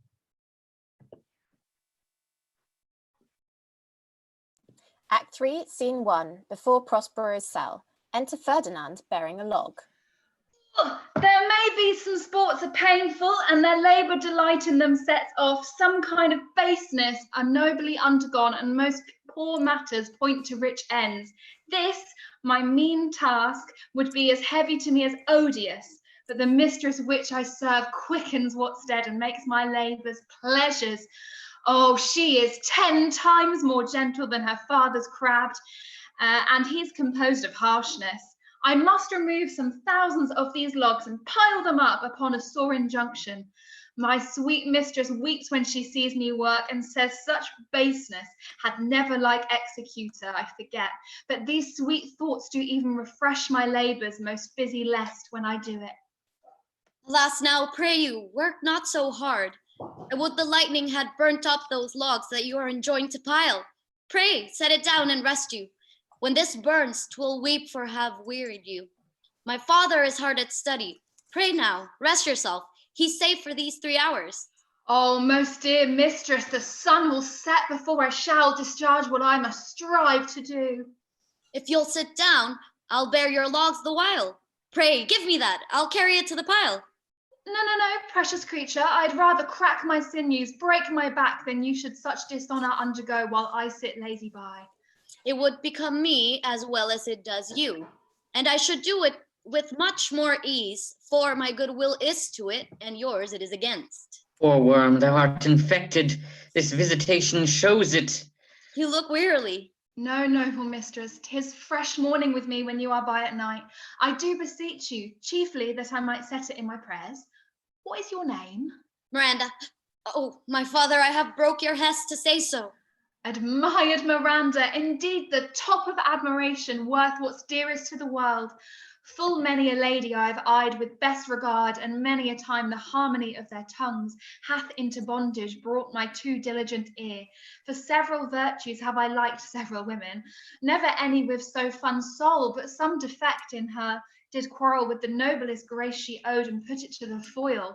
But you, oh, you, so perfect and so peerless, are created of every creature's best. I do not know one of my sex. No woman's face remember, save from my glass mine own. Nor have I seen more that I may call men than you, good friend. And my dear father, how features are abroad I am skilless of, but by my modesty, the jewel in my dower, I would not wish any companion in the world but you, nor can imagination form a shape besides yourself to like of. But I prattle something too wildly, and my father's precepts I therein do forget. I am in my condition a prince, Miranda, I do think, a king. I would, not so, and would no more endure this wooden slavery than to suffer the flesh fly below my mouth. Hear my soul speak. The very instant that I saw you did my heart fly to your service. There resides to make me slave to it, and for your sake am I this patient logman. Do you love me? Oh, heaven, oh, earth, bear witness to this sound and crown what I profess with kind event if I speak true.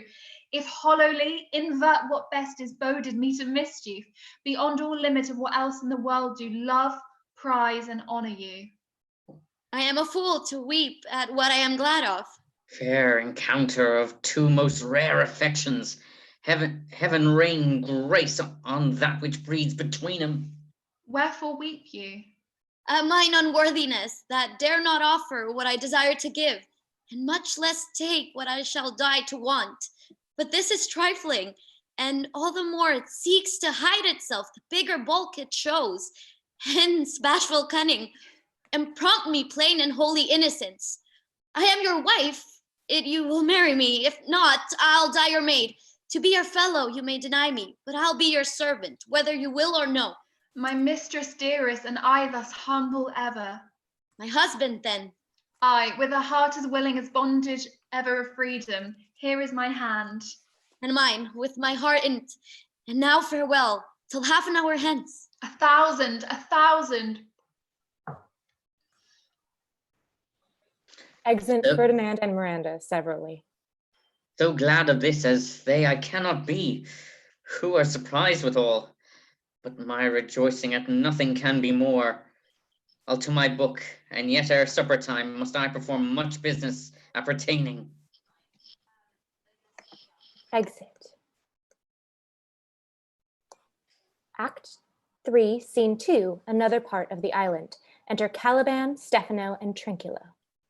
Tell not me. Tell me not. When the butt is out, we will drink water, not a drop before.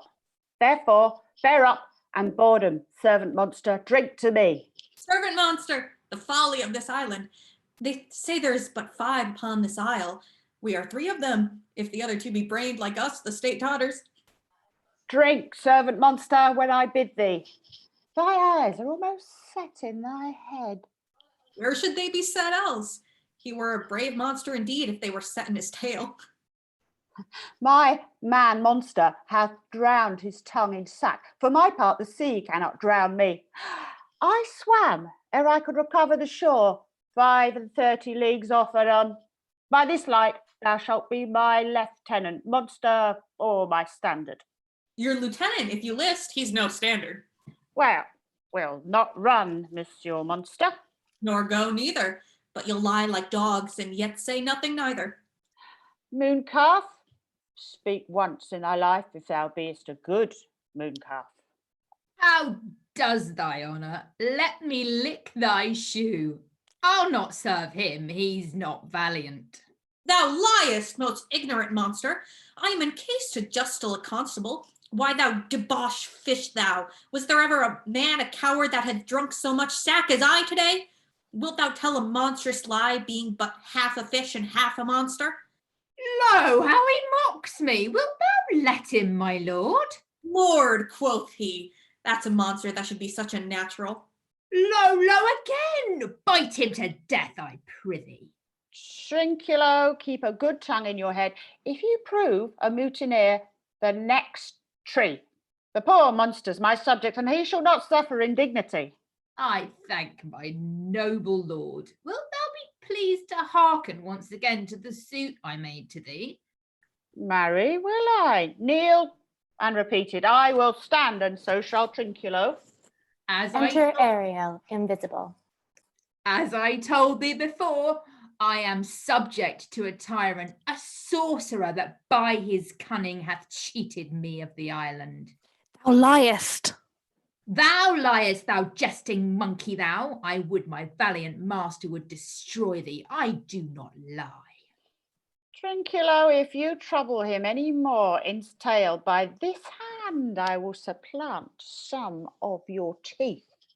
Why, I said nothing. Come then, I no more, proceed. I say by sorcery he got this isle, from me he got it. If thy greatness will revenge it on him, for I know thou darest, but this thing dare not. That's most certain. Thou shalt be lord of it, and I'll serve thee. How now shall this be compassed? Canst thou bring me to the party? Yea, my lord, I'll yield him thee asleep, where thou mayst knock a nail into his beam. Thou liest, thou canst not. What a pidening is this, thou scurvy patch? I do beseech thy greatness, give him blows and take his bottle from him. When that's gone, he shall drink naught but brine, for I'll not show him where the quick freshes are. Trinculo, run into no further danger. Interrupt the monster one word further, and by this hand I'll turn my mercy out of doors and make a stockfish of thee. Why? What did I? I did nothing. I'll go farther off. Didst thou not say he lied? Thou liest. Do I so? Take thou that! Eats Trinculo. As you like this, give me the lie another time. I did not give the lie. Out o' your wits and bearing too. A pox o' your bottle. This can sack drinking do. A murrain on your monster, and the devil take your fingers. Now, forward with your tale, prithee, stand farther off. Beat him enough. After a little time, I'll beat him too. Stand farther. Come, proceed. Why, as I told thee, 'tis a custom with him in the afternoon to sleep. There thou mayst brain him, having first seized his books. Or I with a log batter his skull, or paunch him with a stake, or cut his weasand with a knife. Remember first to possess his books, for without them he's but a sot as I am, nor hath not one spirit to command. They all do hated him as rootedly as I. Burn but his books. He has brave utensils, for so he calls them, which when he has a house he'll deck withal, and that most deeply to consider is the beauty of his daughter. He himself calls her a nonpareil. I never saw a woman, but only Sycorax, my dam, and she as far surpasseth Sycorax, as greatest does least. Is it so brave a laugh? Ay, Lord, she will become thy bed, I warrant, and bring thee forth brave brood. Monster, I will kill this man, his daughter, and I will be king and queen, save our graces, and Trinculo and myself shall be viceroys. Dost thou like the plot, Trinculo? Excellent. Give me thy hand. I am sorry I beat thee, but whilst thou livest, keep a good tongue in thy head. Within this half hour will he be asleep. Wilt thou destroy him then? I on my honour. This will I tell my master. Thou makest me merry. I am full of pleasure. Let us be jocund. While you troll the catch, you taught me but while ere. At thy request, monster, I will do reason, any reason. Come on, Trinculo, let us sing. Flautum and scoutum and scoutum and flautum, thought is free. That's not the tune. Ariel plays the tune on a tabor and pipe. What is this same? This is the tune of our catch, played by the picture of nobody. If thou beest a man, show thyself in thy likeness. If thou beest a devil, takest as thou list. Oh, forgive me my sins. He that dies pays all debts. I defy thee. Mercy upon us. Art thou afeard? No, monster, not I. Be not afeard. The isle is full of noises, sounds, and sweet airs that give delight and hurt not. Sometimes 1,000 twangling instruments will hum about mine ears, and sometime voices that, if I then had waked after long sleep, will make me sleep again. And then, in dreaming, the clouds methought would open and show riches ready to drop upon me, that when I waked, I cried to dream again. This will prove a brave kingdom to me, where I shall have my music for nothing. When Prospero is destroyed. Well, that shall be by and by. I remember the story. The sound is going away. Let's follow it and after do our work.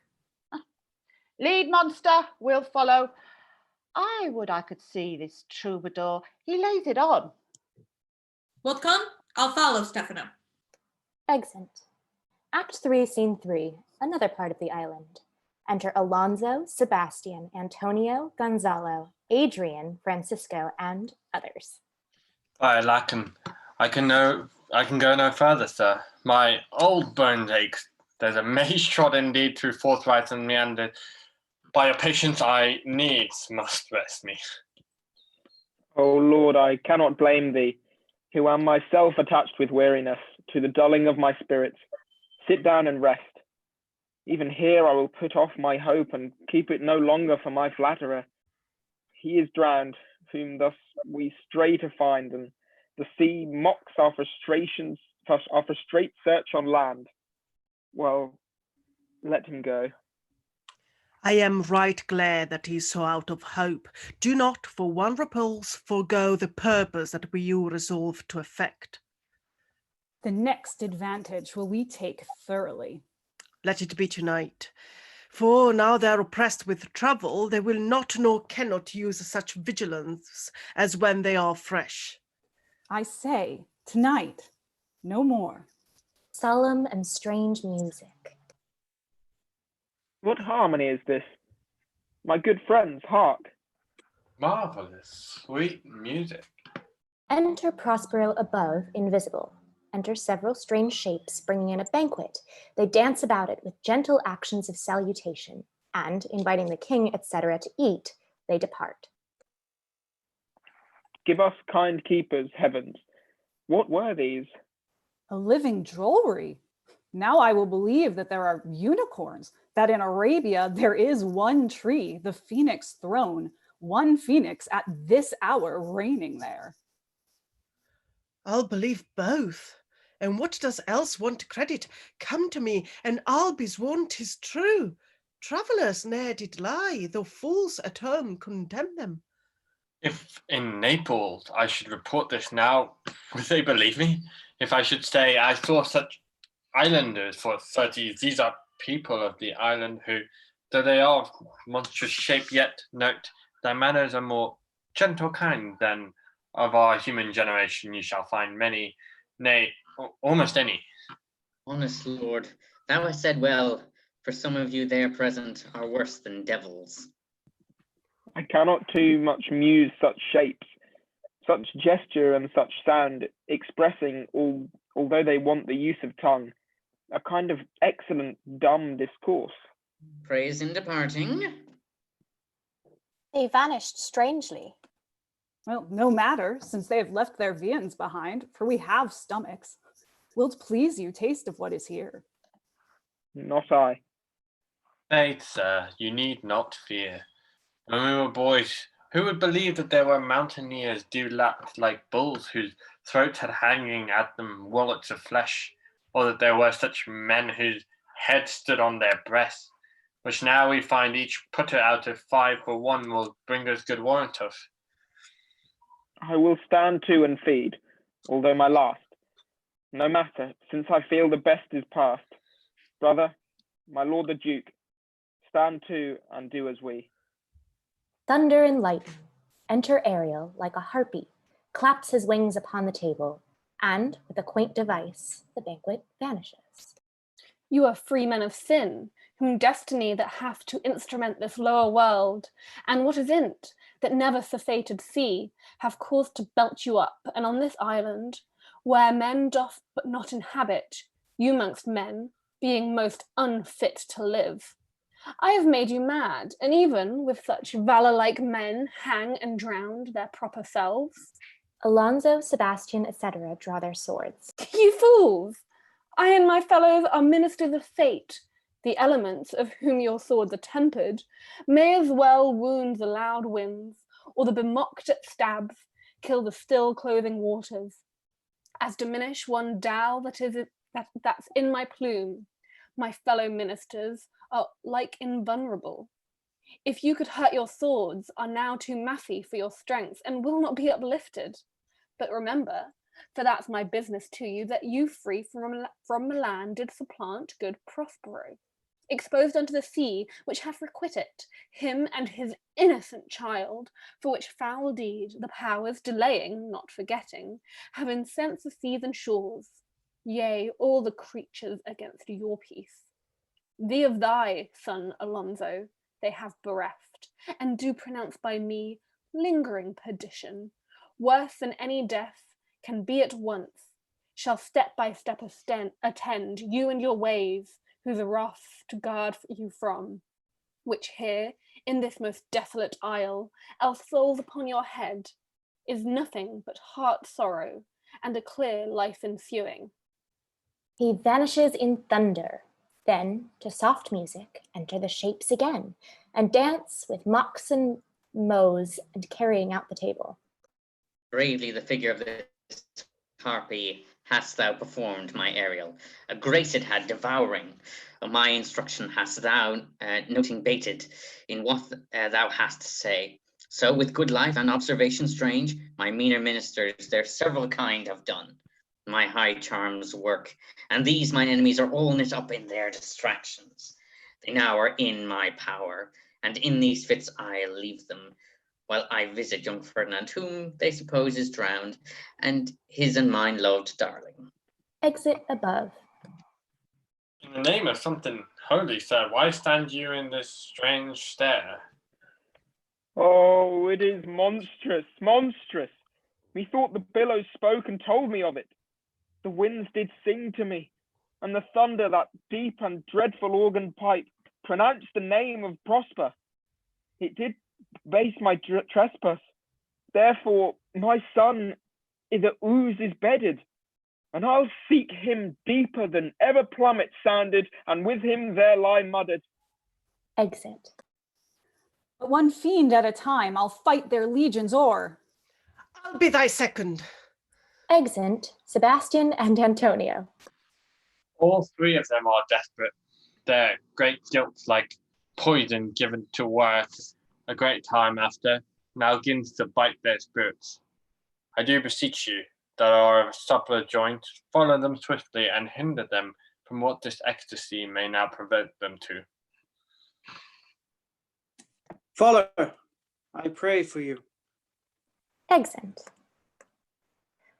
Act 4, Scene 1, before Prospero's cell. Enter Prospero, Ferdinand, and Miranda. If I have too austerely punished you, your compensation makes amends. For I have given you here a third of mine own life, or that for which I live, who once again I tender to thy hand. All thy vexations were but trials of thy love, and thou hast strangely stood the test here. Afore heaven I ratify this my rich gift. O Ferdinand, do not smile at me that I boast her off, for thou shalt find she will outstrip all praise and make it halt behind her. I do believe it against an oracle. Then as my gift and thine own acquisition, worthily purchased, take my daughter. But if thou dost break her virgin knot before all sanctimony ceremonies may, with full and holy rite be ministered, no sweet aspiration shall the heavens let fall to make this contract grow, but barren hate, sour-eyed disdain, and discord shall bestrew the union of your bed with weeds so lowly that you shall hate it both. Therefore take heed, as Hymen's lamp shall light you. As I hope for quiet days, fair issue, and long life, with such love as 'tis now, the murkiest den, the most opportune place, the strongest suggestion, our worser genius shall never melt mine honour into lust, to take away the edge of that day's celebration when I shall think, all Phoebus' steeds are founded, all night kept chained below. Fairly spoke. Sit then and talk with her, she is thine own. What, Ariel, my industrious servant? Ariel! Enter Ariel. What would my potent master? Here I am. Thou and thy meaner fellows your last service did worthily perform. I must use you in such another trick.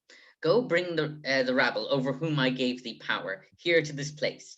Incite them to quick motion, for I must bestow upon the eyes of this young couple some vanity of mine art. It is my promise, and they expect it from me. Presently? I with a twink. Before you can say come and go and breathe twice and cry so, each one, tripping on his shoe, will be here with mop and mow. Do you love me, master? No? Dearly, my delicate Ariel, do not approach till thou dost hear me call. Well, I conceive. Ariel exits. Look thou be true, do not give dalliance. Too much the rain, the strongest oath are straw. To the fire in the blood be more ambitious, or else good night your vow. I warrant you, sir, the white cold virgin snow upon my heart abates the ardour of my liver. Well, now come, my Ariel, bring a corollary. Rather than want a spirit, appear and prettily. No tongue, all eyes, be silent. Soft music. Enter Iris. Ceres, most beautiful lady, thy rich leaves of wheat, rye, barley, vetches, oats, and peas, thy turfy mountains where live nibbling sheep, and flat meads thatched with stover, them to keep, thy banks with pionned and twilled brims, which spongy April at thy best betrims, to make cold nymphs chaste crowns, and thy broom groves, whose shadow the dismissed bachelor loves, being last lorn, thy pole-clipped vineyard, and thy sea marge, sterile and rocky hard, where thou thyself dost err, the queen of the sky, whose watery arch and messenger am I, bids thee leave these, and with her sovereign grace, here on this grass plot, this very place, to come and sport. Her peacocks fly amain, approach, rich Ceres, her to entertain. Enter Ceres. Hail, many-coloured messenger, that ne'er dost disobey the wife of Jupiter, who with thy saffron wings upon my flowers diffusest honey drops, refreshing showers, and with each end of thy blue bow dost crown my bosky acres and my unshrubbed down, rich scarf to my proud earth. Why hath thy queen summoned me hither, to this short grass green? A contract of true love to celebrate, and some donation freely to a state on blessed lovers. Tell me, heavenly bow, if Venus or her son, as thou dost know, do now attend the queen, since they did plot the means that dusky dist my daughter got, her and her blind boy's scandaled company I have forsworn. Of her society be not afraid. I met her deity cutting the clouds towards Paphos and her son, dove-drawn with her. Here thought they to have done some wanton charm upon this man and maid, whose vows are that no bedright shall be paid till Hymen's torch be lighted. But vain, Mars' hot minion is returned again, Her waspish-headed son has broke his arrows, swears he will shoot no more, but play with sparrows, and be a boy right out. Highest Queen of State, great Juno comes, I know her by her gait. Enter Juno. How does my beauteous sister? Go with me to bless this twain, that they may prosperous be and honoured in their issue. Honour, riches, marriage blessing, long continuance and increasing, hourly joys be still upon you. Juno sings her blessings upon you. Earth's increase, foison plenty, barns and garners never empty, vines and clustering bunches growing, plants with goodly burthen bowing. Spring come to you at the farthest, in the very end of harvest. Scarcity and want shall shun you, Ceres' blessing so is on you. This is a most majestic vision and harmoniously charmingly. May I be bold to think these spirits? Spirits which by mine art I have from their confines called to enact my present fancies. Well, let me live here ever, so rare a wondered father and a wife makes this place paradise. Juno and Ceres whisper and send Iris on employment. Sweet, now silence. Juno and Circe whisper seriously. There's something else to do. Hush and be mute, or else our spell is marred. You nymphs called naiads of the wandering brooks, with your sedged crowns and ever harmless looks, leave your crisp channels, and on this green land answer your summons. Juno does command. Come, temperate nymphs, and here to celebrate a contract of true love. Be not too late. Enter certain nymphs. You sunburnt sicklemen of August weary, come hither from the furrow and be merry. Make holiday, your rye straw hats put on, and make these fresh nymphs encounter every one in country footing. Enter certain reapers, properly habited. They join with the nymphs in a graceful dance, toward the end of whereof Prospero starts suddenly and speaks, after which, to a strange, hollow, and confused noise, they heavily vanish. I have forgot the foul conspiracy of the beast Caliban and his confederates against my life. The minute of their plot is almost come. Well done, avoid no more. This is strange. Your father's in some passion that works him strongly. Never till this day saw I him touched with anger so distempered. You do look, my son, in a moved sort, as if you were dismayed. Be cheerful, sir. Our revels are now ended. These are actors, as I foretold you, were all spirits and are melted into air, into thin air, and like the baseless fabric of this vision, the cloud-capped towers, the gorgeous palaces, the solemn temples, the great globe itself, ye all which it inherit shall dissolve and leave this insubstantial pageant faded, leaving not a wrap behind. We are such stuff as dreams are made on, and our little life is rounded with a sleep. Sir, I am vexed. Bear with my weakness, my brain is troubled. Be not disturbed with my infirmity. If you be pleased, retire unto my cell, and there repose a turn or two I'll walk, to still my beating mind. We wish your peace. Exit. And with a thought I thank thee. Ariel, come. Enter Ariel. Thy fault I cleave to, what's thy pleasure? Spirit, we must prepare to meet with Caliban. I, my commander. When I presented Ceres, I thought to have told thee of it, but I feared lest I might anger thee. Say again, where didst thou leave the varlets? I told you, sir. They were red hot with drinking, so fun of valour that they smote the air for breathing in their faces, beat the ground for kissing at their feet, yet always bending towards their project. Then I beat my tabor, at which, like unbacked colts, they pricked their ears, advanced their eyelids, lifted up their noses, as they smelt music. So I charmed their ears. That calf-like they my lowing followed through. Toothed briars, sharp fuses, pricking goths and fawns, which entered their frail shins. At last I left them, in the filthy mantled pool beyond your cell, there dancing up to the chins, that the foul lake stunk their feet. This was well done, my bird. Thy shape invisible retain thou still. The trumpery in my house, go bring it hither. for still to catch these thieves. I go. Exit. A born devil, whose nurture can never stick, on whom my pains humanely taken, all lost, quite lost. And as they age, his body uglier grows, so his mind cankers. I will plague them all, even to roaring. Re-enter Ariel, loaden with glistering apparel, etc. Come, hang them on the line. Prospero and Ariel remain invisible. Enter Caliban, Stefano, and Trinculo, all wet. Pray you, tread softly, that the blind mole may not hear a footfall. We now are near his cell.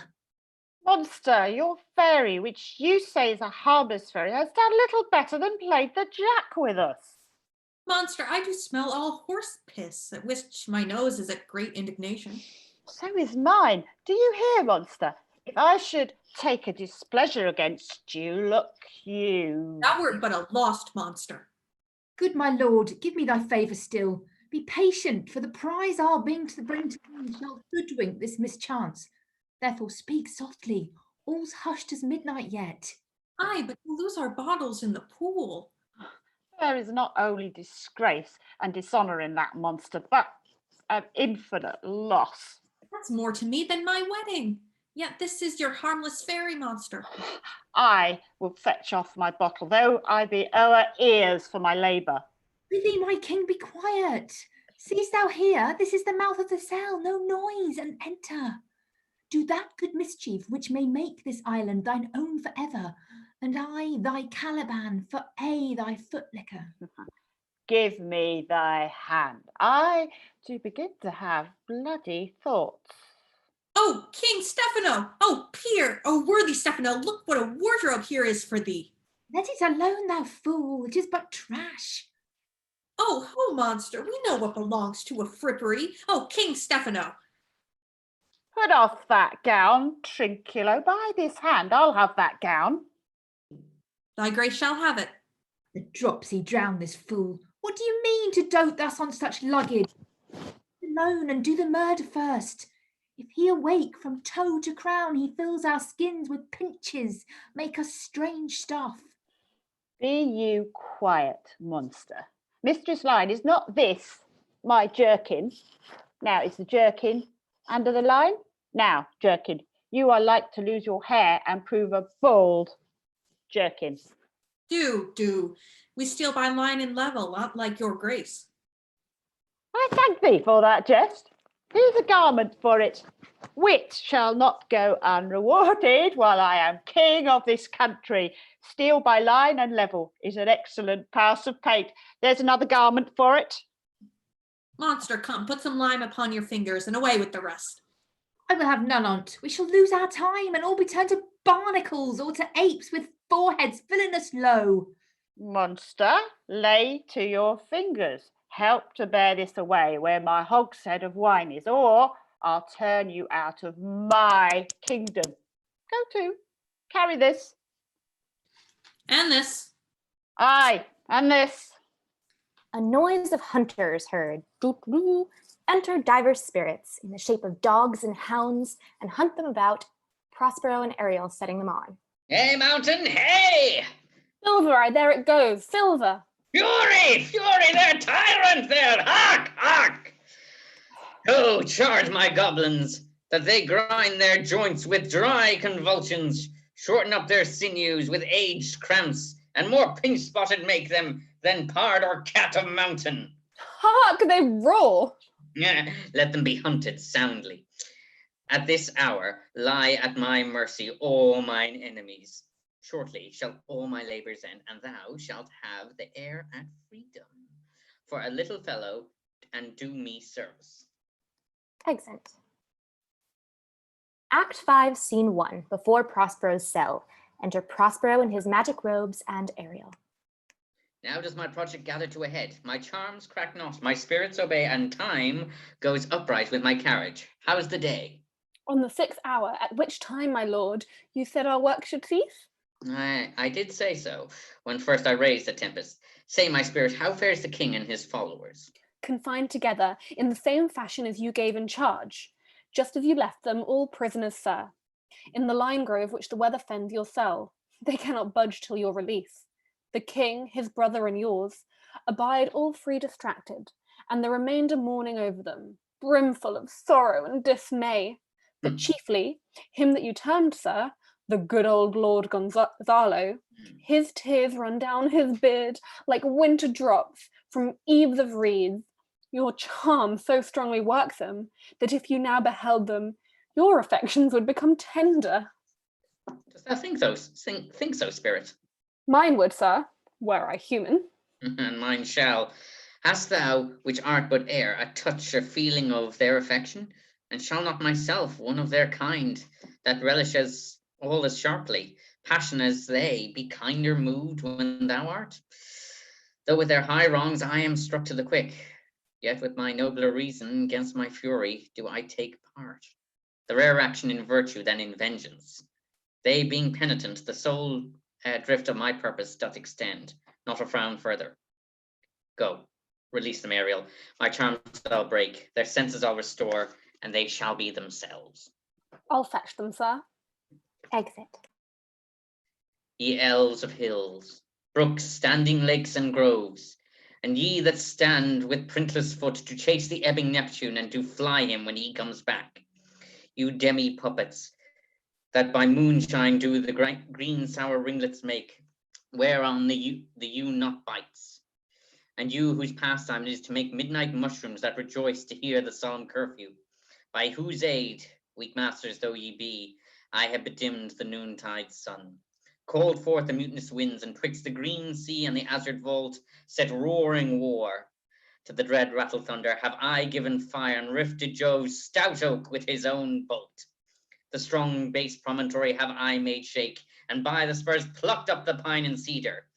Graves at my command have waked their sleepers, oped and let them forth by my so potent art.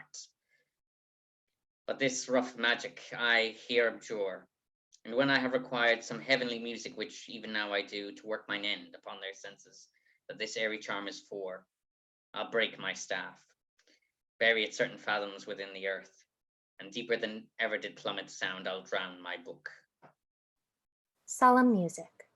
Re-enter Ariel before, then Alonso with a frantic gesture, attended by Gonzalo, Sebastian and Antonio in like manner, attended by Adrian and Francisco. They all enter the circle which Prospero has made, and there stand charmed with Prospero observing. Speak. A solemn air and the best comforter, to an unsettled fancy cure thy brains. Now, unless bolted within the skull, there stand, for you are spell stopped. Holy Gonzalo, honourable man, mine eyes even sociable to the show of thine, fall fellowly drops.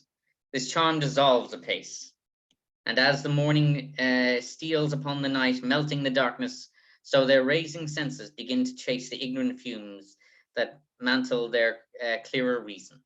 O good Gonzalo, my true preserver and a loyal sir, to him you followest, I will pay thy graces home, both in word and deed.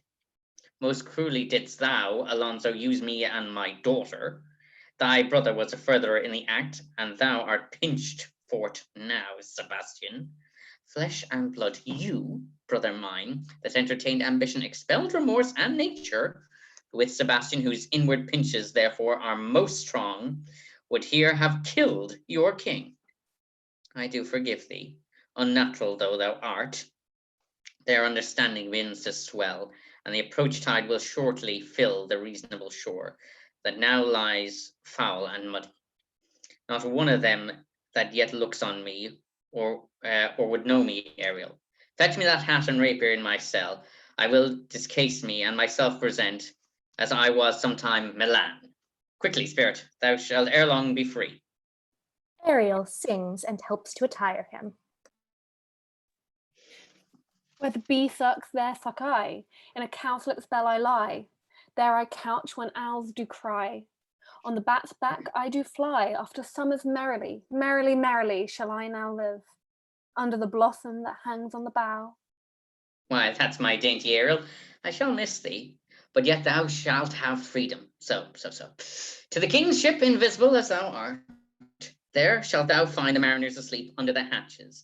The master and the boatswain, being awake, enforce them to this place, and presently, I prithee. I drink the air before me, and return, or ere your pulse twice beat. Ariel exits. All torment, trouble, wonder, and amazement inhabit here. Some heavenly power guided out of this fearful country. Behold, Sir King, the wronged Duke of Milan, Prospero. For more assurance that a living prince does now speak to thee, I embrace thy body, and to thee and thy company I bid a hearty welcome. Whether thou best he or no, or some enchanted trifle to abuse me, as I have been, I not know. Thy pulse beats as of flesh and blood, and since I saw thee, the affliction of my mind amends, with which I fear a madness held me. This must crave, and if this be at all a most strange story, the Duke to my resign and do entreat thou pardon me my wrongs. But how should Prospero be living and be here? First, noble friend, let me embrace thine age, whose honour cannot be measured or confined. Whether this be or be not, I'll not swear. You do yet taste some subtleties of the isle that will not let you believe things certain. Welcome, my friends, all. But you, my brace of lords, were I so minded, I here could pluck his highness's frown upon you and justify you traitors. At this time I will tell no tales. The devil speaks in him. No, for you, most wicked sir, whom to call brother would even infect my mouth. I do forgive thy rankest faults, all of them, and require my dukedom of thee, which perforce I know thou must restore. If thou beest Prospero, give us particulars of thy preservation. How thou hast met us here, who 3 hours since were wrecked upon his shore, where I have lost, how sharp the point of this remembrance is, my dear son Ferdinand. I am woe for it, sir. Inseparable is the loss, and patience says it is past her cure. I rather think you have not sought her help, of whose soft grace for the like loss I have her sovereign aid, and rest myself content. You, the like loss? As great to me as late, and supportable to make the dear loss, have I means much weaker than you may call to comfort you, for I have lost my daughter. A daughter? Oh heavens, that they were living both in Naples, the king and queen there. That they were, I wish myself were muddied in that oozy bed where my son lies. When did you lose your daughter? In this last tempest. I perceive these lords at the encounter do so much admire that they devour their reason and scarce think their eyes do offices of truth. Their words are natural breath, but however so you have been just lead from their senses. Know for certain that I am Prospero, and that very Duke which was thrust forth of Milan, who most strangely upon this shore, where you have wrecked, was landed, to be the lord on it. No more yet of this, for 'tis a chronicle of a day by day, not a relation for a breakfast, nor befitting this first meeting. Welcome, sir. This sells my court. Here have I few attendants, and subjects none abroad. Pray you look in, my dukedom since have you given me again. I will requite you with such a good a thing. At least bring forth a wonder to content ye, as much as my dukedom. Here Prospero discovers Ferdinand and Miranda playing at chess. Sweet lord, you play me false. No, my dearest love, I would not for the world. Yes, for a score of kingdoms you should wrangle, and I would call it fair play.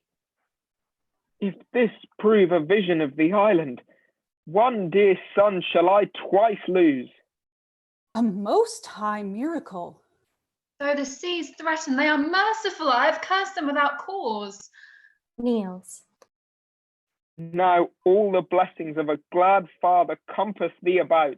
Arise, and say how you camest here. Oh, wonder! How many goodly creatures are there here? How beauteous mankind is! Oh, brave new world that has such people in it! 'Tis new to thee. What is this maid with whom thou wast at play? Your eldest acquaintance cannot be 3 hours. Is she the goddess that hath served us and brought us thus together? Sir, she is mortal, but by immortal providence she's mine. I chose her when I could not ask my father for his advice, nor thought I had one. She is daughter to this famous Duke of Milan, of whom so often I have heard renown, but never saw before, of whom I have received a second life, and second father this lady makes him to me. I am hers, but oh, how oddly will it sound that I must ask my child forgiveness. There, sir, stop. Let us not burden our remembrance with a heaviness that's gone. I have inly wept, or should have spoke ere this. Look down, you God, and on this couple drop a blessed crown. For it is you that have chalked forth the way which brought us hither. I say, Amen, Gonzalo. Was Milan thrust from Milan that his issue should become kings of Naples? Oh, rejoice we on the common joy, and set it down with gold on lasting pillars. In one voyage did Claribel her husband find at Tunis, and Ferdinand her brother found a wife where he himself was lost. Prospero his dukedom in a poor isle, and all of us ourselves when no man was his own. Give me your hands. Let grief and sorrow still embrace his heart that doth not wish you joy. Be it so, amen. Re-enter Ariel with the master and boatswain, amazedly following. Oh, look, sir, there is more of us. I prophesied, if a gallows were on land, this fellow could not drown. Now, blasphemy, that swears grace overboard, not an oath on shore. Hast thou no mouth by land? What is the news? The best news is that we have safely found our king and company. The next our ship, which but 3 glasses since we gave out split, is tight and yare and bravely rigged as when we first put out to sea. Sir, all this service have I done since I went. My tricksy spirit. These are not natural events. They strengthen from strange to stranger. Say, how came you hither? If I did think, sir, I were well awake, I'd strive to tell you. We were dead of sleep, and how we know not, all clapped under hatches, where but even now was strange and several noises of roaring, shrieking, howling, jingling chains, and more diversity of sounds, all horrible, we were awaked. Straightway at liberty, where we in all her trim freshly beheld our royal good and gallant ship, our master capering an eye to her, on a trice, so please you, even in a dream, where we divided from them and were brought moping hither. Wast well done. Bravely, my diligence, thou shalt be free. This is the stranger maze as ever men trod, and there is in this business more than nature was ever conduct of. Some oracle must rectify our knowledge. Sir, my liege, do not infest your mind with beating on the strangeness of this business. At picked leisure, which shall be shortly, single I'll resolve you, which to you shall seem probable, or ever these happened accidents. Till then be cheerful, and think of each thing well. Come hither, spirit. Set Caliban and his companions free, untie the spell. How fares my gracious sir? There are yet missing some of your company, some few odd lads that you remember not. We enter Ariel, driving in Caliban, Stefano, and Trinculo in their stolen apparel.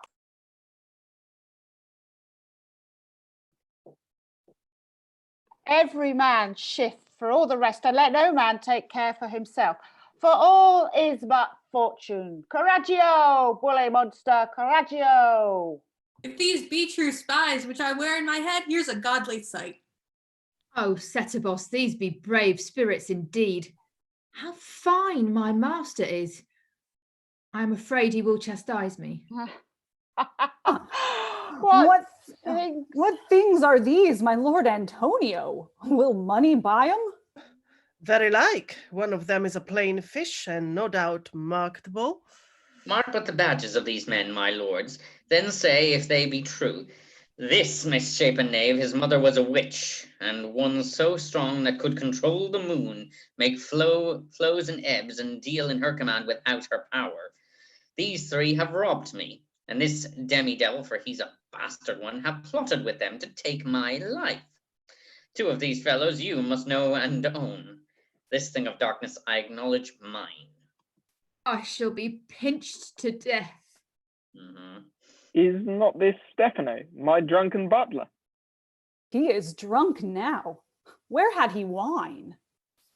And Trinculo is reeling right. Where should they find this grand liquor that hath gilded them? How camest thou in this pickle? I have been in such a pickle since I saw you last that I fear me will never be out of my bones. I shall not fear fly blowing. Why, how now, Stefano? Oh, touch me not. I am not Stefano, but a cramp. You'd be king of the isle, sirrah.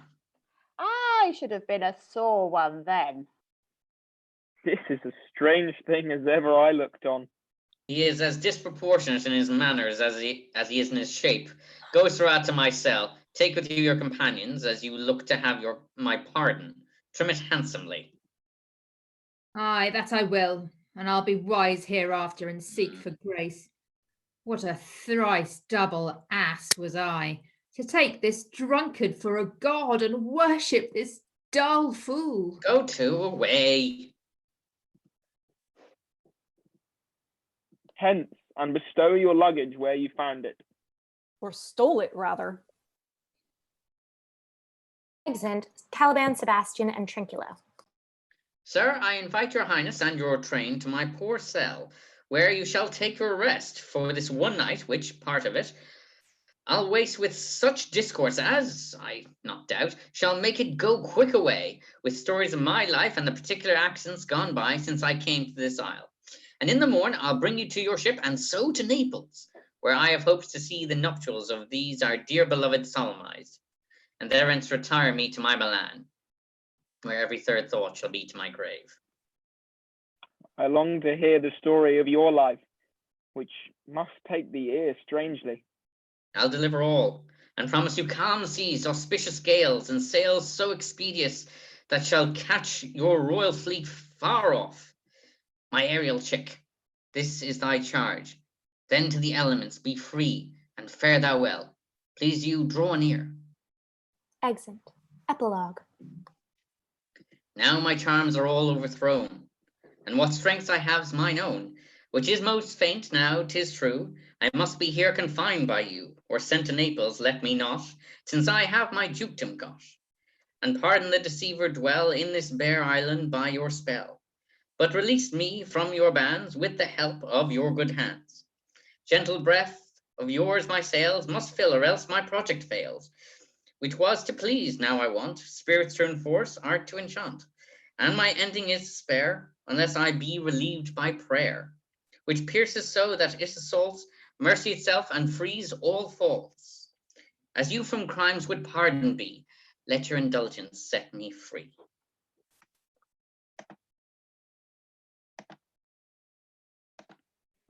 And that was The Tempest. And that was Read for the Globe. Thank you very much, everybody who took part. I'm going to put you on gallery view because you deserve to be seen. Look at this cast of people.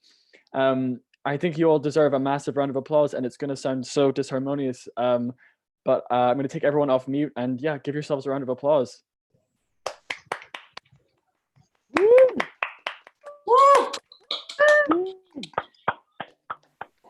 Well done, everybody. That was really amazing. Really, really amazing. Good job. And that brings us to the end of our 48 hours and 11 minutes of Shakespeare plays, uninterrupted, with a few breaks for sonnets in the middle. But since 7 p.m. on Saturday, British summertime, we have been reading Shakespeare plays with a cast of over 200 volunteers, some of whom are professional actors, some of whom are not, all of whom did not know what play they were signing up for when they signed up, and none of whom knew what part they got until someone told them 2 minutes before they started. So this has been incredible. I cannot believe the quality of performance that we've had over the last 2 days. The other thing I can't believe is that our little fundraiser has raised just shy, let me just refresh, just shy of £12,000 for the Globe. Thank you so much to every single person who's donated. I think someone was doing calculations for that, and it's about a week of sold out groundling tickets for the Globe. It's what you have donated over the last 2 days. So that's just incredible, unbelievable. I think when we started this fundraiser, our original target was 2,500. And I think I was the one that said, I think that's a bit high. Let's be a bit more realistic. We are just shy of £12,000. All of that money is going straight to the Globe. You don't need to hear me say why again. We all know. Just, yeah, well done, everybody. Players, you've been absolutely incredible. We couldn't have asked for a better team. We have all of your emails, so we'll be in touch over the next couple of days. So look out for that. I don't want to promise there's going to be more of these again because I don't know about the rest of the team, but I'm really looking forward to sleep. But I don't think this is the end of the Read for the Globe thing. So look out for that. So players, thank you very, very much. I'm going to ask you to make your exits, preferably not pursued by a bear. And I'll invite the Read for the Globe team back. Thank you so much.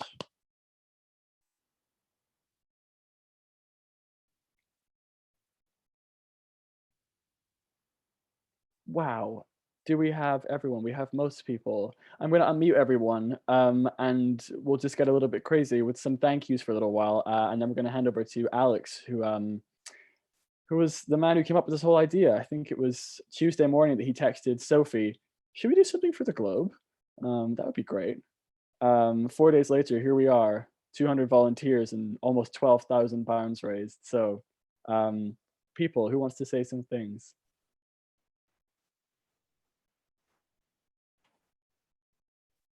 You look really excited. Sorry, my shock there was I actually had this very cheap bottle of bubbly to set off with the pot, and it just went off by itself. As Jamie was doing his speech, which is incredibly perfect. So I'm very emotional and excited. But my shock there was mainly for this letting itself go. Now I'm having heart palpitations, so I'll calm down and let someone else speak. The most cat thing I've ever heard in my life. I just want to say we're getting so many wonderful comments on Twitter and on YouTube. Thank you so much to everyone who was involved. There were so many wonderful things about having this many volunteers, many of whom we didn't know originally, many of whom knew each other. There's just, among the amazing things about this, one of my favorites was the community of people that came together, that all are connected to the Globe in some way, or that aspire to the Globe, or that feel like the Globe is somewhere they can come and study or work or act, or just come to see something beautiful. And I'm so moved. Oh, sorry, I just hit my microphone. I'm so moved by all of the people who joined and brought their friends and brought their families. So thank you. Can I just jump in off the back of that and say that I think this has been such a special way to celebrate the Globe and the work of the Globe, because it's such an amazing theatre space for embracing, it's such a diverse space and embracing inclusivity and accessibility.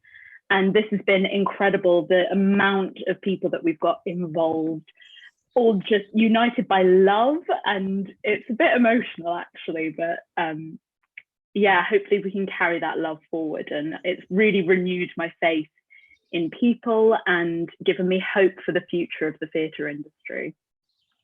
And also, jumping off what Livy said, it really is such a celebration of the community, but the community alone that we had here with Globe Reads, and that hopefully will continue to be part of this Globe Reads community, can't save the Globe alone, which is a bit of a downer note to put in here, but just keep sharing the message and keep sharing your love for the space that the Globe is, because what needs to happen, not just for the Globe, but for the theatre industry across the UK and America and worldwide, but let's keep our sights on the UK in terms of our call to action, is the government needs to step in and help the arts more than it currently is. We didn't quite raise the 5.7 million that maybe deep down we were hoping for. We were a little short of that, but let's keep spreading the message, because one of the most important things of all this is raising awareness, not just raising an incredible amount of money. Yeah, I would just want to say, I've just had a lovely weekend, and I sort of wasn't really, not that I wasn't expecting to, but this has definitely been one of the best weekends that I've had in lockdown. I know we've all been in lockdown for months and months now, and so is everyone, you know, watching at home. And it also, weirdly, I mean, for the people watching the YouTube, we all met on the MA, which finished like beginning of September last year. And I don't know about the rest of you, but like life has kind of moved on. I went and got a proper job, and I sort of forgot about all of this stuff a little bit. And I kind of forgot how much I loved Shakespeare. And this has just massively renewed all of that love and recaptured a little bit of the magic that we had last year at the Globe. And yeah, it's just been so wonderful. So I just want to say thank you to all of you guys here for organising this, and it just being amazing. So and thank you to Will and Farah. Shout out to them. Yep, Dr. Farah Karen Cooper, Dr. Will Tosh, you were the inspirations. You made us feel at home at the Globe. The reason that we're such big Shakespeare nerds to this day. So thank you for what you did for us and what you continue to do for new generations of Shakespeare enthusiasts and scholars. Also going to add Lucy Monroe to that list as well. Absolutely. I'd also like to thank all of the special guests that we had. We had a number, it's a fairly long list of guests who were academics, actors, people within the community. Many of them we approached just hours before. Some of them were confirming less than 20 minutes before they went on. They took it so much in their stride. We're so grateful to everyone who shared the message and who agreed to come and help us out and use their platform to raise awareness and raise funds. So thank you to all of our special guests and to all of our readers who brought their own audiences. Everyone who tweeted, uses the hashtags, it really made a difference. Just going to say for everybody else, I know everybody wants to get a little chance to say something, but Philippe just asked if we had any favorite moments from the MA. So when you talk, just flag that down. Thanks, Philippe.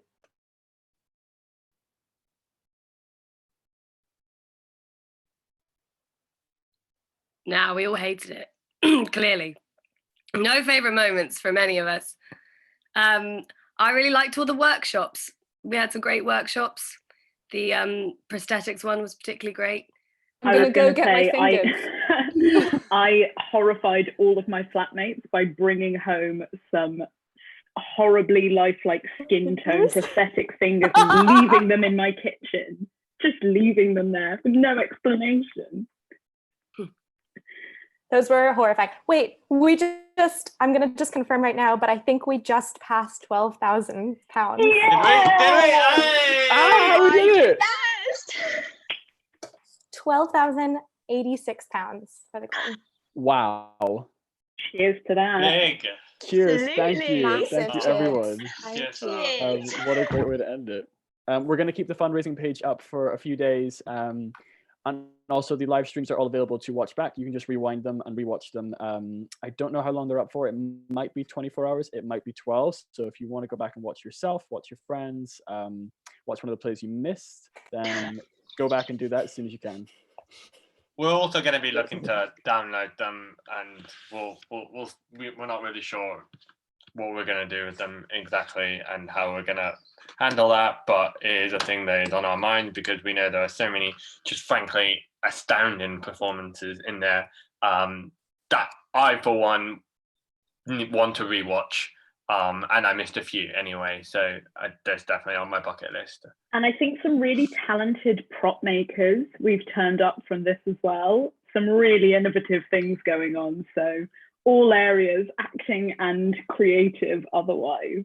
Yeah, and can I just say, like, it's so hard to read that amount of language that isn't necessarily familiar to you from a screen with no preparation.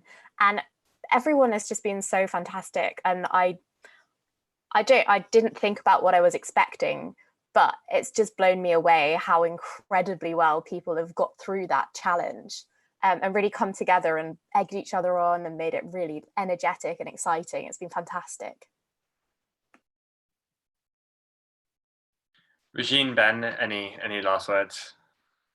You guys have been silent. We want to hear your thoughts. I have something to say, yeah, but you might not like it as much because it's no one here will want to pat themselves on the back, particularly because of what this was about. This was about the Globe and raising money and awareness for the Globe and for theatres.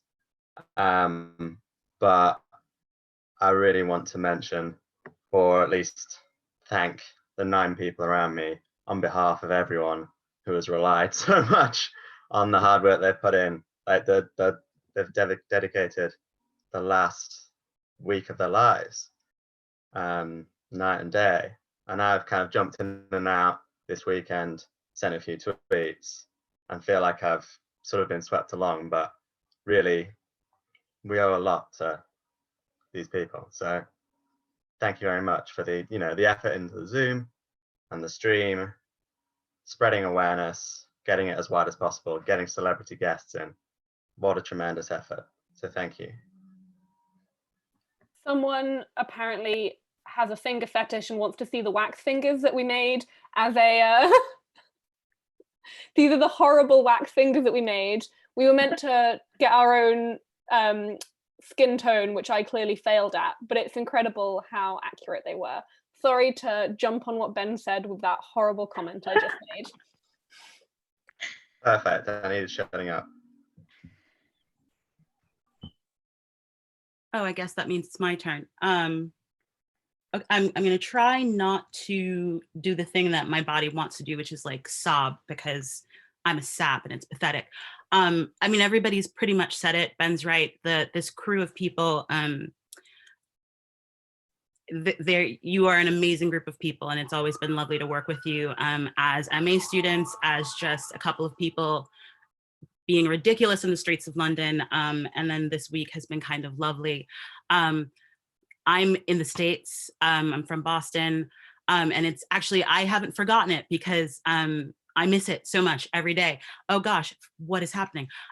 So even though I've got a job and I've been doing the damn thing, I remember you guys just about every day. So this week has been really weird. It was almost like going back in time 8 months, however long it's been since the end of the MA, and it's been truly lovely and truly wonderful, and my heart is full. And the thing that I will say is we spent a lot of time at the Globe as MA students, as people seeing shows. Some of us worked there, Alex and Kat, so we know the place very, very well. And every time I was there, the thing is, and this is sappy, and I'm sorry, but the place is home. It'll be a while before I get back to London, not just because of lockdown, but just life and travel and things like that. So if anybody watching this gets anything away from it, I don't want to be in a position where I can't come home.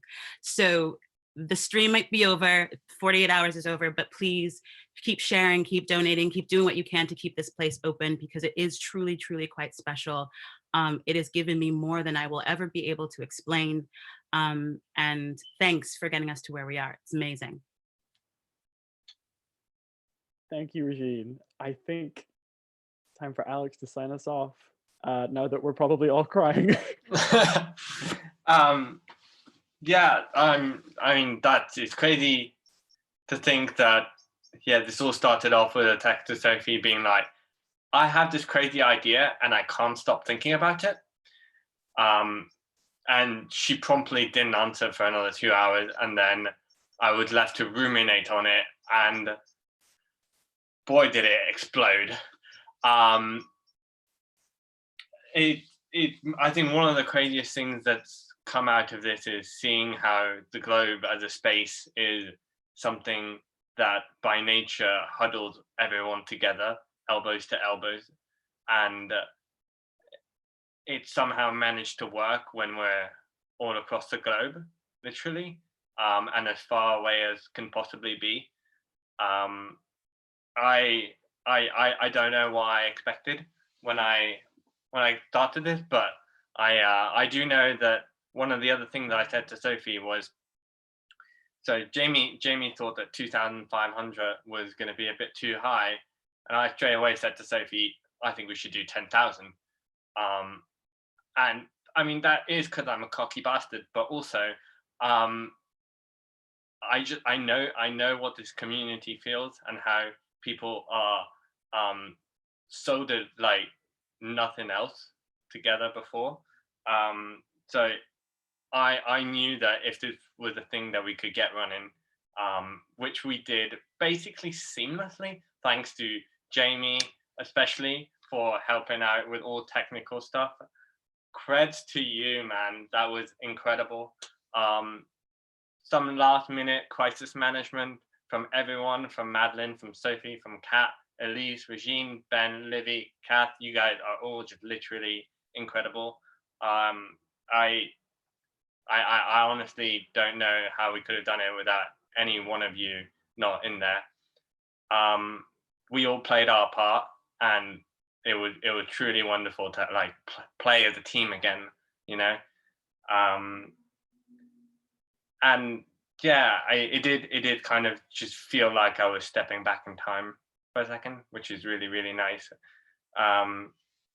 But also I think was really amazing seeing little pockets of community all across. People, I think someone mentioned that there were some people who knew each other who came in and being like, oh, there's Sally, there's, you know, Victoria, come in, everyone tune in, we're gonna support, this is gonna be amazing. It was truly, honestly, awe-inspiring to watch that come together and happen in real life.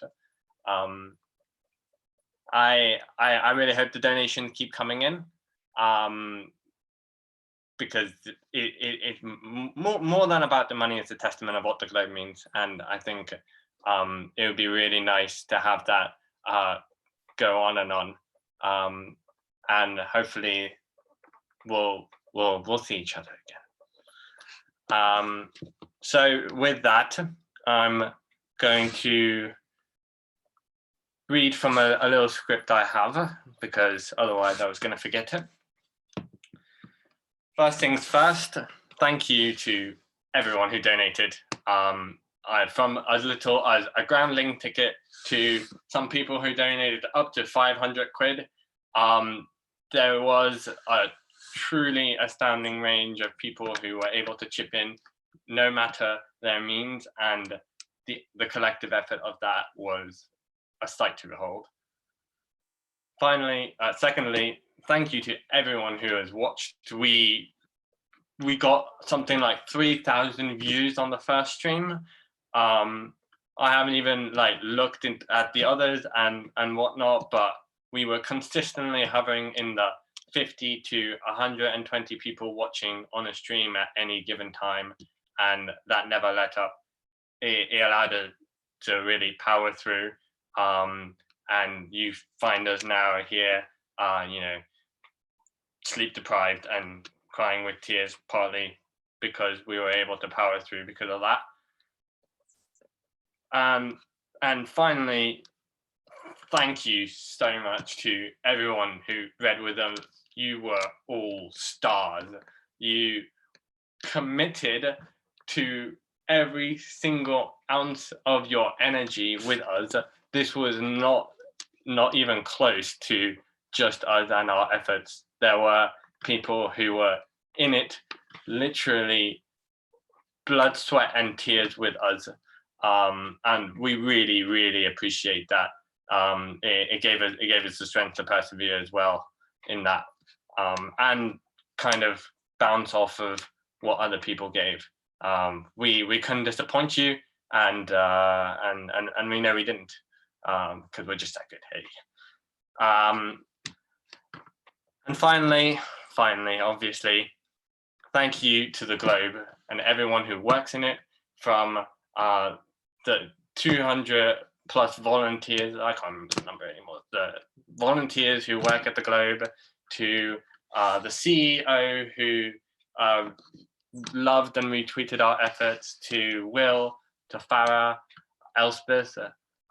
You're all part of the reason why we love what we do, not only now, but back then when we were studying there.